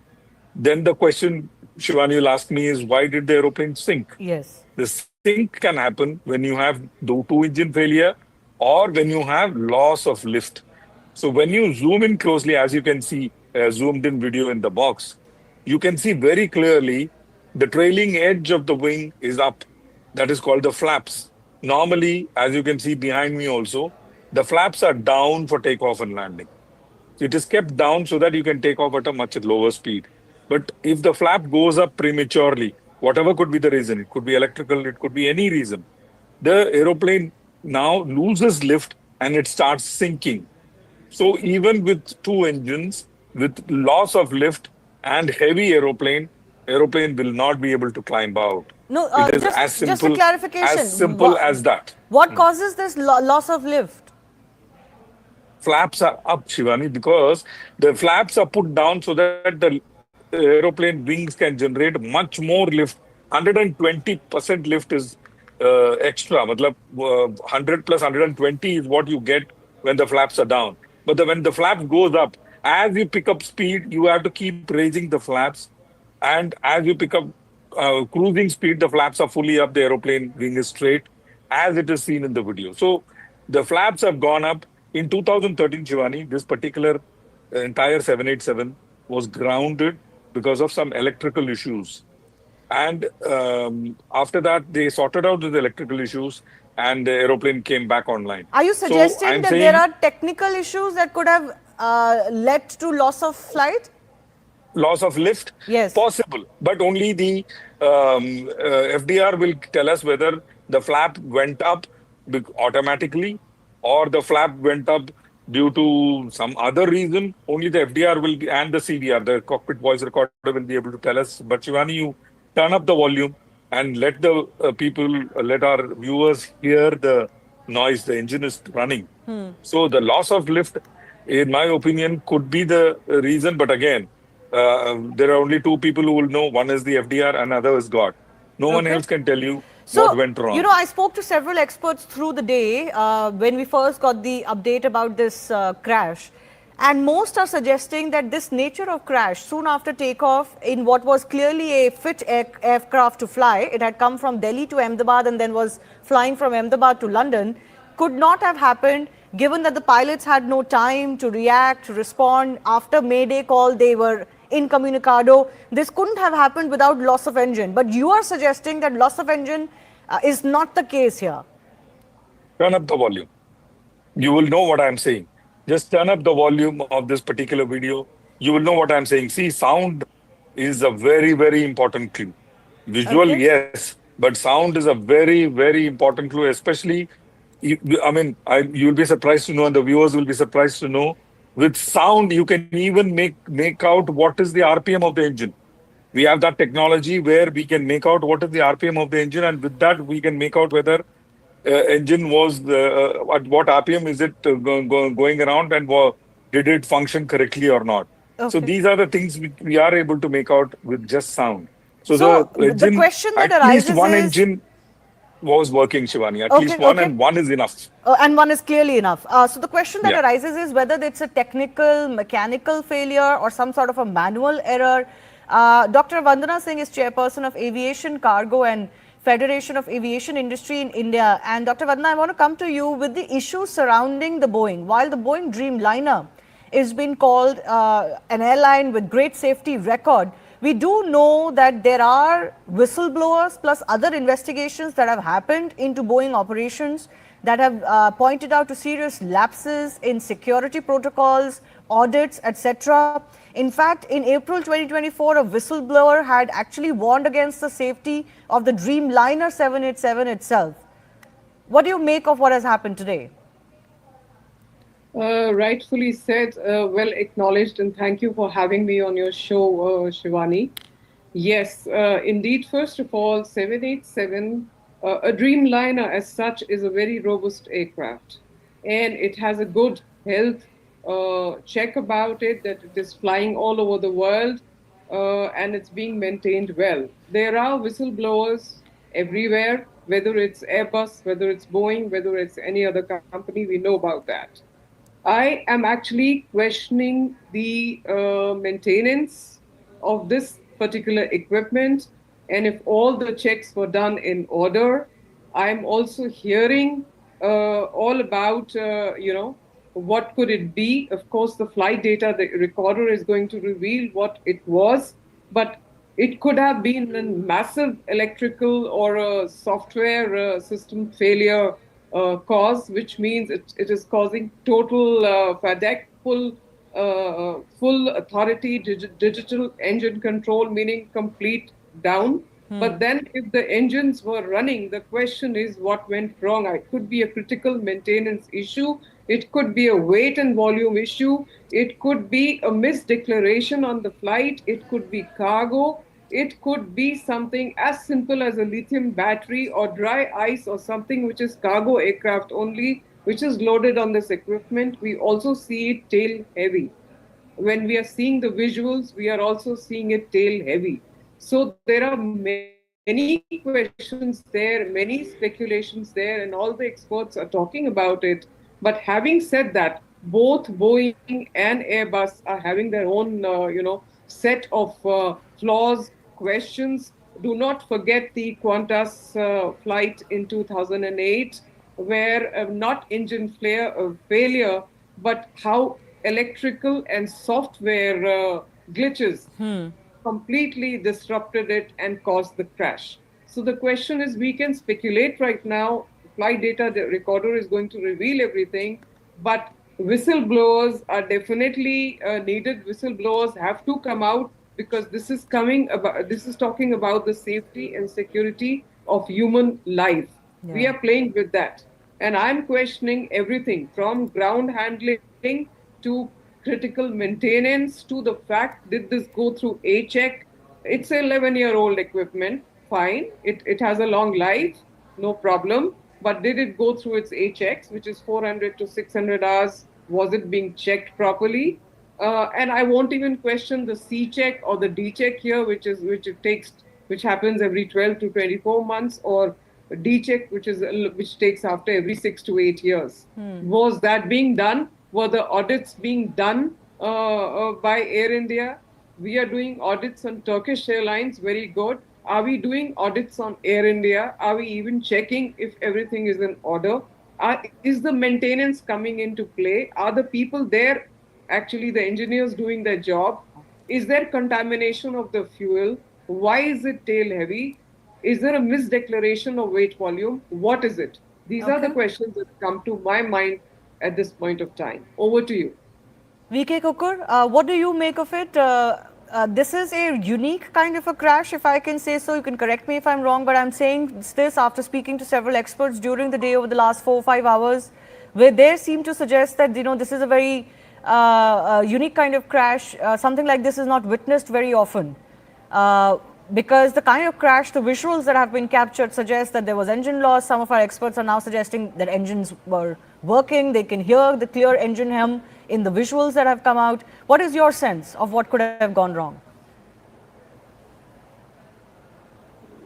It's a very, very unfortunate thing which has happened in the history of aviation.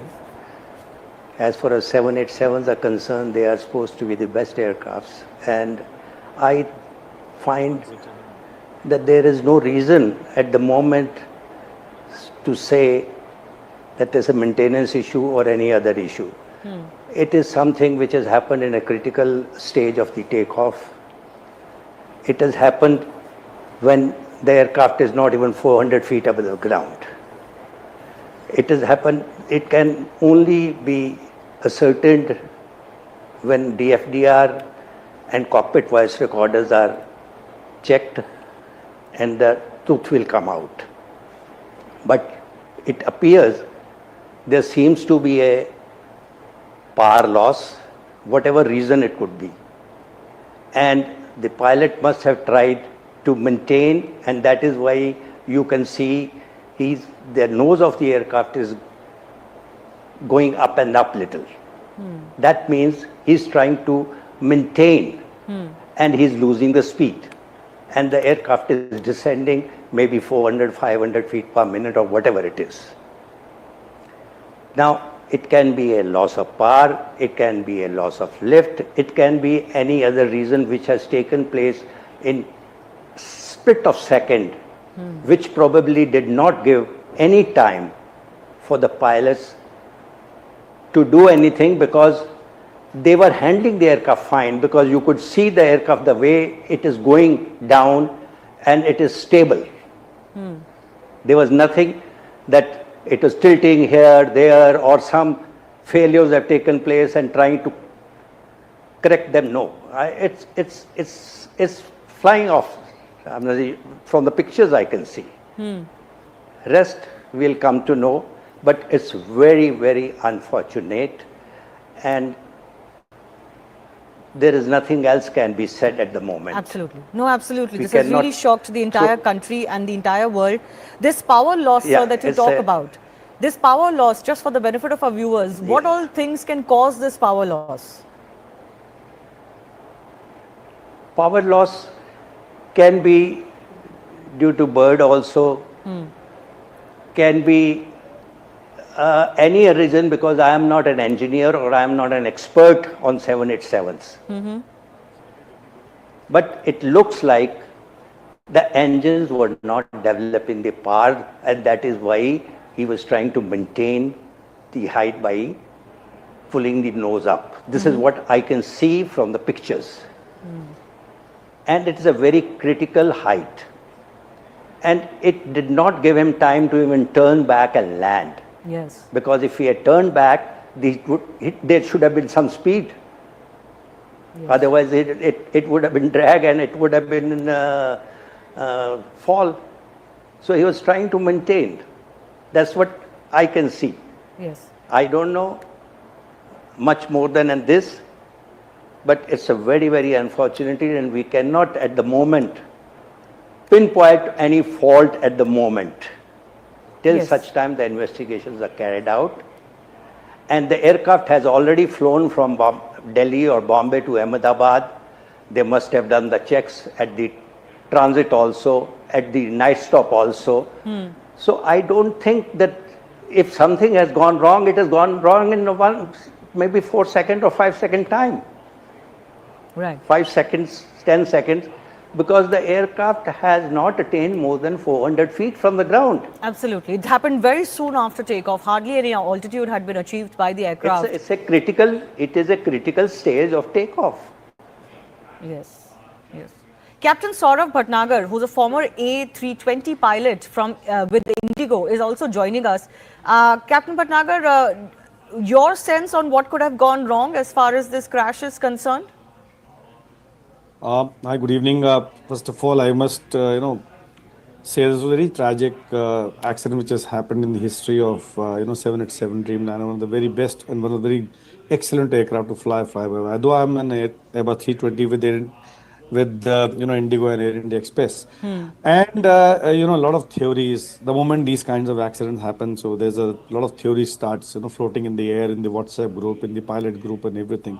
And naturally, the footage also I have seen, and prima facie, it appears to me that yes, what sir is saying is loss of power. Because if you see the attitude of the aeroplane, it is going down immediately after takeoff within 1.6 to 1.7 nautical miles in the takeoff direction. The aircraft has gone down. Okay. The moment you see the footage, it looks like a very controlled descent. And there's no flip, there's no change in the attitude of the aeroplane or something. So it looks like a loss of power. Now how the loss of power can take place, whether it is one engine or whether it is two engine. So we are trained, in fact, all the aircraft are designed, proven and tested to fly out of the ground even with one engine failed at the time of the takeoff. So we are trained in the simulator, we do exercises regularly. So the engine, even single engine with full takeoff weight, certified takeoff weight, is designed to climb out of the runway on a single engine, clearing all the obstacles in the runway path and achieving the climb gradient for that airport which is designed. Having said that, it looks like to me that if there was some engine failure or one engine failure, the aircraft still is very flyworthy and could have gotten airborne. But the very fact that it came down like under the full force of gravity looks like loss of power on both engines, which could happen because of multiple bird strike. If you have a multiple bird strike or on both the engines, and even though the engines are in the process of winding down and not even the loss of thrust is reduced, or there's some pipeline break on, whatever can happen, right? But the engines are not producing that much thrust. And the aircraft had just taken off with full weight, all of it going to London with so much of weight on board, full fuel, everything. What you see immediately on the fire, the ball of fire, the black smoke is our fuel. Anything other than that, when you have an electrical circuit, on fire, that is a white fumes are there, but the black one is always the fuel. It was a full fuel. So it's so prima facie, it appears to be a loss of engine or power on both the engines, but it's premature to say anything as of now. We all are speculating, and we all are giving our own theories. The flaps, which is a lift augmenting device, it's seen that the flaps are up, it's not down. The landing gear is down, which is again, it's quite surprising, because first the landing gear goes up and then the flap goes up. So the flaps are up in this case. So we are just speculating, and with my experience, what I can tell you is that this is what we cannot confirm. It's all unconfirmed. The inquiry official will tell what exactly, but it's quite tragic that has happened today. Sir, can I ask you, in your experience, this happened very soon after takeoff, within a minute or so. The crew, the captain gave a mayday call. There was an SOS call. Could you, in your experience, just share with us what those moments could have been like inside the cockpit, given that something has gone wrong so terribly that the plane is unable to lift? Yeah, you see, the first thing is the mayday call is given. It's a distress call. So there are two calls in international aviation fraternity. In basically, it's distress and urgency. So distress is mayday, mayday, mayday. Urgency is pan, pan, pan, pan. So this is it is to identify what kind of the emergency the aircraft or the aircraft is experiencing. Mayday means that it's in a distress. It means that the aircraft is under imminent danger, or the occupants of the aircraft are under imminent danger, and it could, in the civil parlance, you can say that yes, the aircraft is about to crash or something, or out of control, right? When the aircraft goes out of fuel and says mayday, mayday, that means the aircraft is not able. It's not a flyover. They're not able to sustain in the air. Okay, that is what it's that there's the imminent danger to the lives or to the aircraft and everything. That is why it's a distress call given. The very fact that the pilot gave the distress call of mayday, mayday, mayday, it means that he did not have whatever could have been done, what already been done. At the end of it, once you know that it's whatever a pilot was supposed to be doing, he has done in that short span of time, 1.6 nautical miles, when the aircraft has come down after takeoff. He has already done everything, and thereafter, at the end of it, it says just informing that it's a distress situation now, and then he gives the mayday call. Absolutely. Can I go back across to Captain C.S. Randhawa as well, because he's also been former Deputy Chief Flight Operations Inspector at the DGCA. So do you sense that there could have been any maintenance issue, as one of our guests is pointing out, that it could well plain be negligence of maintenance in this case?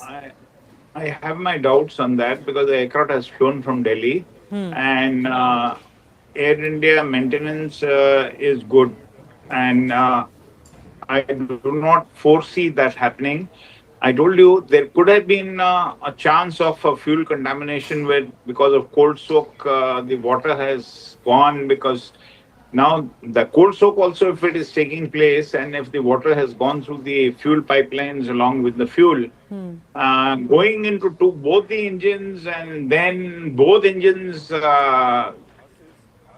having turned down because of contamination, is a very rare possibility. So I think there could be a bird head, there could be a control jam, as I still mentioned, or there could be some contamination in the fuel because of the cold soak, but unlikely of any issues regarding maintenance. One point which one of the people in the panel, he spoke that the flaps seem to be up. Now, in the video, it is not clear that the flaps have gone up or flaps are down. In case the flaps have gone up, then I do not think that could be a technical issue that the flaps will go up automatically. Now, in case that happens at a low altitude, there can be a loss of lift. Okay, if the engine sounds are being heard, and if the engines were revving and they were running, then this could be a possibility, a loss of lift in case the flaps have gone up. So these are all, we are trying to speculate things, but actually everything will come clear when the DFDR and the CVR are taken out and they are analyzed. And of course, Boeing is going to be part of the investigations because there is a lot at stake for the manufacturer. Absolutely. Because a fear of flying will settle in the minds of passengers who are flying 787. So it will be in the interest and of the the AIB and the Boeing company to come out with they will come out after they have analyzed the DFDR and CVR. Well, Boeing has indicated already in its statement that they are, of course, going to participate in whatever processes are involved and investigations. These are also visuals on the right of your screen of the aviation minister, Mr. Naidu, who has landed in Gujarat now, and he's at the crash site. These are live visuals that we're getting. We're also, of course, expecting Home Minister Amit Shah, along with officials of the Civil Aviation Ministry, the DGCA and others who've been asked to be on ground. Because it is really in Ahmedabad where most of the efforts are required. There are additional trains that have now been announced for to and fro Ahmedabad, especially from Delhi and Mumbai, because flight operations were disrupted and possibly people might want to take a train out, in or out of the city right now. I want to go back across to Captain Saurabh Bhatnagar one more time. Sir, this jamming that has been talked about, some other experts had also mentioned this during the day, this control jam. What causes this and what can a pilot do in a situation like that? What Captain Randhawa has said, yes, control jam can happen at any time, control surface jamming, anything which is motor failure or because it's a fly-by-wire aircraft, electric signal goes and then the hydraulics operate the system. So if there is a control jam or a control failure, definitely the aircraft will not be able, the pilot will not be able to control the aircraft. But what I try to, what my thing is that even if there is I would say a control failure or control jam, if the engines are developing thrust and if the pilot at that point of time, move the thrust levers to toga, full power, the aircraft will climb out immediately. The aircraft did not climb out, it went down. So with the control, even if you open full power of the engine, the response of the engine, the aircraft should be climbing out. Right. And secondly, if there is a partial or asymmetric control jamming or something happen, then there will be some part of, the flipping or cartwheel, what we can say, that there will be a different, if the control have been jammed. So what the video footage we see that the aircraft is maintaining, while the aircraft is going up, its nose is going up. While the aircraft going down rather, the nose is started going up, and there was quite high altitude when the aircraft touched the ground. So my thing is any kind of control failure, initially, the moment you put full power out, there is definitely a lot of thrust is generated immediately on the engine, and there will, even if there the control is not able, the aircraft will have a nose up altitude and go up faster instead of going down. So something more. That's my take on this. Something more could have happened, and not just a control jam as far as the situation. It was basically, it came down under the force of gravity. That's what I get, and because the weight was very high at that, it couldn't have glided also something of that sort. Wherein controlled by lowering the nose, there was no height itself. Wherein there is a loss of lift. Even if you lower the nose and develop some wing, the speed over the wings to get some lift, there was no height to do that. Yeah, absolutely. Well, certainly very tragic whatever has happened, and one only shudders to think what would have happened in the cockpit, giving pilots no time really to do anything. And there are about 50 to 60 medical students who have been taken to hospital now, we are being told, and we really do pray for their well-being. Let's also take final comments from Group Captain MJ Vinod and Dr. Vandana Singh one more time. Group Captain Vinod, certainly investigation is going to be very key here. The world really deserves to know what really caused this, because we don't really want speculation for too long, and we certainly don't want the fear of flying to set into the mindsets of people. Absolutely not. And that is why I'm trying to piece it, Shivani, logically. Umpteen number of reasons are there. All those reasons can be sifted out by just these visuals. And, when aeroplane is heavy, when the flap goes up, very, very important point this is. Like I said, if you could run the few visuals just with the engine noise, you can make out that engine is still running, which means power is there. Hmm. When the flaps go up, Shivani, there's something called, at least in the Airbus, we have something called VLS. And there is, we call it the barber pole, the low speed regime.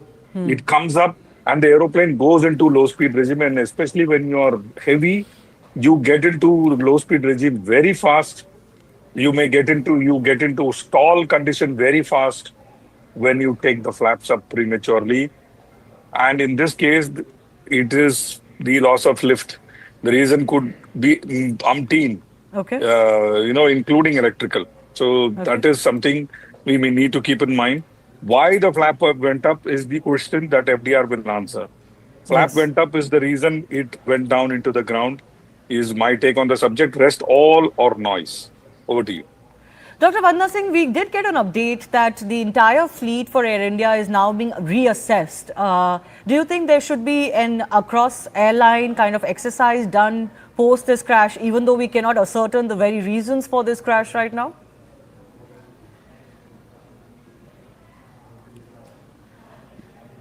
Ma'am, could you please unmute yourself?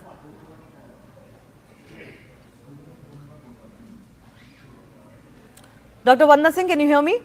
I can hear you. Yes, go ahead. We can hear you now. Thank you, Shivani. My comments on this is absolutely there should be complete audits on all equipments that we all have in India. We should be very, very vigilant. This was the writing on the wall. It has been for a very long time. We have been seeing various cases happening in the US where we have been coming on the various channels and discussing it, and including the case that happened at the Jeju airport where it went into a thick wall. Now the question is that it is very pertinent, it is very important that these checks are done. We should not be just looking at Turkish, we should be looking at ourselves also, and we should be making sure that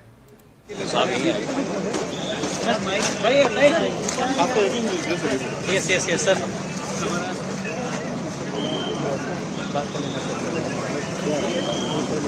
Minister Mr. K. Ramohan Naidu to speak. The media is there with him. He's at the crash site. In fact, those are the buildings that you can see in the background. These are the hostels, we are told, and medical college students were actually staying in these hostels. One of the buildings is the mess. Question is, sir. अभी आए inspect कर रहे हैं तो थोड़ा time दीजिए हमें. Okay. Thank you. I think the minister there just indicating that they've just come there. They'll take some time to inspect and speak after that. The media trying to take a response from the civil aviation minister there. थोड़ी देर अभी करेंगे.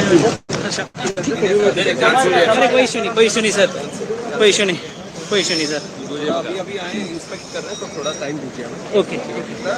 Thank you. I'm also joined by Akash Watts, who was also in the same airplane that flew from Delhi to Ahmedabad prior to its departure from Ahmedabad to London. He has also tweeted saying that he noticed certain unusual things in place and can give more details. So Akash, if you can hear me, can you explain, can you describe your experience and what did you find that was unusual during your flight from Delhi to Ahmedabad on this plane? Hi. So the things that were unusual were first the AC that I've already, mentioned in the video that I've shared on X. So AC wasn't working. Some people are saying that it is common practice that during takeoff the AC is turned off for a better thrust. But throughout my life, I have never experienced any such thing that the AC is turned off during takeoff, because it is just an aircraft. It is packed and there is no place for oxygen or ventilation. So it was very suffocated. In fact, I turned on the front camera. I've shared that same video. I turned on the front camera and I was sweating. My hands were sweating. After the takeoff, the compressor was like getting turned on, turned off, on, off. So the temperature, it was not stable. And usually I fly wearing a full sleeve shirt or jacket, but today I'm flying in a half t-shirt because initially I thought that it would be cold and I would be needing a blanket, but it was so hot inside the plane throughout the journey. I mean, I was not able to tolerate the fact that why it is happening. Secondly, in-flight entertainment, that is very common in Air India. It usually works. But now the thing in Boeing 787 is two things are there. One is that you don't have the option to move the flap up and down. The second one is you cannot call the cabin crew by just pressing the button in the overhead like on your overhead, right? So there was no button in the overhead. There was the button in the remote control, which I have clearly shown in the video that the button was also not working. When the plane was on ground, I wanted to call the staff, I mean the air hostess, to tell her about the issue. But then I was not able to call, and right after takeoff they came. But by that time I adjusted ki okay, it's just half an hour or like it's just 1 hour flight. ठीक है, in 40 minutes we'll be landing. क्या ही बोलूँगा? Everyone thinks that कि यार अब जो हो गया क्या ही speed. It is not working. If it is not working, so मेरे phone से it will not work. So I ignored it. Third thing was I was sitting on seat 25A. Right, and I was just next to this left engine. Right, I'm listening to these news now, but I'll be giving my opinion. So I noticed that the wing were like I was thinking that they are not like properly. They were like kind of unstable. Yeah. All right. We'll take that on notice. Thanks a lot, Akash Watts, for joining us. He says that he has experienced some unusual instances when he boarded the same plane when it flew from Delhi to Ahmedabad earlier in the day. Time for me to wrap up Plane Speak. The right stand is coming up in just a bit.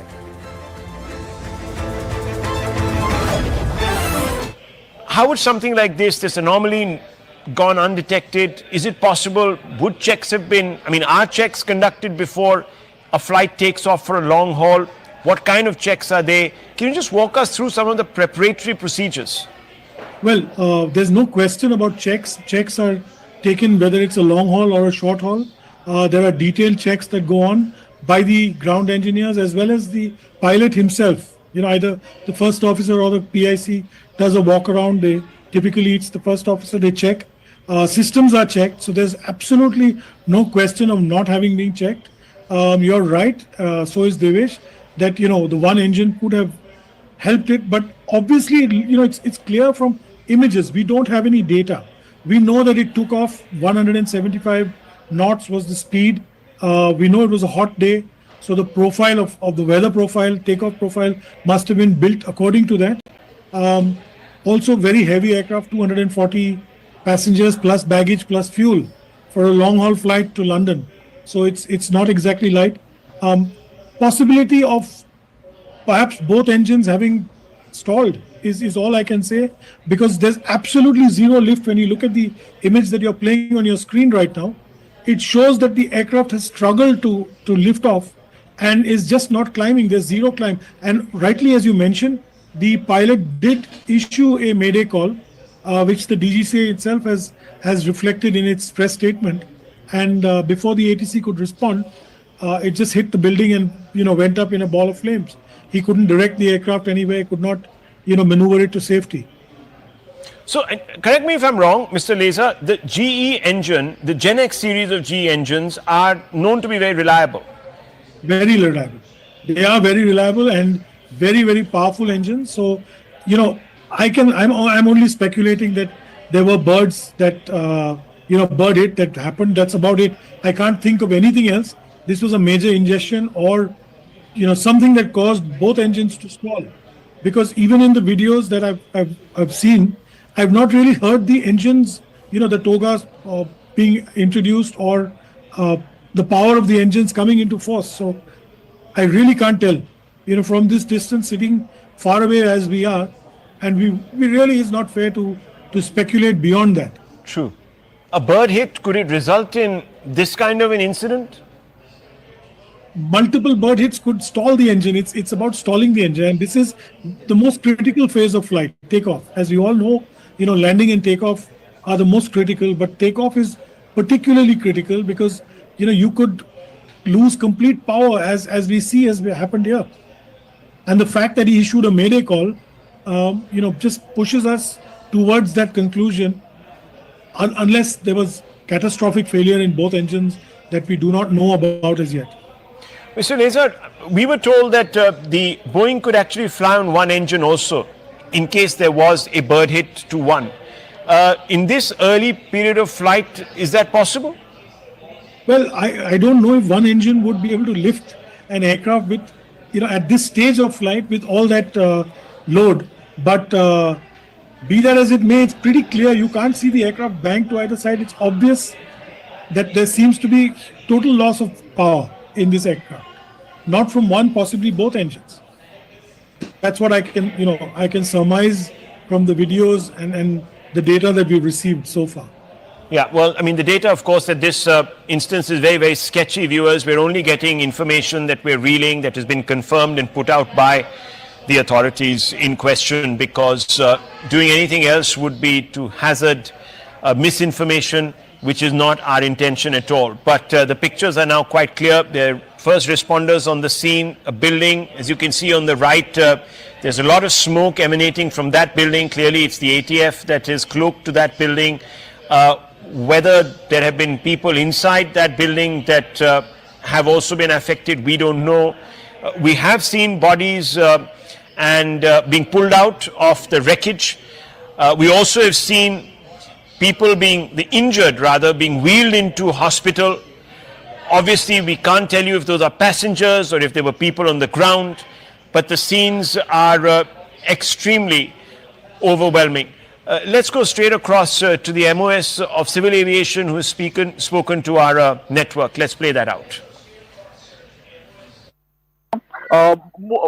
Sir, हमसे बात करने के लिए शुक्रिया। मैं जानना चाहता हूं कि अभी फिलहाल वहां की स्थिति क्या है, किस तरीके से सरकार जो है वो मदद कर रही है। जी, अभी तो वहाँ की जो गवर्नमेंट है, स्टेट गवर्नमेंट के साथ हमारा। In fact, in deeply tragic news coming in, what we are learning is that Gujarat's former Chief Minister Vijay Rupani is confirmed dead in the shocking Air India plane crash that took place today, and that took place on Thursday afternoon. Remember, he had checked into the Z class, which, as we all know, falls under the business class category. Deeply, deeply tragic news coming in that the former Gujarat CM has been declared dead. Yes. I'll only give one line to what you have asked right now. We are going to do a fair and thorough investigation. We are not going to spare anyone. We are not going to leave any stone unturned. We will do properly according to the protocol, and we are going to go to the depth of why this incident has happened. That much I can tell you now. बस अभी इतना का। Thank you. Sir cap पड़े। All right, Civil Aviation Minister Ram Mohan Naidu over there confirming that they will get to the depth and establish what led to that tragic air crash. But in the latest news that has come in, which is equally shocking as the air crash, is the fact that the former Gujarat Chief Minister, Mr. Vijay Rupani, has been confirmed dead. Let's also listen in to what C.R. Patil, Gujarat Minister, has to say. Plane के हादसे जब होते हैं वो भयंकर होते हैं। मोरो गुजरात में, अहमदाबाद में हो, ये तो कभी गुजरात के लोगों ने कभी सोचा भी नहीं था। इतना बड़ा हादसा हुआ है, इससे पूरे गुजरात और देश की प्रजा भी हिली हुई है। इंटरनेशनल प्लेन में जाने वाले सभी लोग इसमें उनको क्षति हुई है, उनको कोई मौका ही नहीं मिला, और शहर के बीच में होते हुए भी हम कुछ नहीं कर पाए। इसका बड़ा दुख है। सभी दिवंगत आत्माओं को शांति मिले, उसके लिए प्रार्थना करते हैं। उनके जो स्वजन है, उनके ऊपर जो आपत्ति आ पड़ी है, भगवान उनको शक्ति दे, ऐसी प्रार्थना करते हैं। और हमारे लिए तो हमारे नेता पूर्व मुख्यमंत्री श्री विजय भाई रूपाणी भी इसी फ्लाइट में अपने परिवार को मिलने के लिए जा रहे थे, वो भी इस हादसा का शिकार हुए हैं। भगवान उनकी भी आत्मा को शांति दे। भाजपा परिवार में बहुत बड़ी खोट आई है, और इस हादसा इतना बड़ा है कि माननीय प्रधानमंत्री श्री नरेंद्र मोदी साहब भी और श्री अमित भाई शाह साहब भी तो तुरंत गुजरात पहुंच रहे हैं, और जो भी बन सकता है, जो भी कर सकते हैं, उसके लिए भी वो यहाँ पर आकर करेंगे। All right, so C.R. Patil over there expressing his condolences, conveying his condolences to all those family members of the victims of this air crash. He's also conveyed his deep remorse with regards to how helpless they were in terms of not being able to do anything to rescue all those victims. Also has expressed his condolences for the tragic demise of Mr. Vijay Rupani, the former Gujarat CM. Joining me right now with more inputs is Payal Mehta. Payal, what are you learning in terms of the demise of the former Gujarat CM, Mr. Vijay Rupani? At what time was he declared dead? He was declared dead just a short while ago, but Rupani's demise seems very personal. I have covered his journey both as a Rajya Sabha member of Parliament to the fact that he was declared the Chief Minister in 2016, to the fact that he was asked to step down in 2021 when Bhupendra Patel took over. Thereafter, he's held organizational responsibilities. Is currently the Punjab head as far as the BJP's organization is really concerned. He has been somebody who has in fact stepped down from active politics, in the sense he would not fight active electoral politics in 2022 when he wrote that letter to C.R. Patil, essentially saying that he would not like to contest the election. And what a tragedy coming to the fore, Akanksha. He was on his way to London. That picture which is out is what fellow passenger clicked and sent to his daughter, because his wife, his daughter was already residing in London. She's married and has been residing in London. His son, who was in the US, was on his way to London because the entire family was to meet together and celebrate a vacation together as well. What a sad end to this life as well. Vijay Rupani had a long-standing career. He started his career as an ABVP, supporter. He's been somebody who, in fact, moved on to, in fact, be an RSS Pracharak. Has also been somebody who was associated with the Janata government, had associated with the BJP from its very inception. One of those leaders who actually spent few months in jail during the 1976 emergency as well. Extremely close to the BJP top leadership. Hails from Rajkot, is a Gujarati of the Jain community, has held multiple responsibilities, both with the organization and also with multiple responsibilities, including being a mayor in the past as well. What a sad end to the 68-year-old life.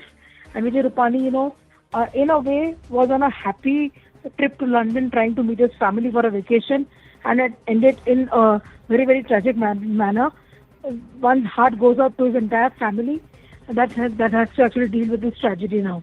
Right, absolutely agree with you. He was a figure who commanded and wielded much influence in the politics of not just the Bharatiya Janata Party, but particularly in Gujarat, because as you highlighted, he held office as the CM between 2016 and 2021. In fact, had held 2 consecutive terms. Many thanks to you, Payal, for bringing us those latest inputs. Let's also give our viewers a quick recap in terms of what exactly happened. From Ahmedabad to London Gatwick was the flight actually headed to. As it crashed, the flight took off from runway number 23 at 1:38 p.m. local time. 230 passengers were on board, 12 crew members included. 169 out of these were Indians, 53 were British, 7 Portuguese and 1 Canadian national was on board. A mayday call was issued shortly after takeoff, which was, of course, not responded. The flight soon after crashed into a medical hostel building. So what happened mid-air also? Initial data from Flight Air India 171 shows that the aircraft reached a maximum barometric altitude of 625 feet. The airport altitude is about 200 feet. Minutes after making this mayday call, the Air India flight started to descend rapidly with a vertical speed of minus 475 feet per minute. And this is that moment of the crash, the plane that quickly descended into the residential area. Let's also take you through that entire footage as it shows this rapid descent is what has caught the attention of several aviation experts. As you can see that the plane had not even reached its complete altitude, which is rather shocking for a commercial air flight. The blaze also soon after erupted, and it was a catastrophic blaze that took place. As you can see, this is in fact the entire debris and the crash site with the debris and the fuel catching fire, gutting several buildings. As you can see, the smoke continues to bellow out, and those are the gutted buildings in the background.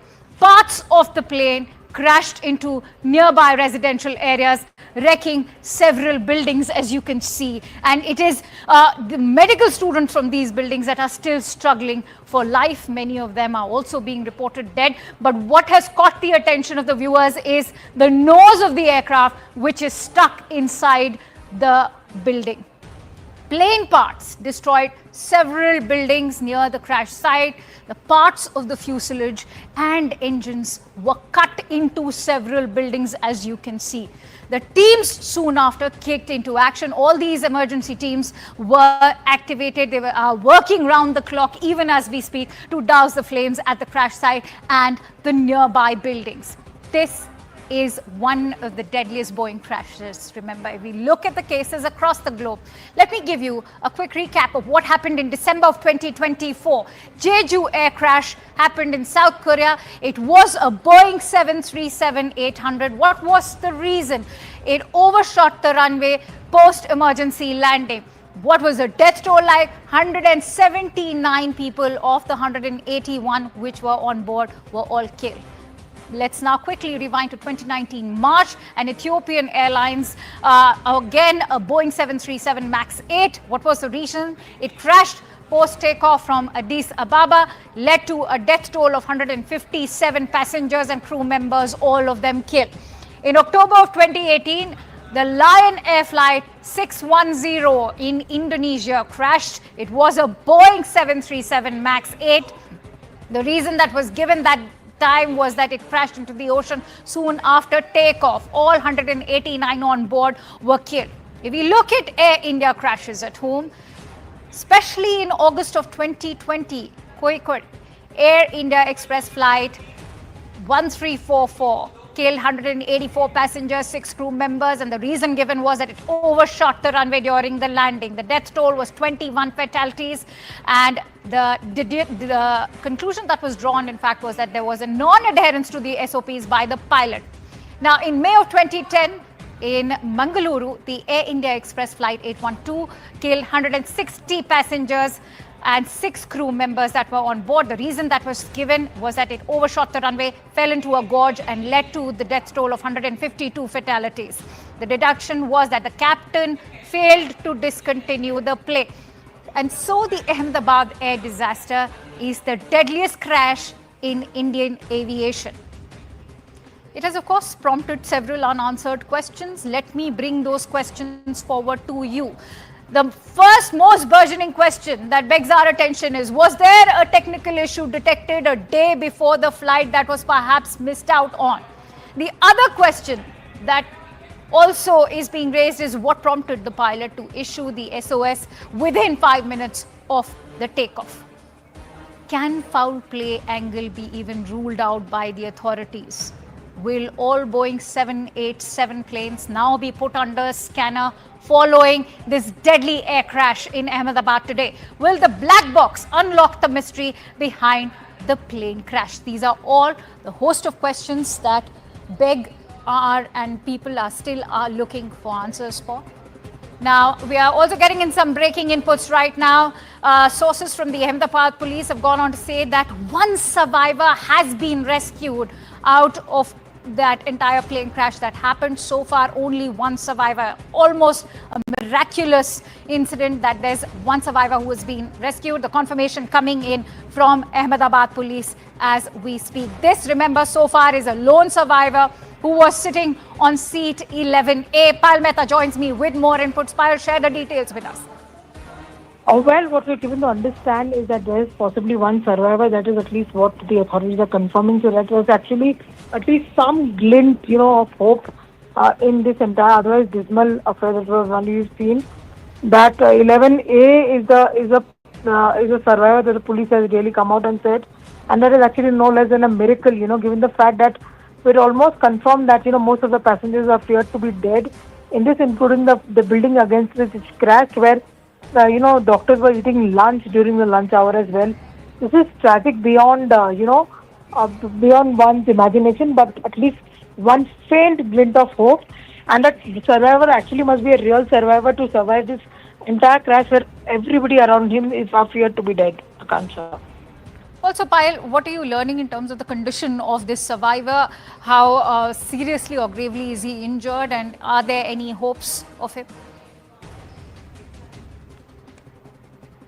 All right, we seem to have lost that connection with Payal, but what we can tell you is this is almost a miracle that we have a lone survivor from that plane crash. And remember, many of them or almost all of them have been declared dead, but the Ahmedabad police confirming that one person has miraculously survived, and perhaps this survivor could be of extreme importance to the entire investigation, which will now be looking into what exactly led to that deadly air crash. Payal Mehta is back with us. Payal, if you could share details with us with regards to what is the condition of this lone survivor. Well, the condition has certainly been ascertained, and no doubt whatsoever. Can't say that person must have really, got grievous injuries, to say the least, given the fact that everything around him is charged. One has to remember that the flight was full completely. It was full to its capacity, and also the fact that the flight was just taking off, which clearly meant that even fuel-wise, the flight would have been completely full to the brim, and therefore everything around them is really charged. The Ahmedabad police is still trying to ascertain his exact health condition.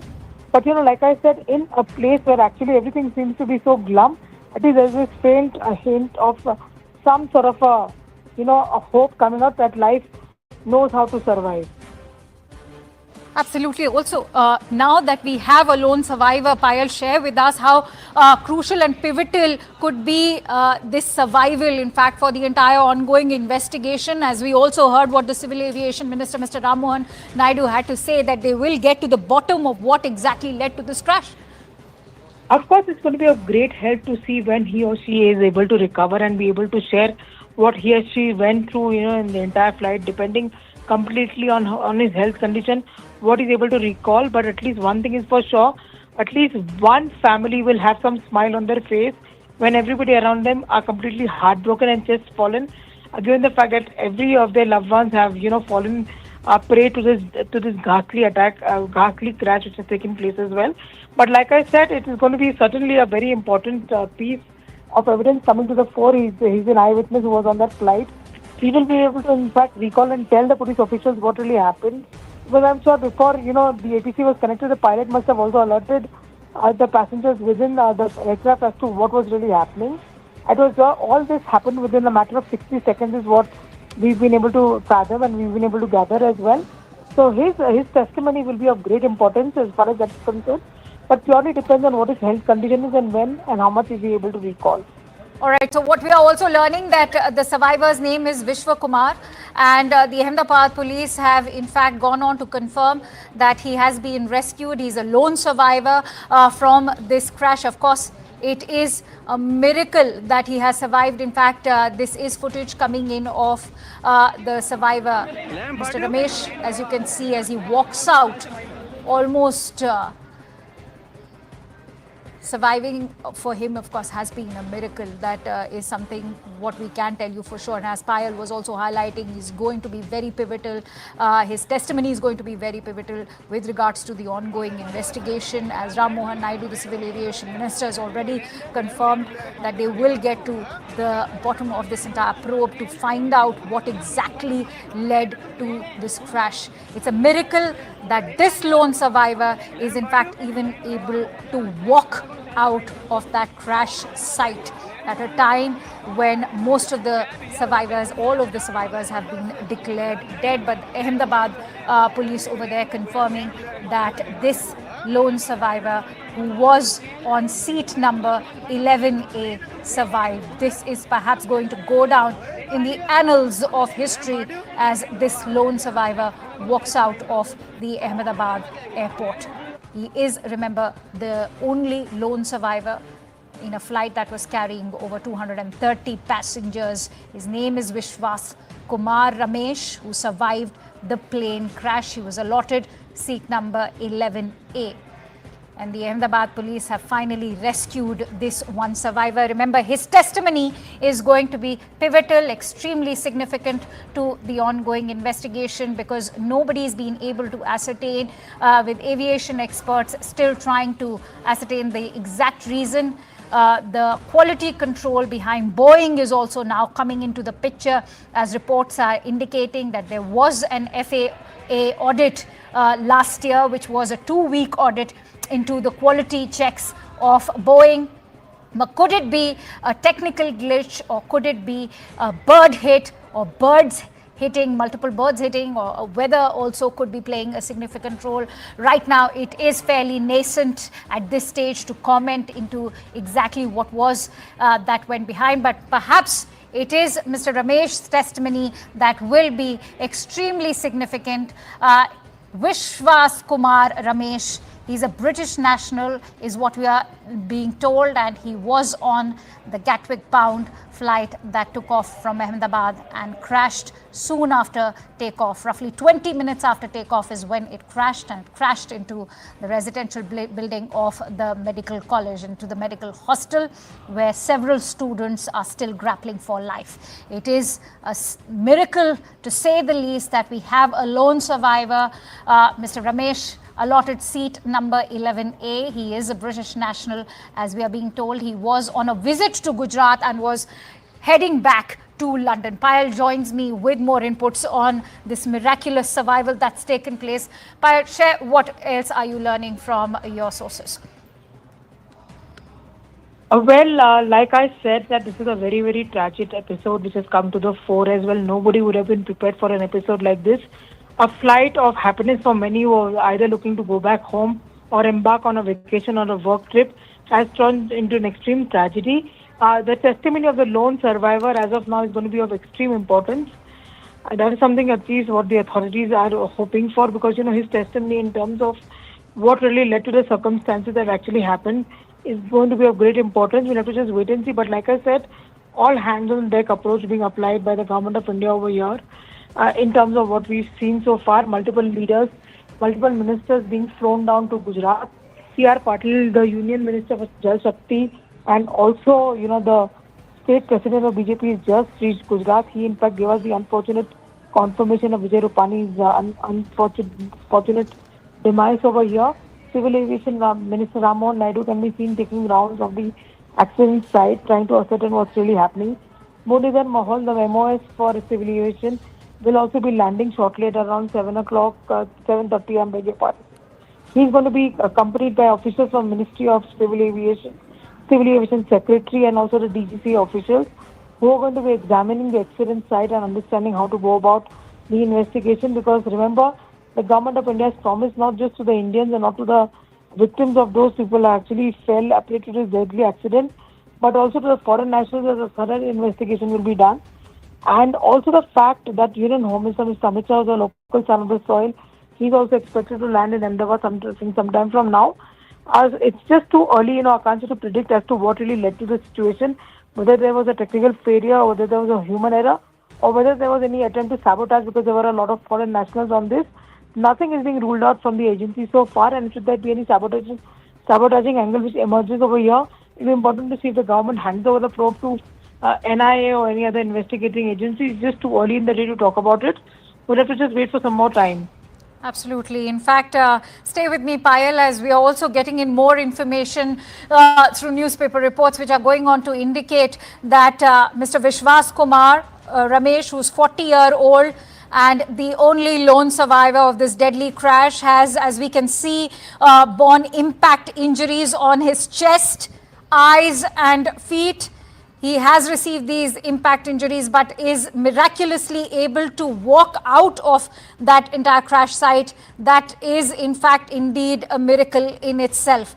And he's also gone on to share his experience. Most importantly, he's gone on to talk about how there was a loud noise just 30 seconds after takeoff, and that is what in fact led to a crash within minutes, and the plane of course burst into flames. So this is what Vishwas has had to share that it was only after 30 seconds of takeoff there was a loud noise, and then soon after the plane crashed. It all happened very quickly. So if one was to go by what Vishwas has had to say, this is also contradicting the other versions that have come into limelight, which are going on to indicate that it was roughly after 20 minutes of takeoff that the plane actually crashed. But Vishwas has gone on to share that only after 30 seconds there was a loud noise, and soon after the plane crashed. It all happened very quickly.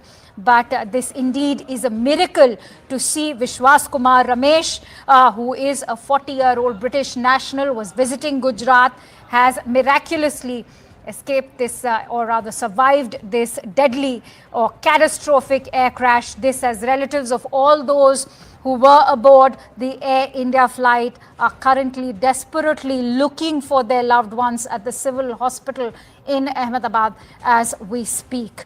All the rest have been declared dead, except from Vishwas Kumar Ramesh, who's a 40-year-old, the lone survivor, as he survived this deadly crash. But if you can see that image which is currently being flashed on your screens, he's of course borne injuries on his face. These are impact injuries that he's not just borne on his face but also on his chest.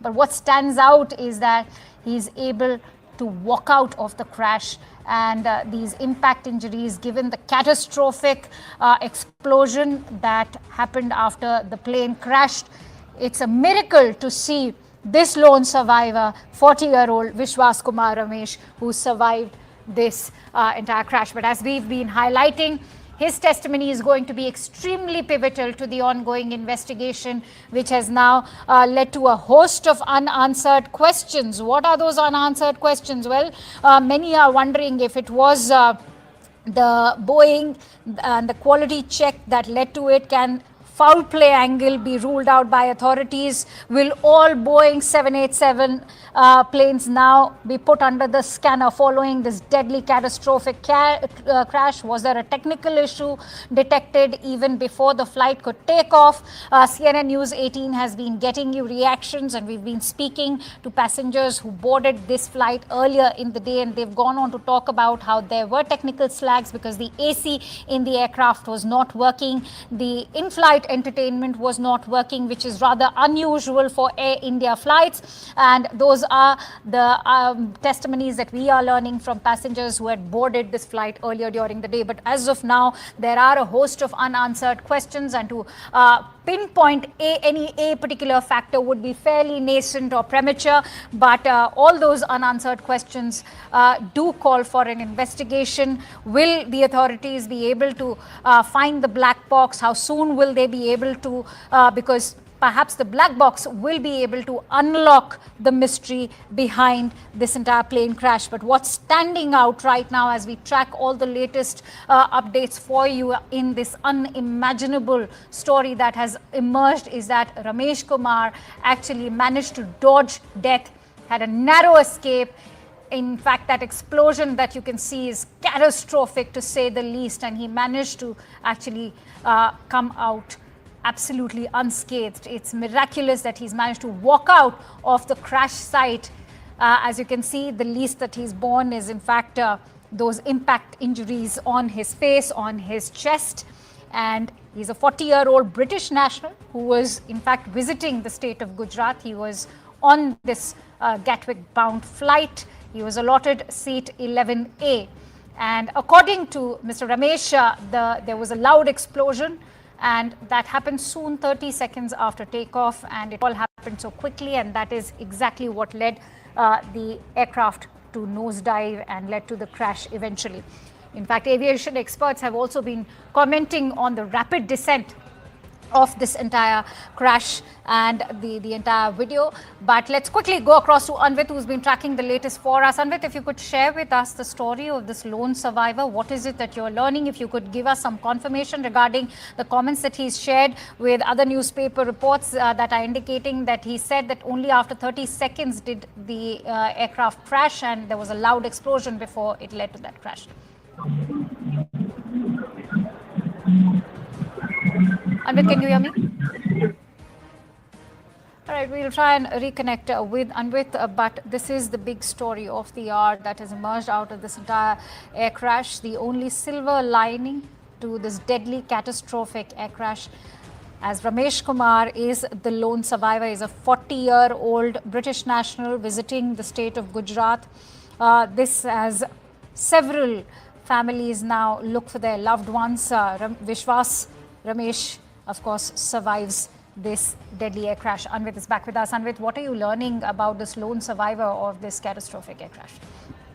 One passenger so far has been identified who is the survivor, and so far we are calling him the lone survivor because no other survivor has been reportedly been safe in this flight, and this man has been identified as Vishwas Kumar Ramesh.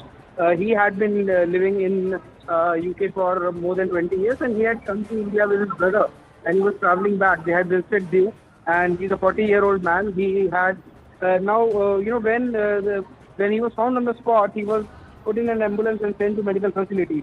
But as he recalled the incident later for the media, he mentioned that when when the plane crashed, he was on the seat 11A, and he has said that he realized only after when the plane crashed, he found himself amidst the debris that was on fire, and he said that he has recalled that there were bodies all around and there were human remains all around. And he said that he was scared seeing those visuals and he was terrified. That was the moment when he was put into an ambulance and was sent to medical facility. Now, he has been marked safe. He has injuries. He certainly has injuries all over his body. There are burn marks as well, and there are injuries also. But doctors are saying that he's safe. He has been marked safe. He's out of danger right now, and he's under medical supervision. But so far, he's the only passenger actually who has been found to have survived this crash. Other than that, even though the rescue operations are still underway, it is being the debris also being looked if there would be any more people who can be sent to medical facility, or the dead who can be shifted to the morgue. But so far, this person is the only survivor that we have spotted and that the agencies have spotted, and he has been marked. Vishwas Kumar Ramesh is his name. He's a 40-year-old resident he is a British national by nationality, and he had come here with his brother. He was traveling back to London when this incident took place. Many thanks to you, Anvit, for bringing us those latest inputs. In fact, in the studio, we are also joined in by Captain Kishore Chinta, who's the chief pilot of the Sirius India Airlines Private Limited. Many thanks to you, sir, for joining in. Captain Chinta, what do you make of this miraculous survival? Also, how crucial and pivotal could this testimony be now of Mr. Ramesh to the entire investigation? Good evening. Thank you for having me on CNN News 18. It is indeed practically grabbing life out of the jaws of death for the survivor. It is indeed miraculous that he survived the crash, considering that the aircraft would have probably had 50 to 60 tons of fuel when it impacted the ground, and that kind of fuel would probably just wipe out everything in the vicinity after the crash. So the testimony is pretty understandable. It is well known from the data available from the Flight Radar 24 ADSB data, which is not very accurate, but gives us a sense of the timing of how much time the aircraft was up in the air. It was definitely not a immediate loss of power. The fact that it happened beyond a speed of V1, beyond which the pilots were compelled to continue with the takeoff, and that it gained an altitude of close to 625 feet as on flight radar.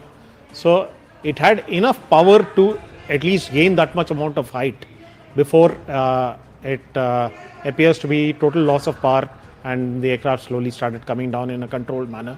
The pilots wouldn't have had anything. That's exactly the point I want to come in on, Captain, because remember, as you quoted, that Flight Radar has attributed the altitude of just 625 feet after takeoff, which is a height far below standard for a commercial aircraft several minutes into it. I think for the benefit of all our viewers, it is important to break down why this low altitude could have had a role to play.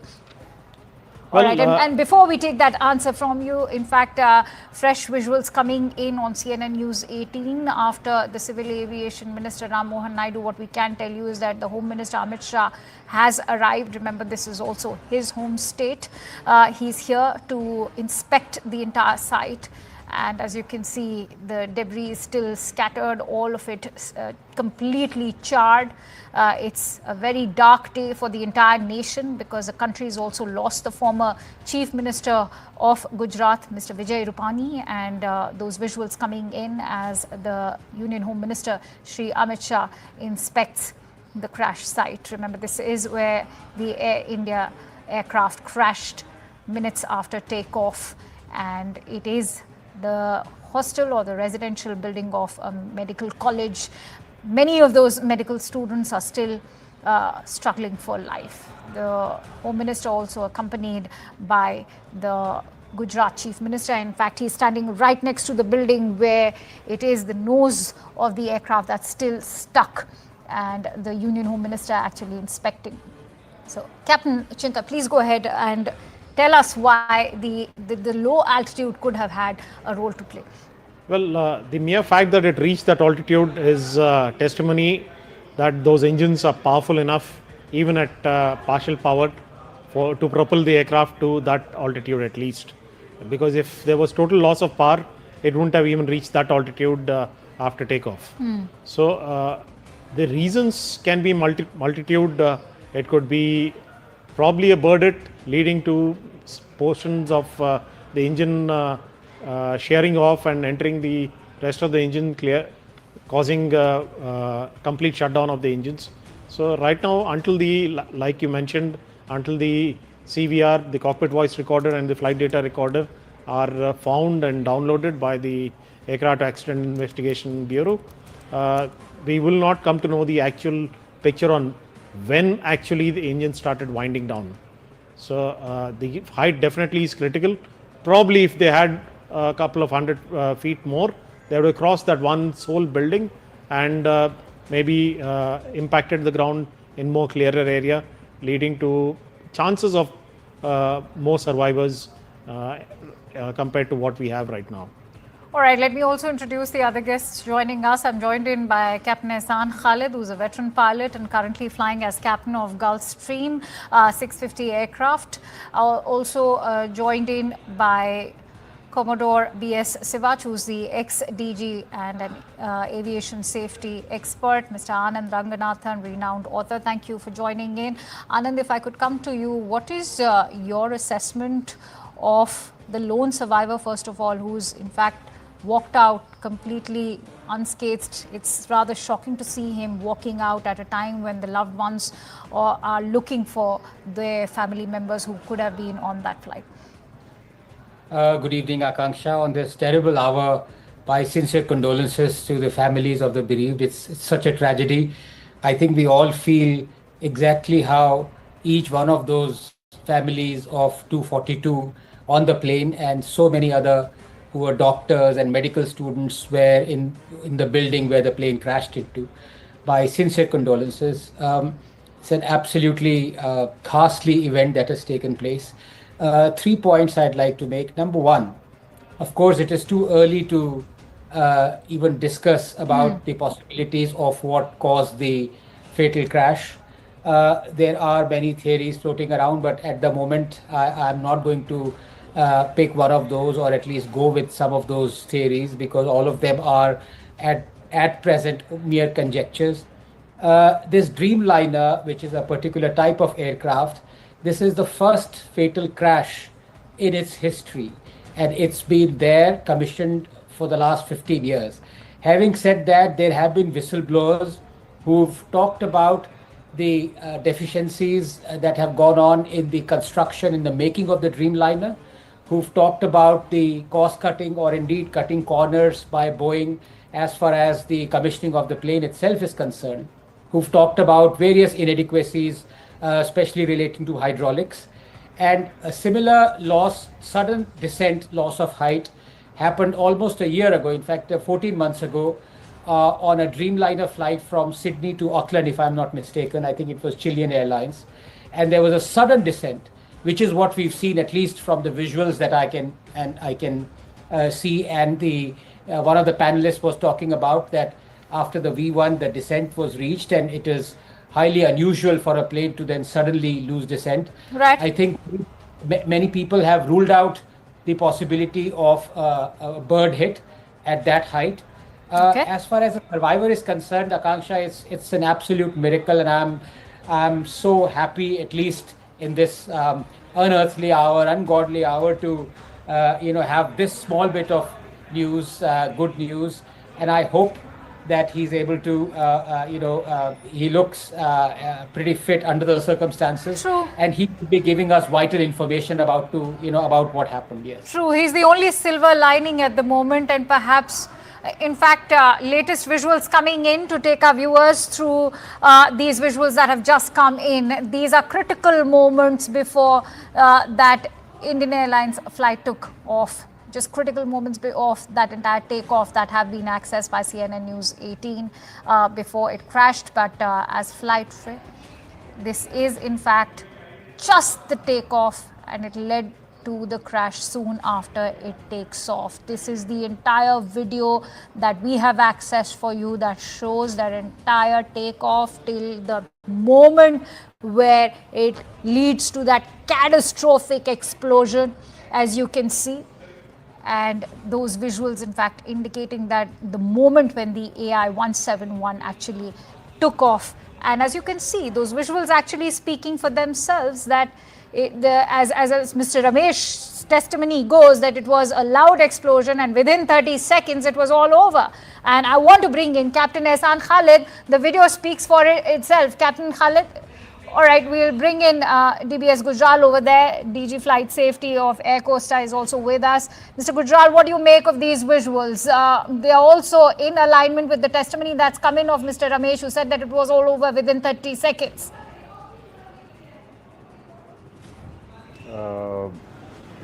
First of all, my condolences to the families who have lost their loved ones in this accident. And I would like to say that this particular crash has got an international ramifications as far as Boeing 787 is concerned.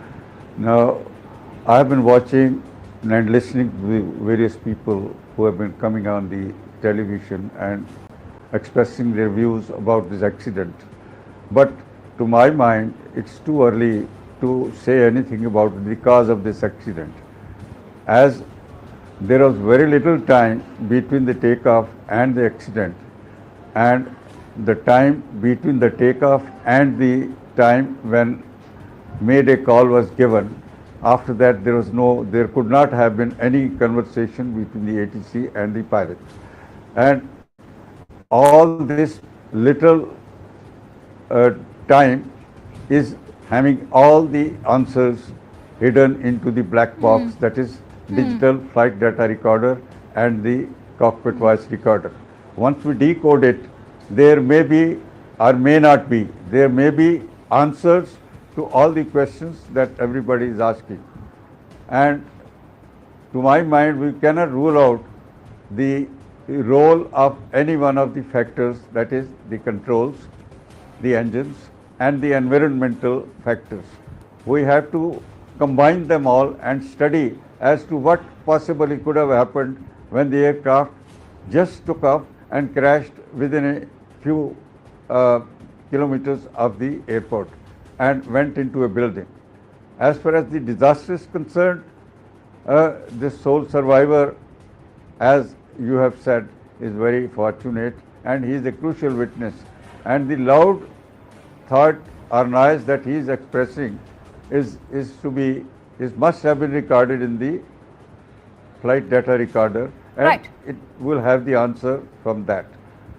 I want to quickly go across to Tejinder, who's joining us on the phone line with more inputs. Tejinder, this is a very, very crucial piece of footage that has been accessed, which we are playing out for our viewers right now. Very crucial moments of AI-171's takeoff, and in fact, that also goes on to indicate that it was a matter of seconds that soon after the takeoff, the crash happened.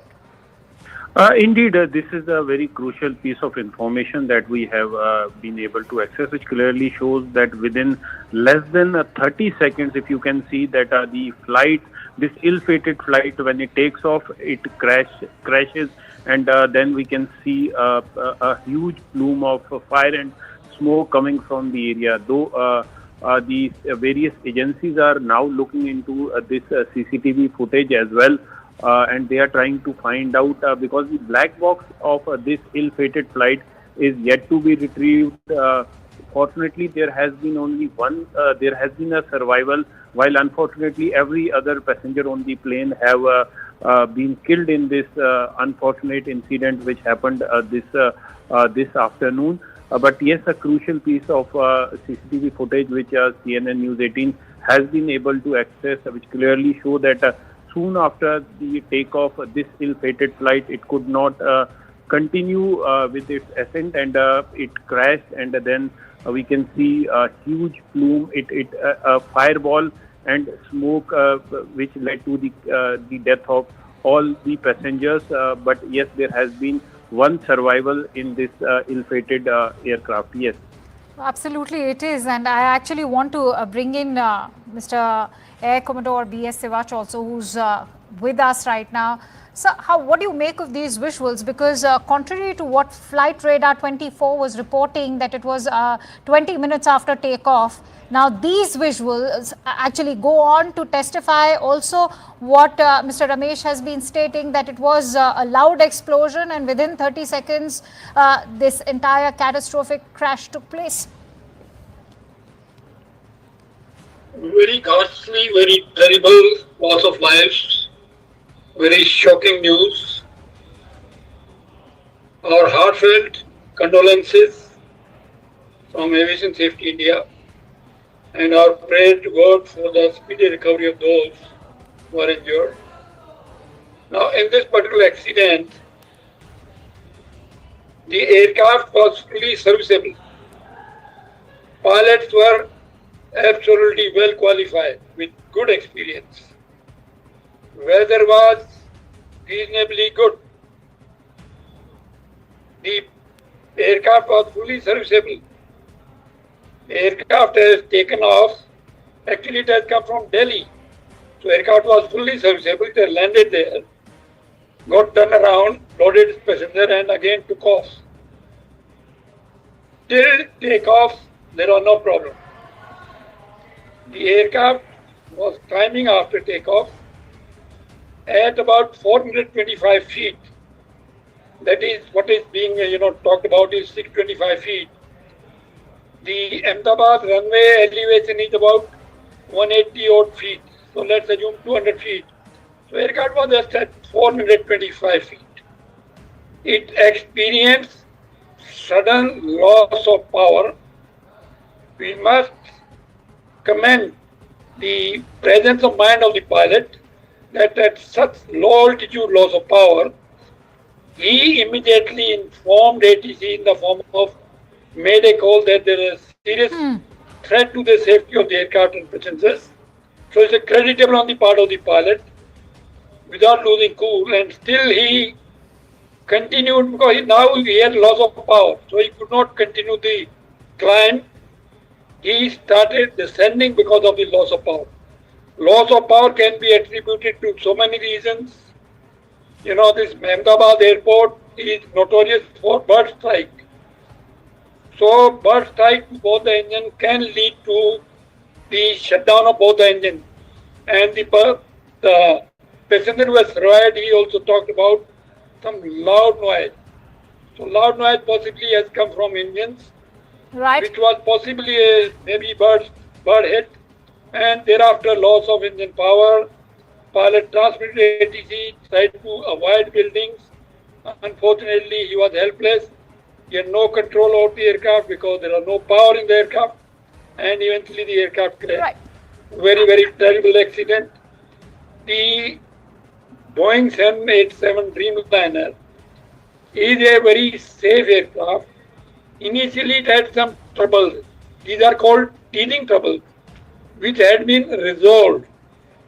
Now, this aircraft is being flown by large number of airlines, almost 1,200 aircrafts are flying around the world. They must have conducted millions of flights. There have been no such accident. Remember, in aircraft operation, there are only two phases of flight which are very, very critical. One is takeoff and another landing. Okay. Most of the accident happen during this phase. Okay. Most of the accident take place during landing. Takeoff, there is very rare. This is one of the rarest of the accident. There have been accidents, I'm not saying that, but it is very rare. Landing accidents have been plenty. So this accident, takeoff accident, obviously chances of surviving the crash because the aircraft had more than 1 lakh liters of fuel. So it's like a bomb blast. The fuel caught fire and of course there was a large flame. It is very miraculous, very surprising and very good news that at least one person who survived this Holocaust. I want to bring in Captain Chinta on that note. Captain Chinta, this is a very significant and pivotal piece of footage, and I'm sure this will also be aiding the ongoing investigation. But what is your assessment? Because as we said, that this is now fresh information corroborated by these visuals that the blast happened within 30 seconds as the plane takes off and it crashes within 30 seconds. What is your assessment and what are the questions that are coming to your mind? Of course, we all know that 65 to 70,000 liters of fuel was being carried in this flight, given that it was Gatwick bound, and that it sort of sheds light on the size of the explosion. But what is it that comes to your mind when you look at how rapidly the descent happens, eventually leading to the crash? Well, this video makes it amply clear that it did gain height at some point of time. It's lost because you can see some smoke coming out of the engines. So just before it starts descent from this new video which is there.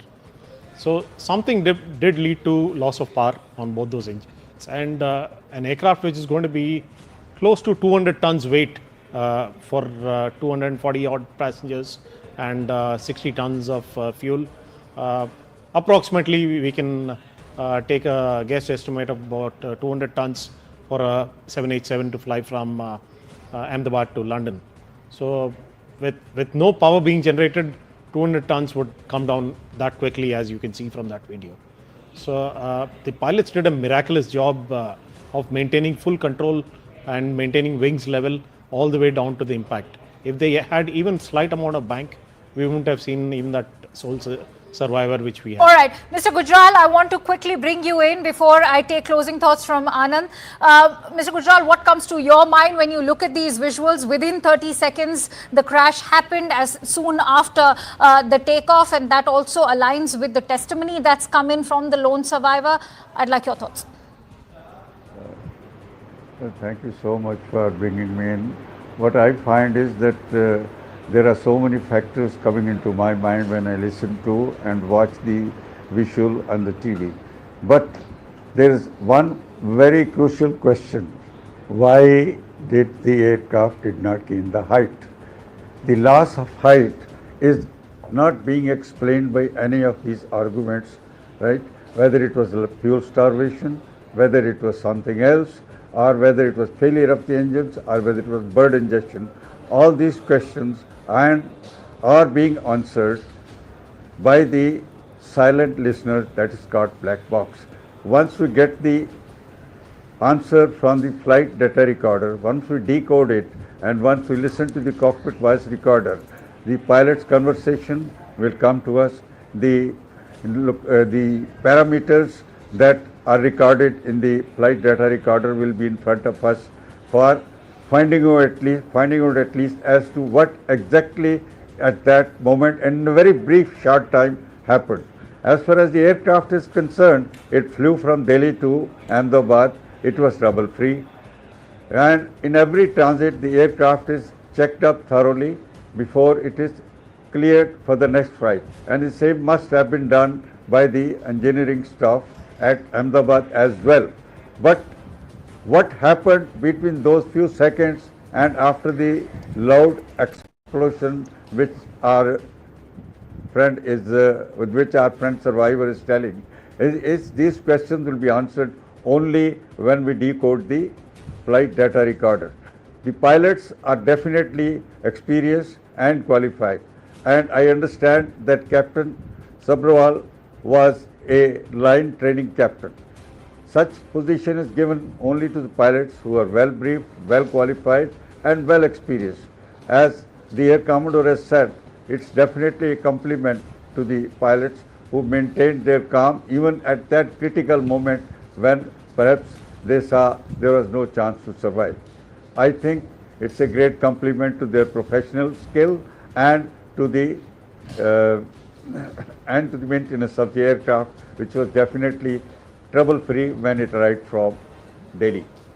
Thank you so much.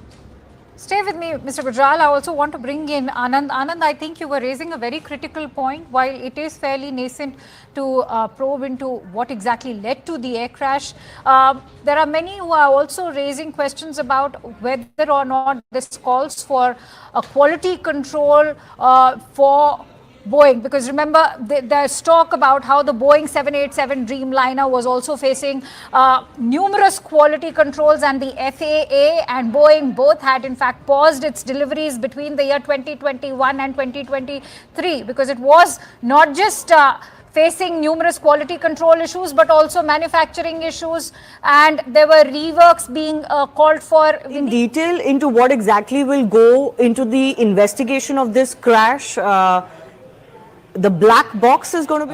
It is clear. Thank you for airing it. I think it's quite clear from those visuals that let me just play up Mr. N. Chandrasekharan's phone conversation that he's had with CNN News 18's Sharon Elizabeth. Let's listen.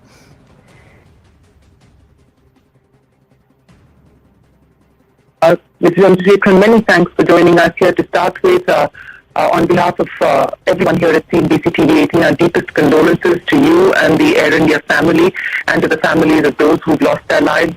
I want to start by asking you, sir, what is the latest in terms of the information that you can share with us? You are in Ahmedabad, you've met with officials. I would appreciate any latest information that you can share with us to elaborate on what has transpired. First of all, Shireen, it is a totally devastating tragedy, and we are all totally shocked and deeply affected, and our immediate focus is to help the people, the families of people who have experienced this tragedy.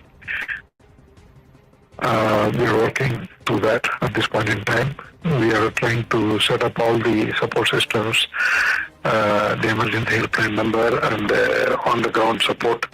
A lot of people from Air India have flown from Delhi to be here on the ground. So we're creating all those infrastructure. While we are trying to do all of this, we are also working with the authorities to see the investigation and the root cause, etc.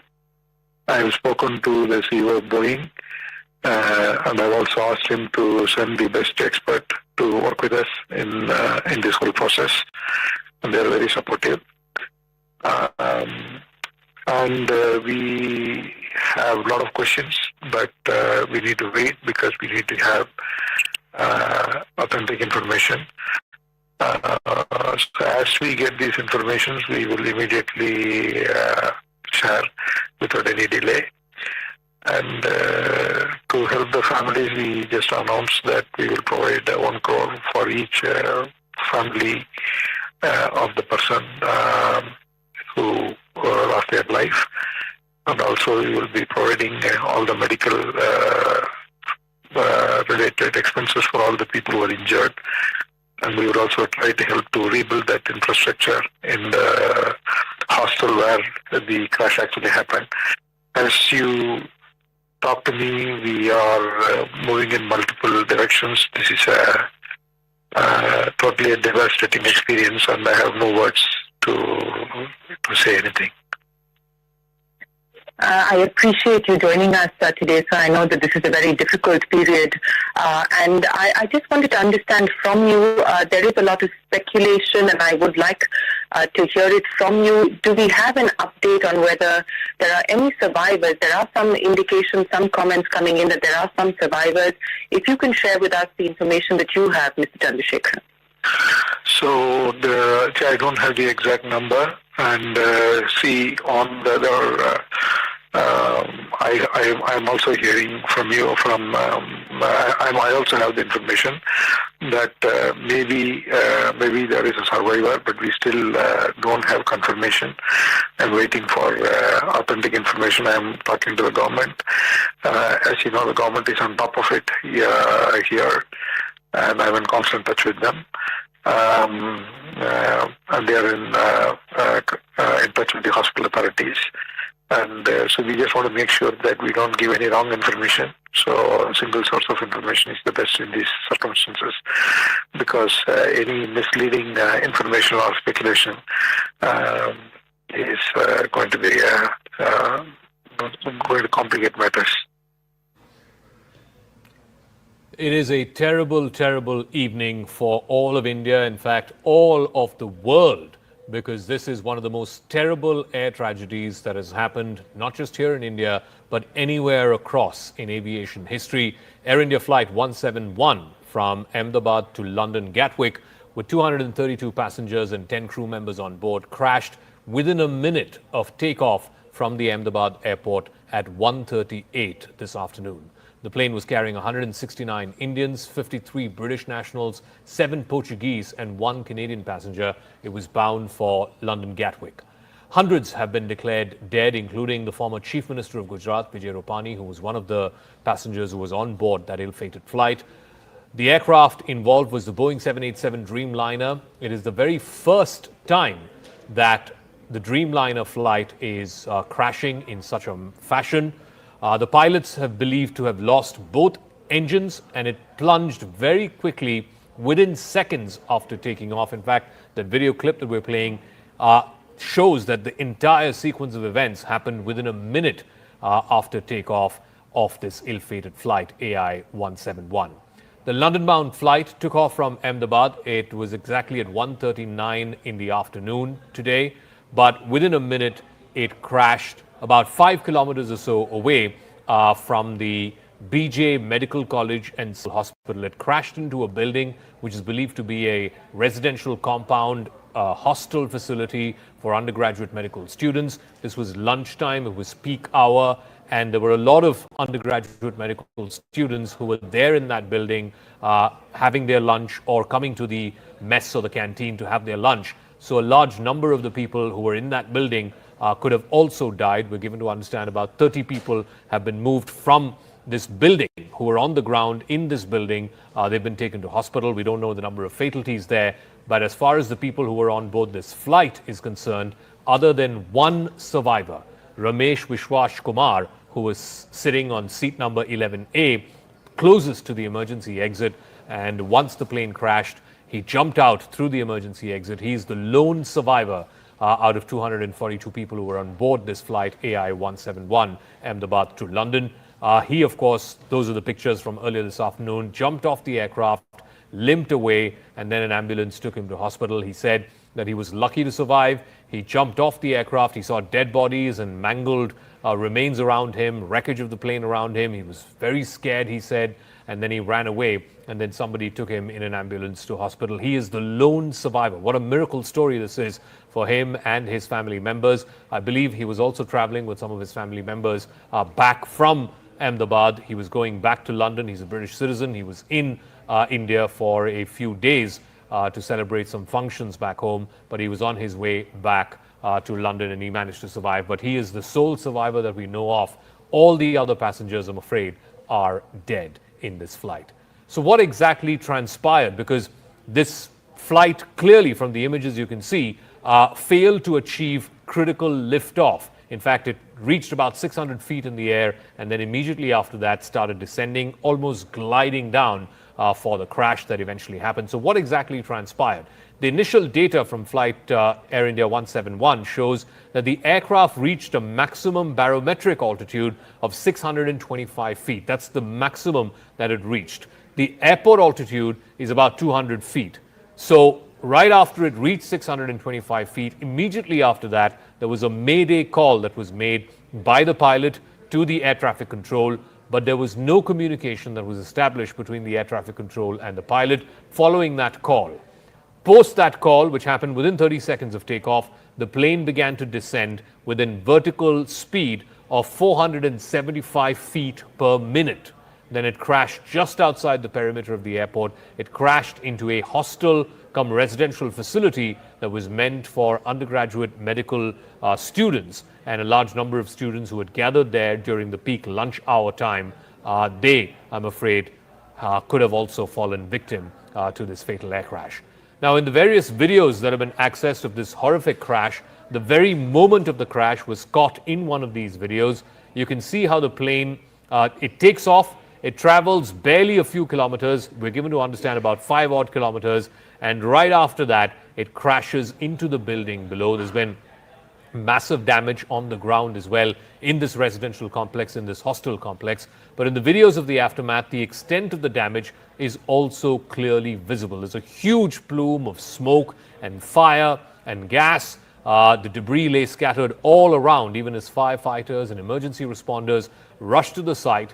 One of the parts of the ill-fated plane, in fact, landed on top of a hostel mess. It was a medical residential facility meant for undergraduate medical students in Ahmedabad. It resulted in considerable damage and loss of lives.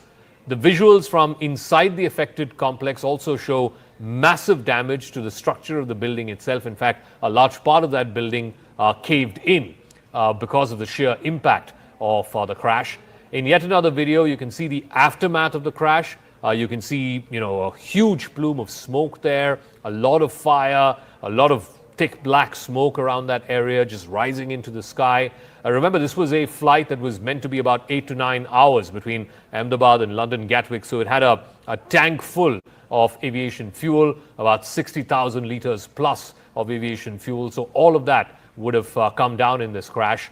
The fire that emanated gutted multiple buildings, but the main point of impact was this residential hostel complex right on the outskirts of the airport. And of course, the surrounding areas were also badly hit.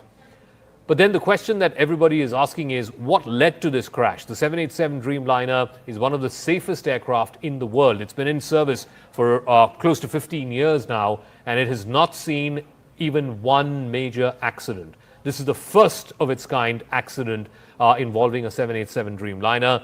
What could have possibly led to it?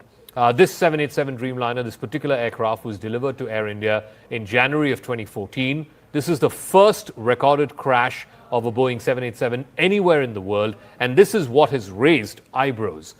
There was a Guardian report back in 2024 where Guardian was interviewing a whistleblower who used to work with Boeing.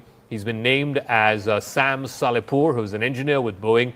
He worked with Boeing for over a decade.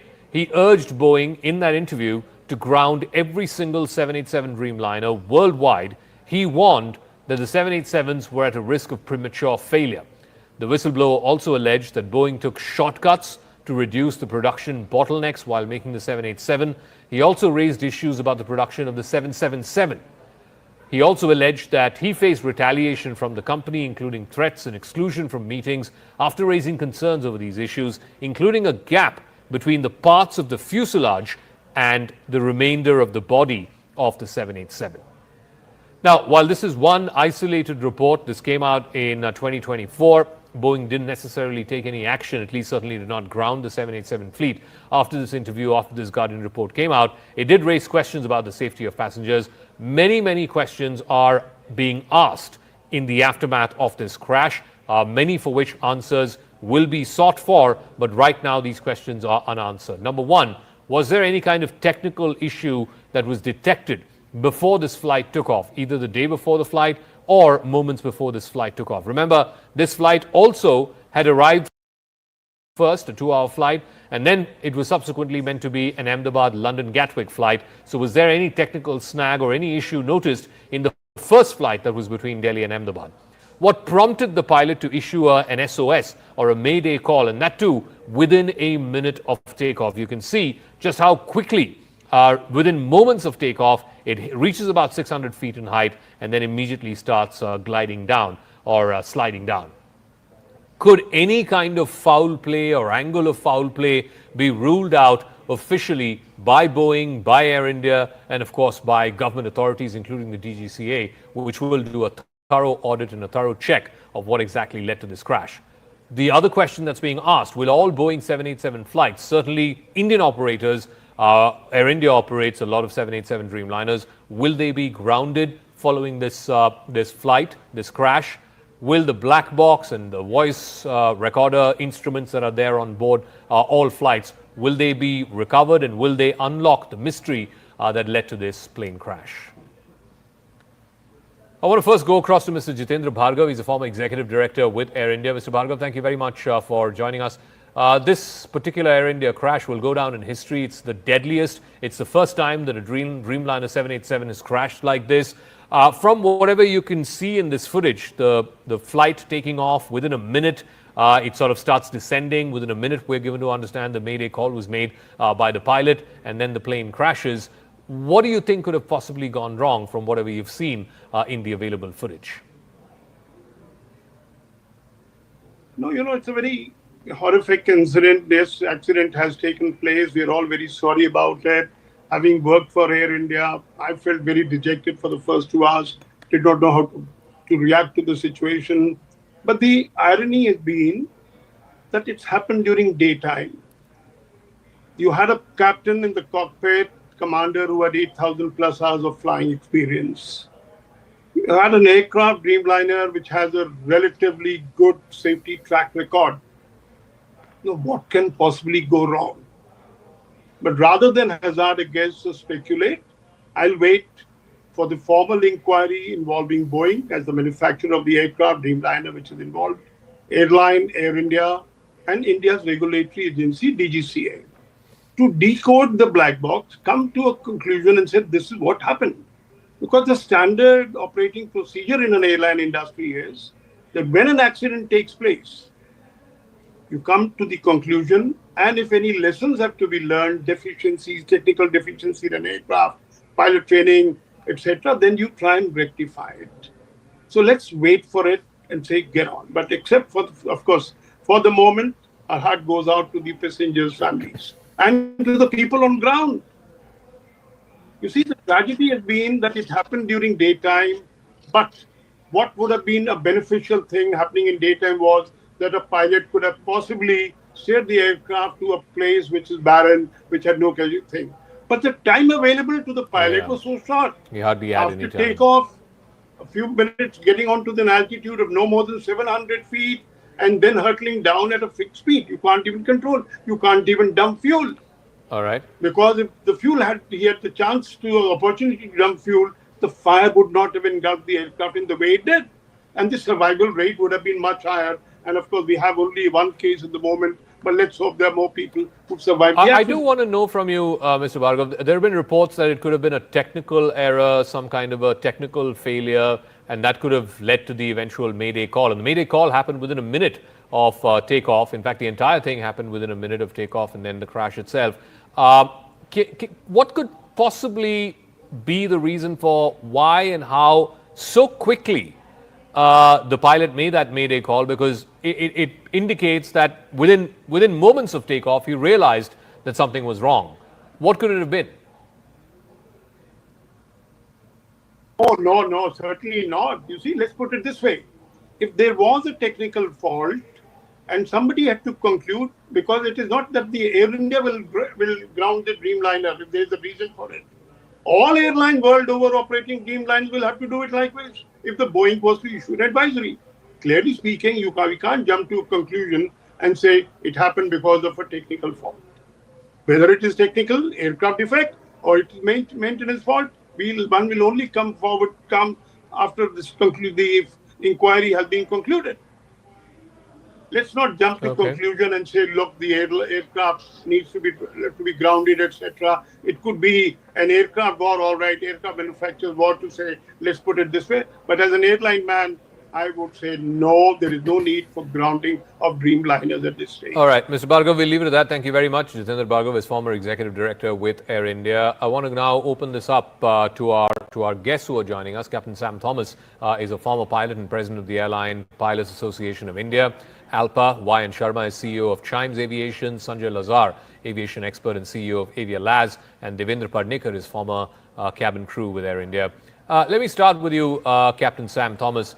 You know, a couple of things stand out. Obviously, within a minute after takeoff, the captain realizes that something's wrong. He issues a mayday call. The flight barely makes past 5 kilometers, barely makes it to about 600 feet. And from these pictures, it's clear that there was some issue with the liftoff of the flight. He was not able to acquire enough momentum for liftoff. That's why it didn't go up beyond 600 feet. What do you think could have possibly gone wrong? Good evening, Zaka. First of all, our hearts and prayers with the victims. And at this time, the usual caveat, I or anybody else would not be authoritatively able to tell you what the reasons for this particular crash has happened. However, we understand that the public at large would like to know and get some answers. And that is what we'll try and address at this time. From the visuals that are being played out, it's very difficult to hazard a guess. But within our groups, firstly, there is a somber kind of moment, and nobody is talking to anybody at this time. And it's too early to figure out exactly what has happened without the DFDR data. Having said that, it appears that this airplane is not developing power on both the engines, and that could be, though it's completely under the realms of speculation, that is what at the moment we feel it is. But how can a flight lose power in both engines? I mean, that's like a 1 in a million chance that both engines fail and fail at the same time. Yes, it has happened. This is the third occurrence that I can remember during my career of 30 years.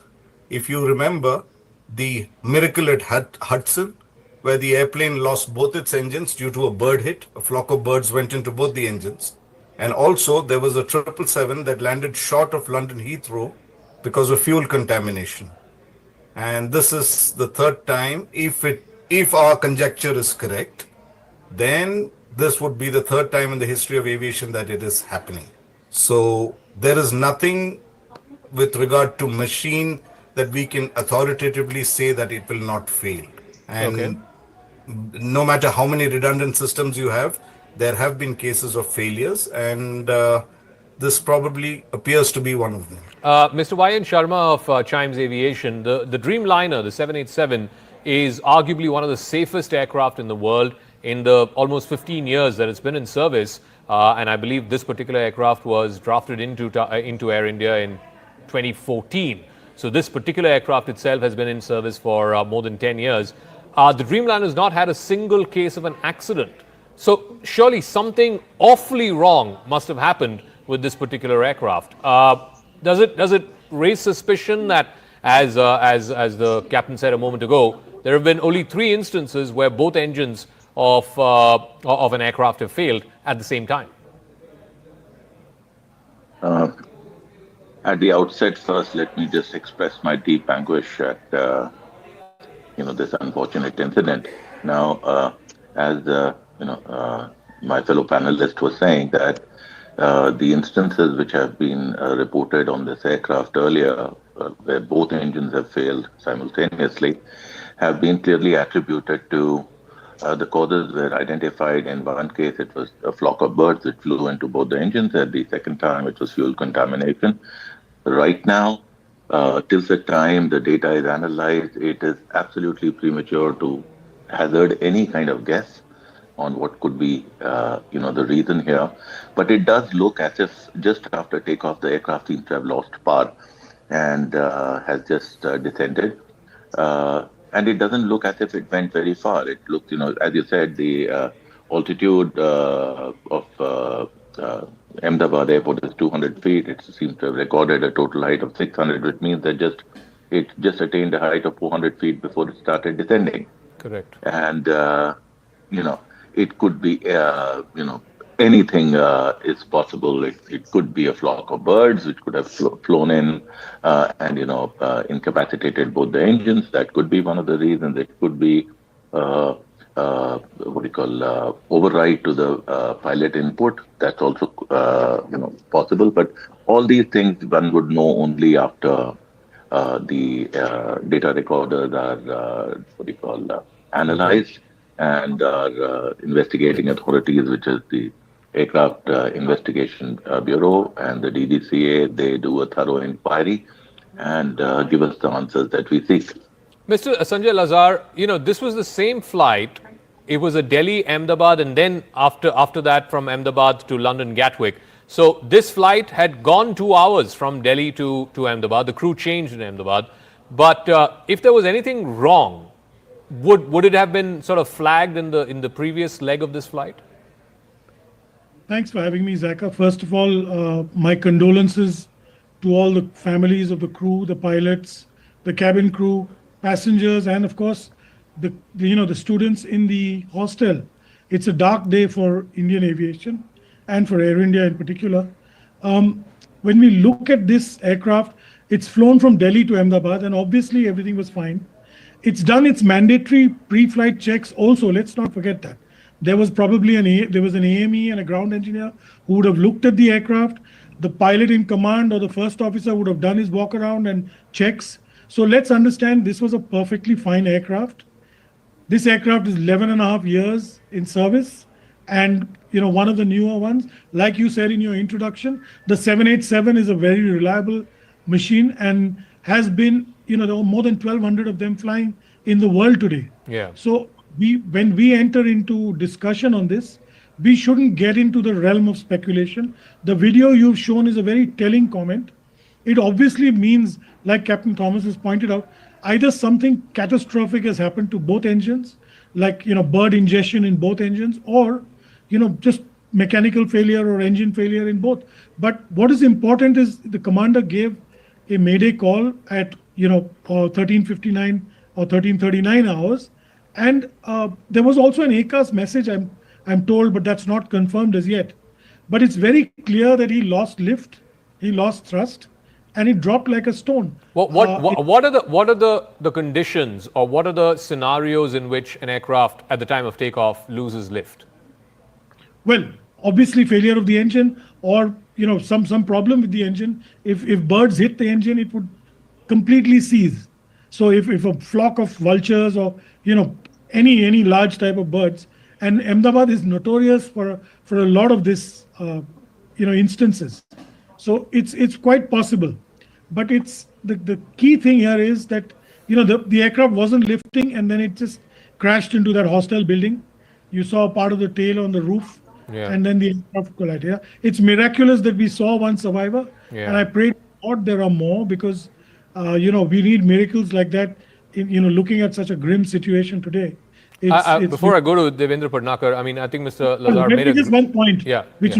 Both these pilots were highly experienced pilots. Exactly. Okay, Captain Sabharwal was 8,200 hours. Correct. The other pilot was 1,100 hours. So that's almost 10,000 hours of flying. Yeah. So let's respect that as well. They've tried to manage this. We don't know what happened. We'll get to know after the investigation. I just want to show you this story of hope, really, the only silver lining of hope amongst the 240 plus who have died. This one gentleman, Ramesh Vishwash Kumar, and I want to go to Devendra Padnakar on this. He was sitting, I believe, on 11A, which is the seat that is closest to the emergency exit. It's the first row of economy. He was traveling with some of his family members.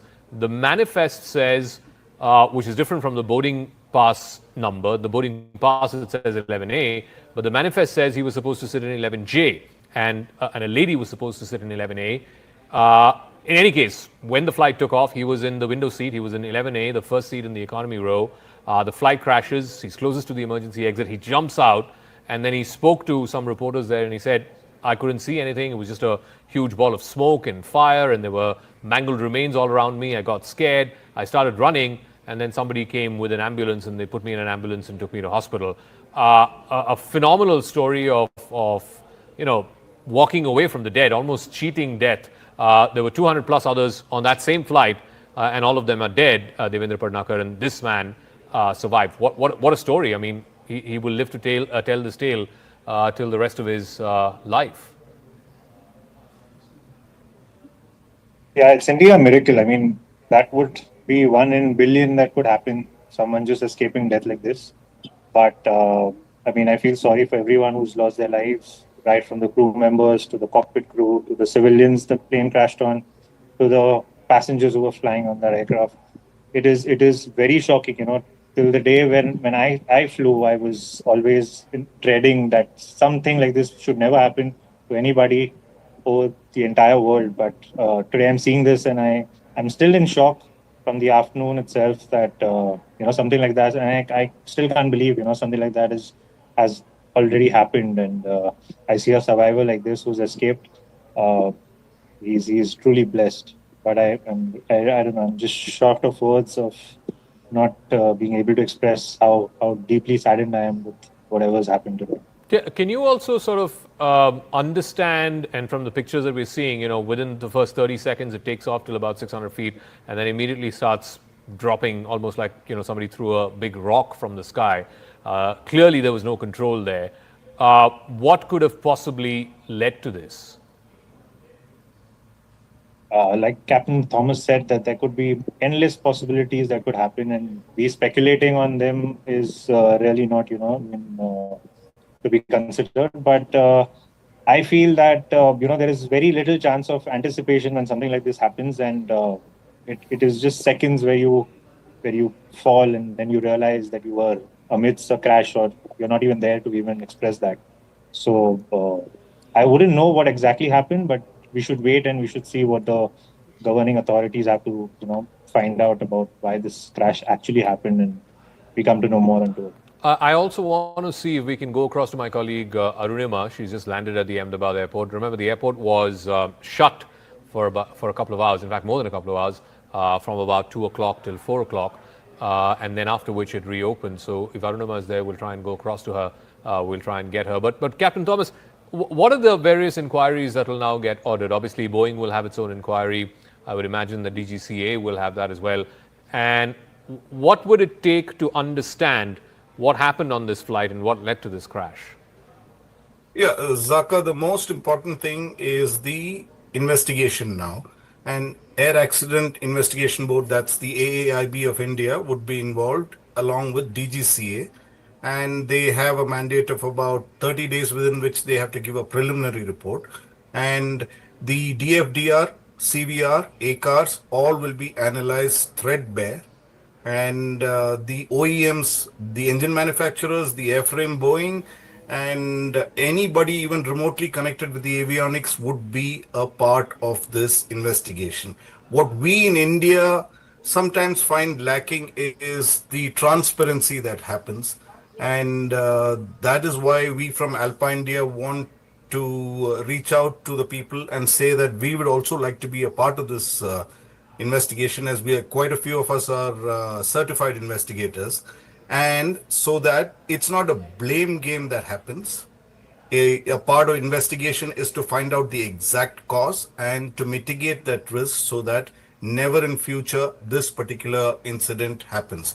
Now, we in India sadly lack qualified investigators, and that could be one of the reasons why a lot of the FAA and NTSB investigators would be called in. And we want the exact report of as it happened with the exact causes to come out so that the traveling public is made aware of what exactly transpired on this particular flight. Yeah, Sanjay Azhar, before we go to Arunima, you know, a quick word. The previous major accidents, air accidents that we've seen here in India, one was, I think, the Kozhikode runway crash. Again, the flight, I believe, overran the runway. Similarly, about more than 10 years ago, there was the Mangalore crash, which was a tabletop runway. Again, it sort of fell off that tabletop runway and into the jungles. But we haven't seen anything of this kind, where a flight is taking off and within a minute or so after takeoff, it just glides down, like you said, drops dead like a rock, and crashes into the ground. It's in fact the first wide-body aircraft to crash in 40 years in India. The last one we had was 1978, Emperor Ashoka, then the Emperor Kanishka, which was bombed outside our island. So this is really the first wide body that we've seen. The other two were narrow body aircrafts that we've had, and in between we've had a few narrow body Airbus aircrafts, in the late 80s and early 90s. It is shocking and it's never seen. But I also wanted to point out, you spoke of the survivor being in 11A, and he was actually supposed to be in 11J, and a lady was supposed to be in 11A. The lady tweeted the picture of herself in 11J with the ex-chief minister of Gujarat, and probably her last picture, and so obviously they'd interchanged seats. It's so eerie that this would happen. It's something that none of us could ever imagine would happen. It's a scary thought. Yeah.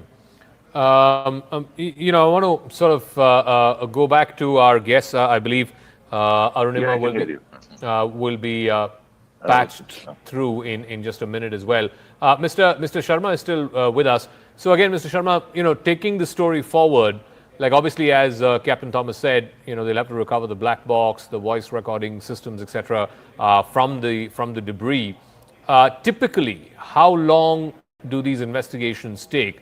The only other instances we've seen in the case of a Boeing aircraft, at one point the 737 Maxes had to be grounded because of repeated crashes and so on and so forth. But with the 787, like I said, there's never been a crash ever in the 787. Typically, what would it take? A month, 3 months before we know what exactly happened on board AI 171? The investigation which is done by AIB is a very, very thorough process. They look at each and every aspect. And for certain things, they would require reports. Equipment in some cases is sent for testing, and you get the reports from there. So the timeline, could be anything from, you could know with the FDR, you could know the most probable cause in the first 30 days itself, or it could take longer. But normally we see that these kind of investigations take, a couple of months before any kind of definitive answer can be given on what could be the cause. As the captain speaking earlier was saying, these pilots also very experienced people. The pilot in command had 8,000 hours, was an alumni from one of the best flying training schools in the country, GRUA. He's an alumni from there, I believe.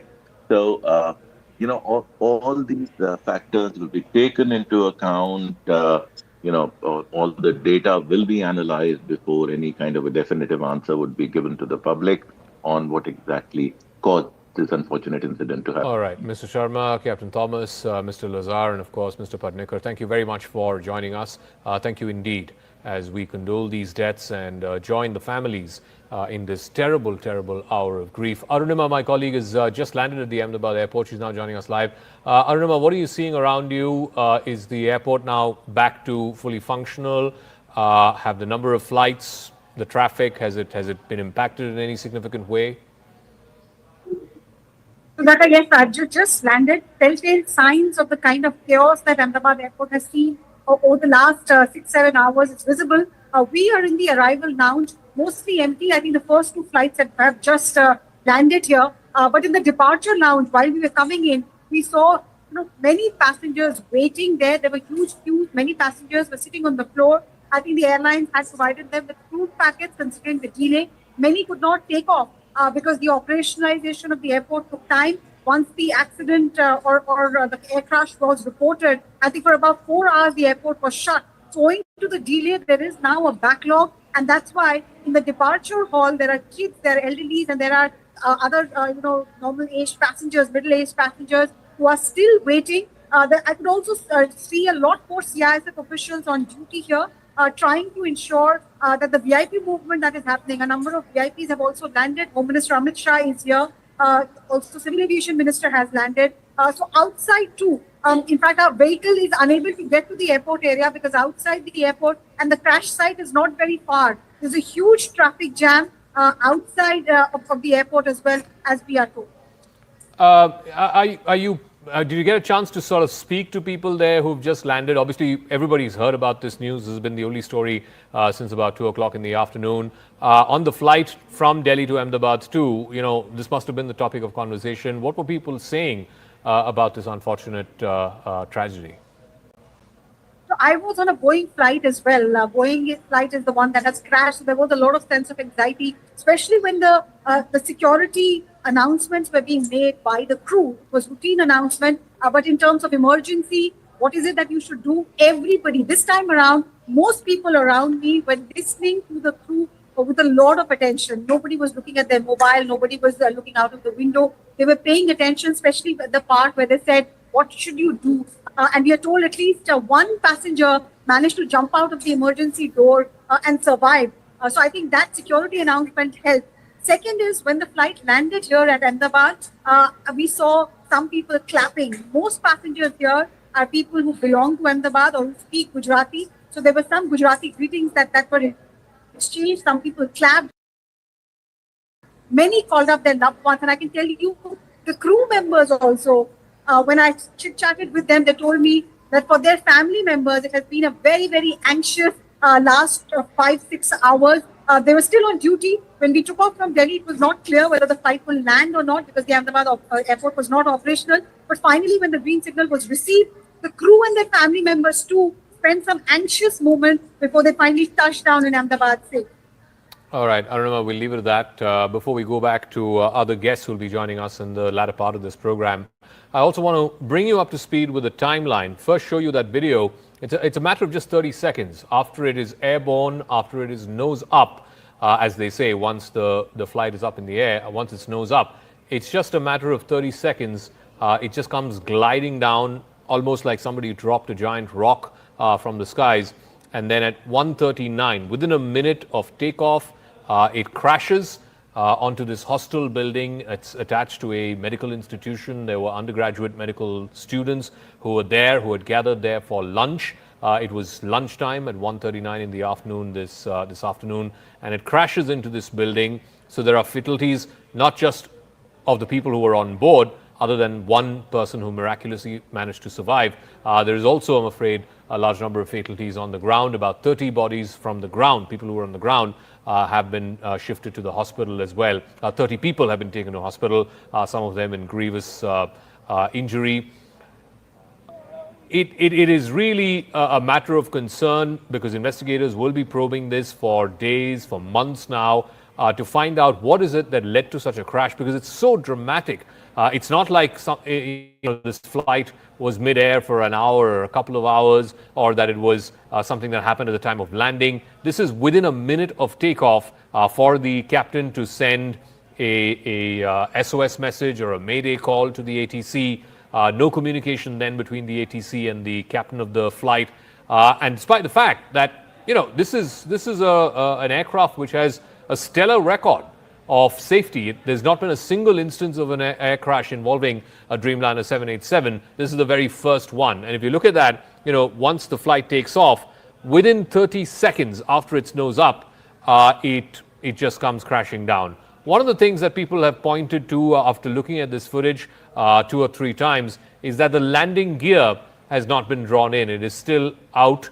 I don't know. I'm not an expert, so I don't know if that is a particular cause of concern. Let's try and ask Captain Sam Thomas that. He's a former pilot and the president of the Airline Pilot Association of India. The fact that the landing gear has not gone in, Angad Singh is also joining us, aviation expert. Would you make much of that, Captain Thomas? Oh, well, it appears that there is a startle effect on whatever has happened. And this is very common that the moment you notice something that is not normal, your complete attention is shifted towards that. And that is the reason he might have not called for. Now, this is speculation, all speculation, I must put it up. There is a good reason that he would be attending to the engine emergency or any emergency that has come up and not elected to take the gear up. Now, if from what I can see, if he's having a loss of thrust on both engines, it would not be a wise thing to put up that landing gear up. Having said that, this is I'm looking at this video clip, which is limited information, and giving you my assessment on that. Angad, you know, the fact that, and I was speaking about this in the previous half hour of this conversation as well, some of the major accidents that we've had, air accidents here in India, are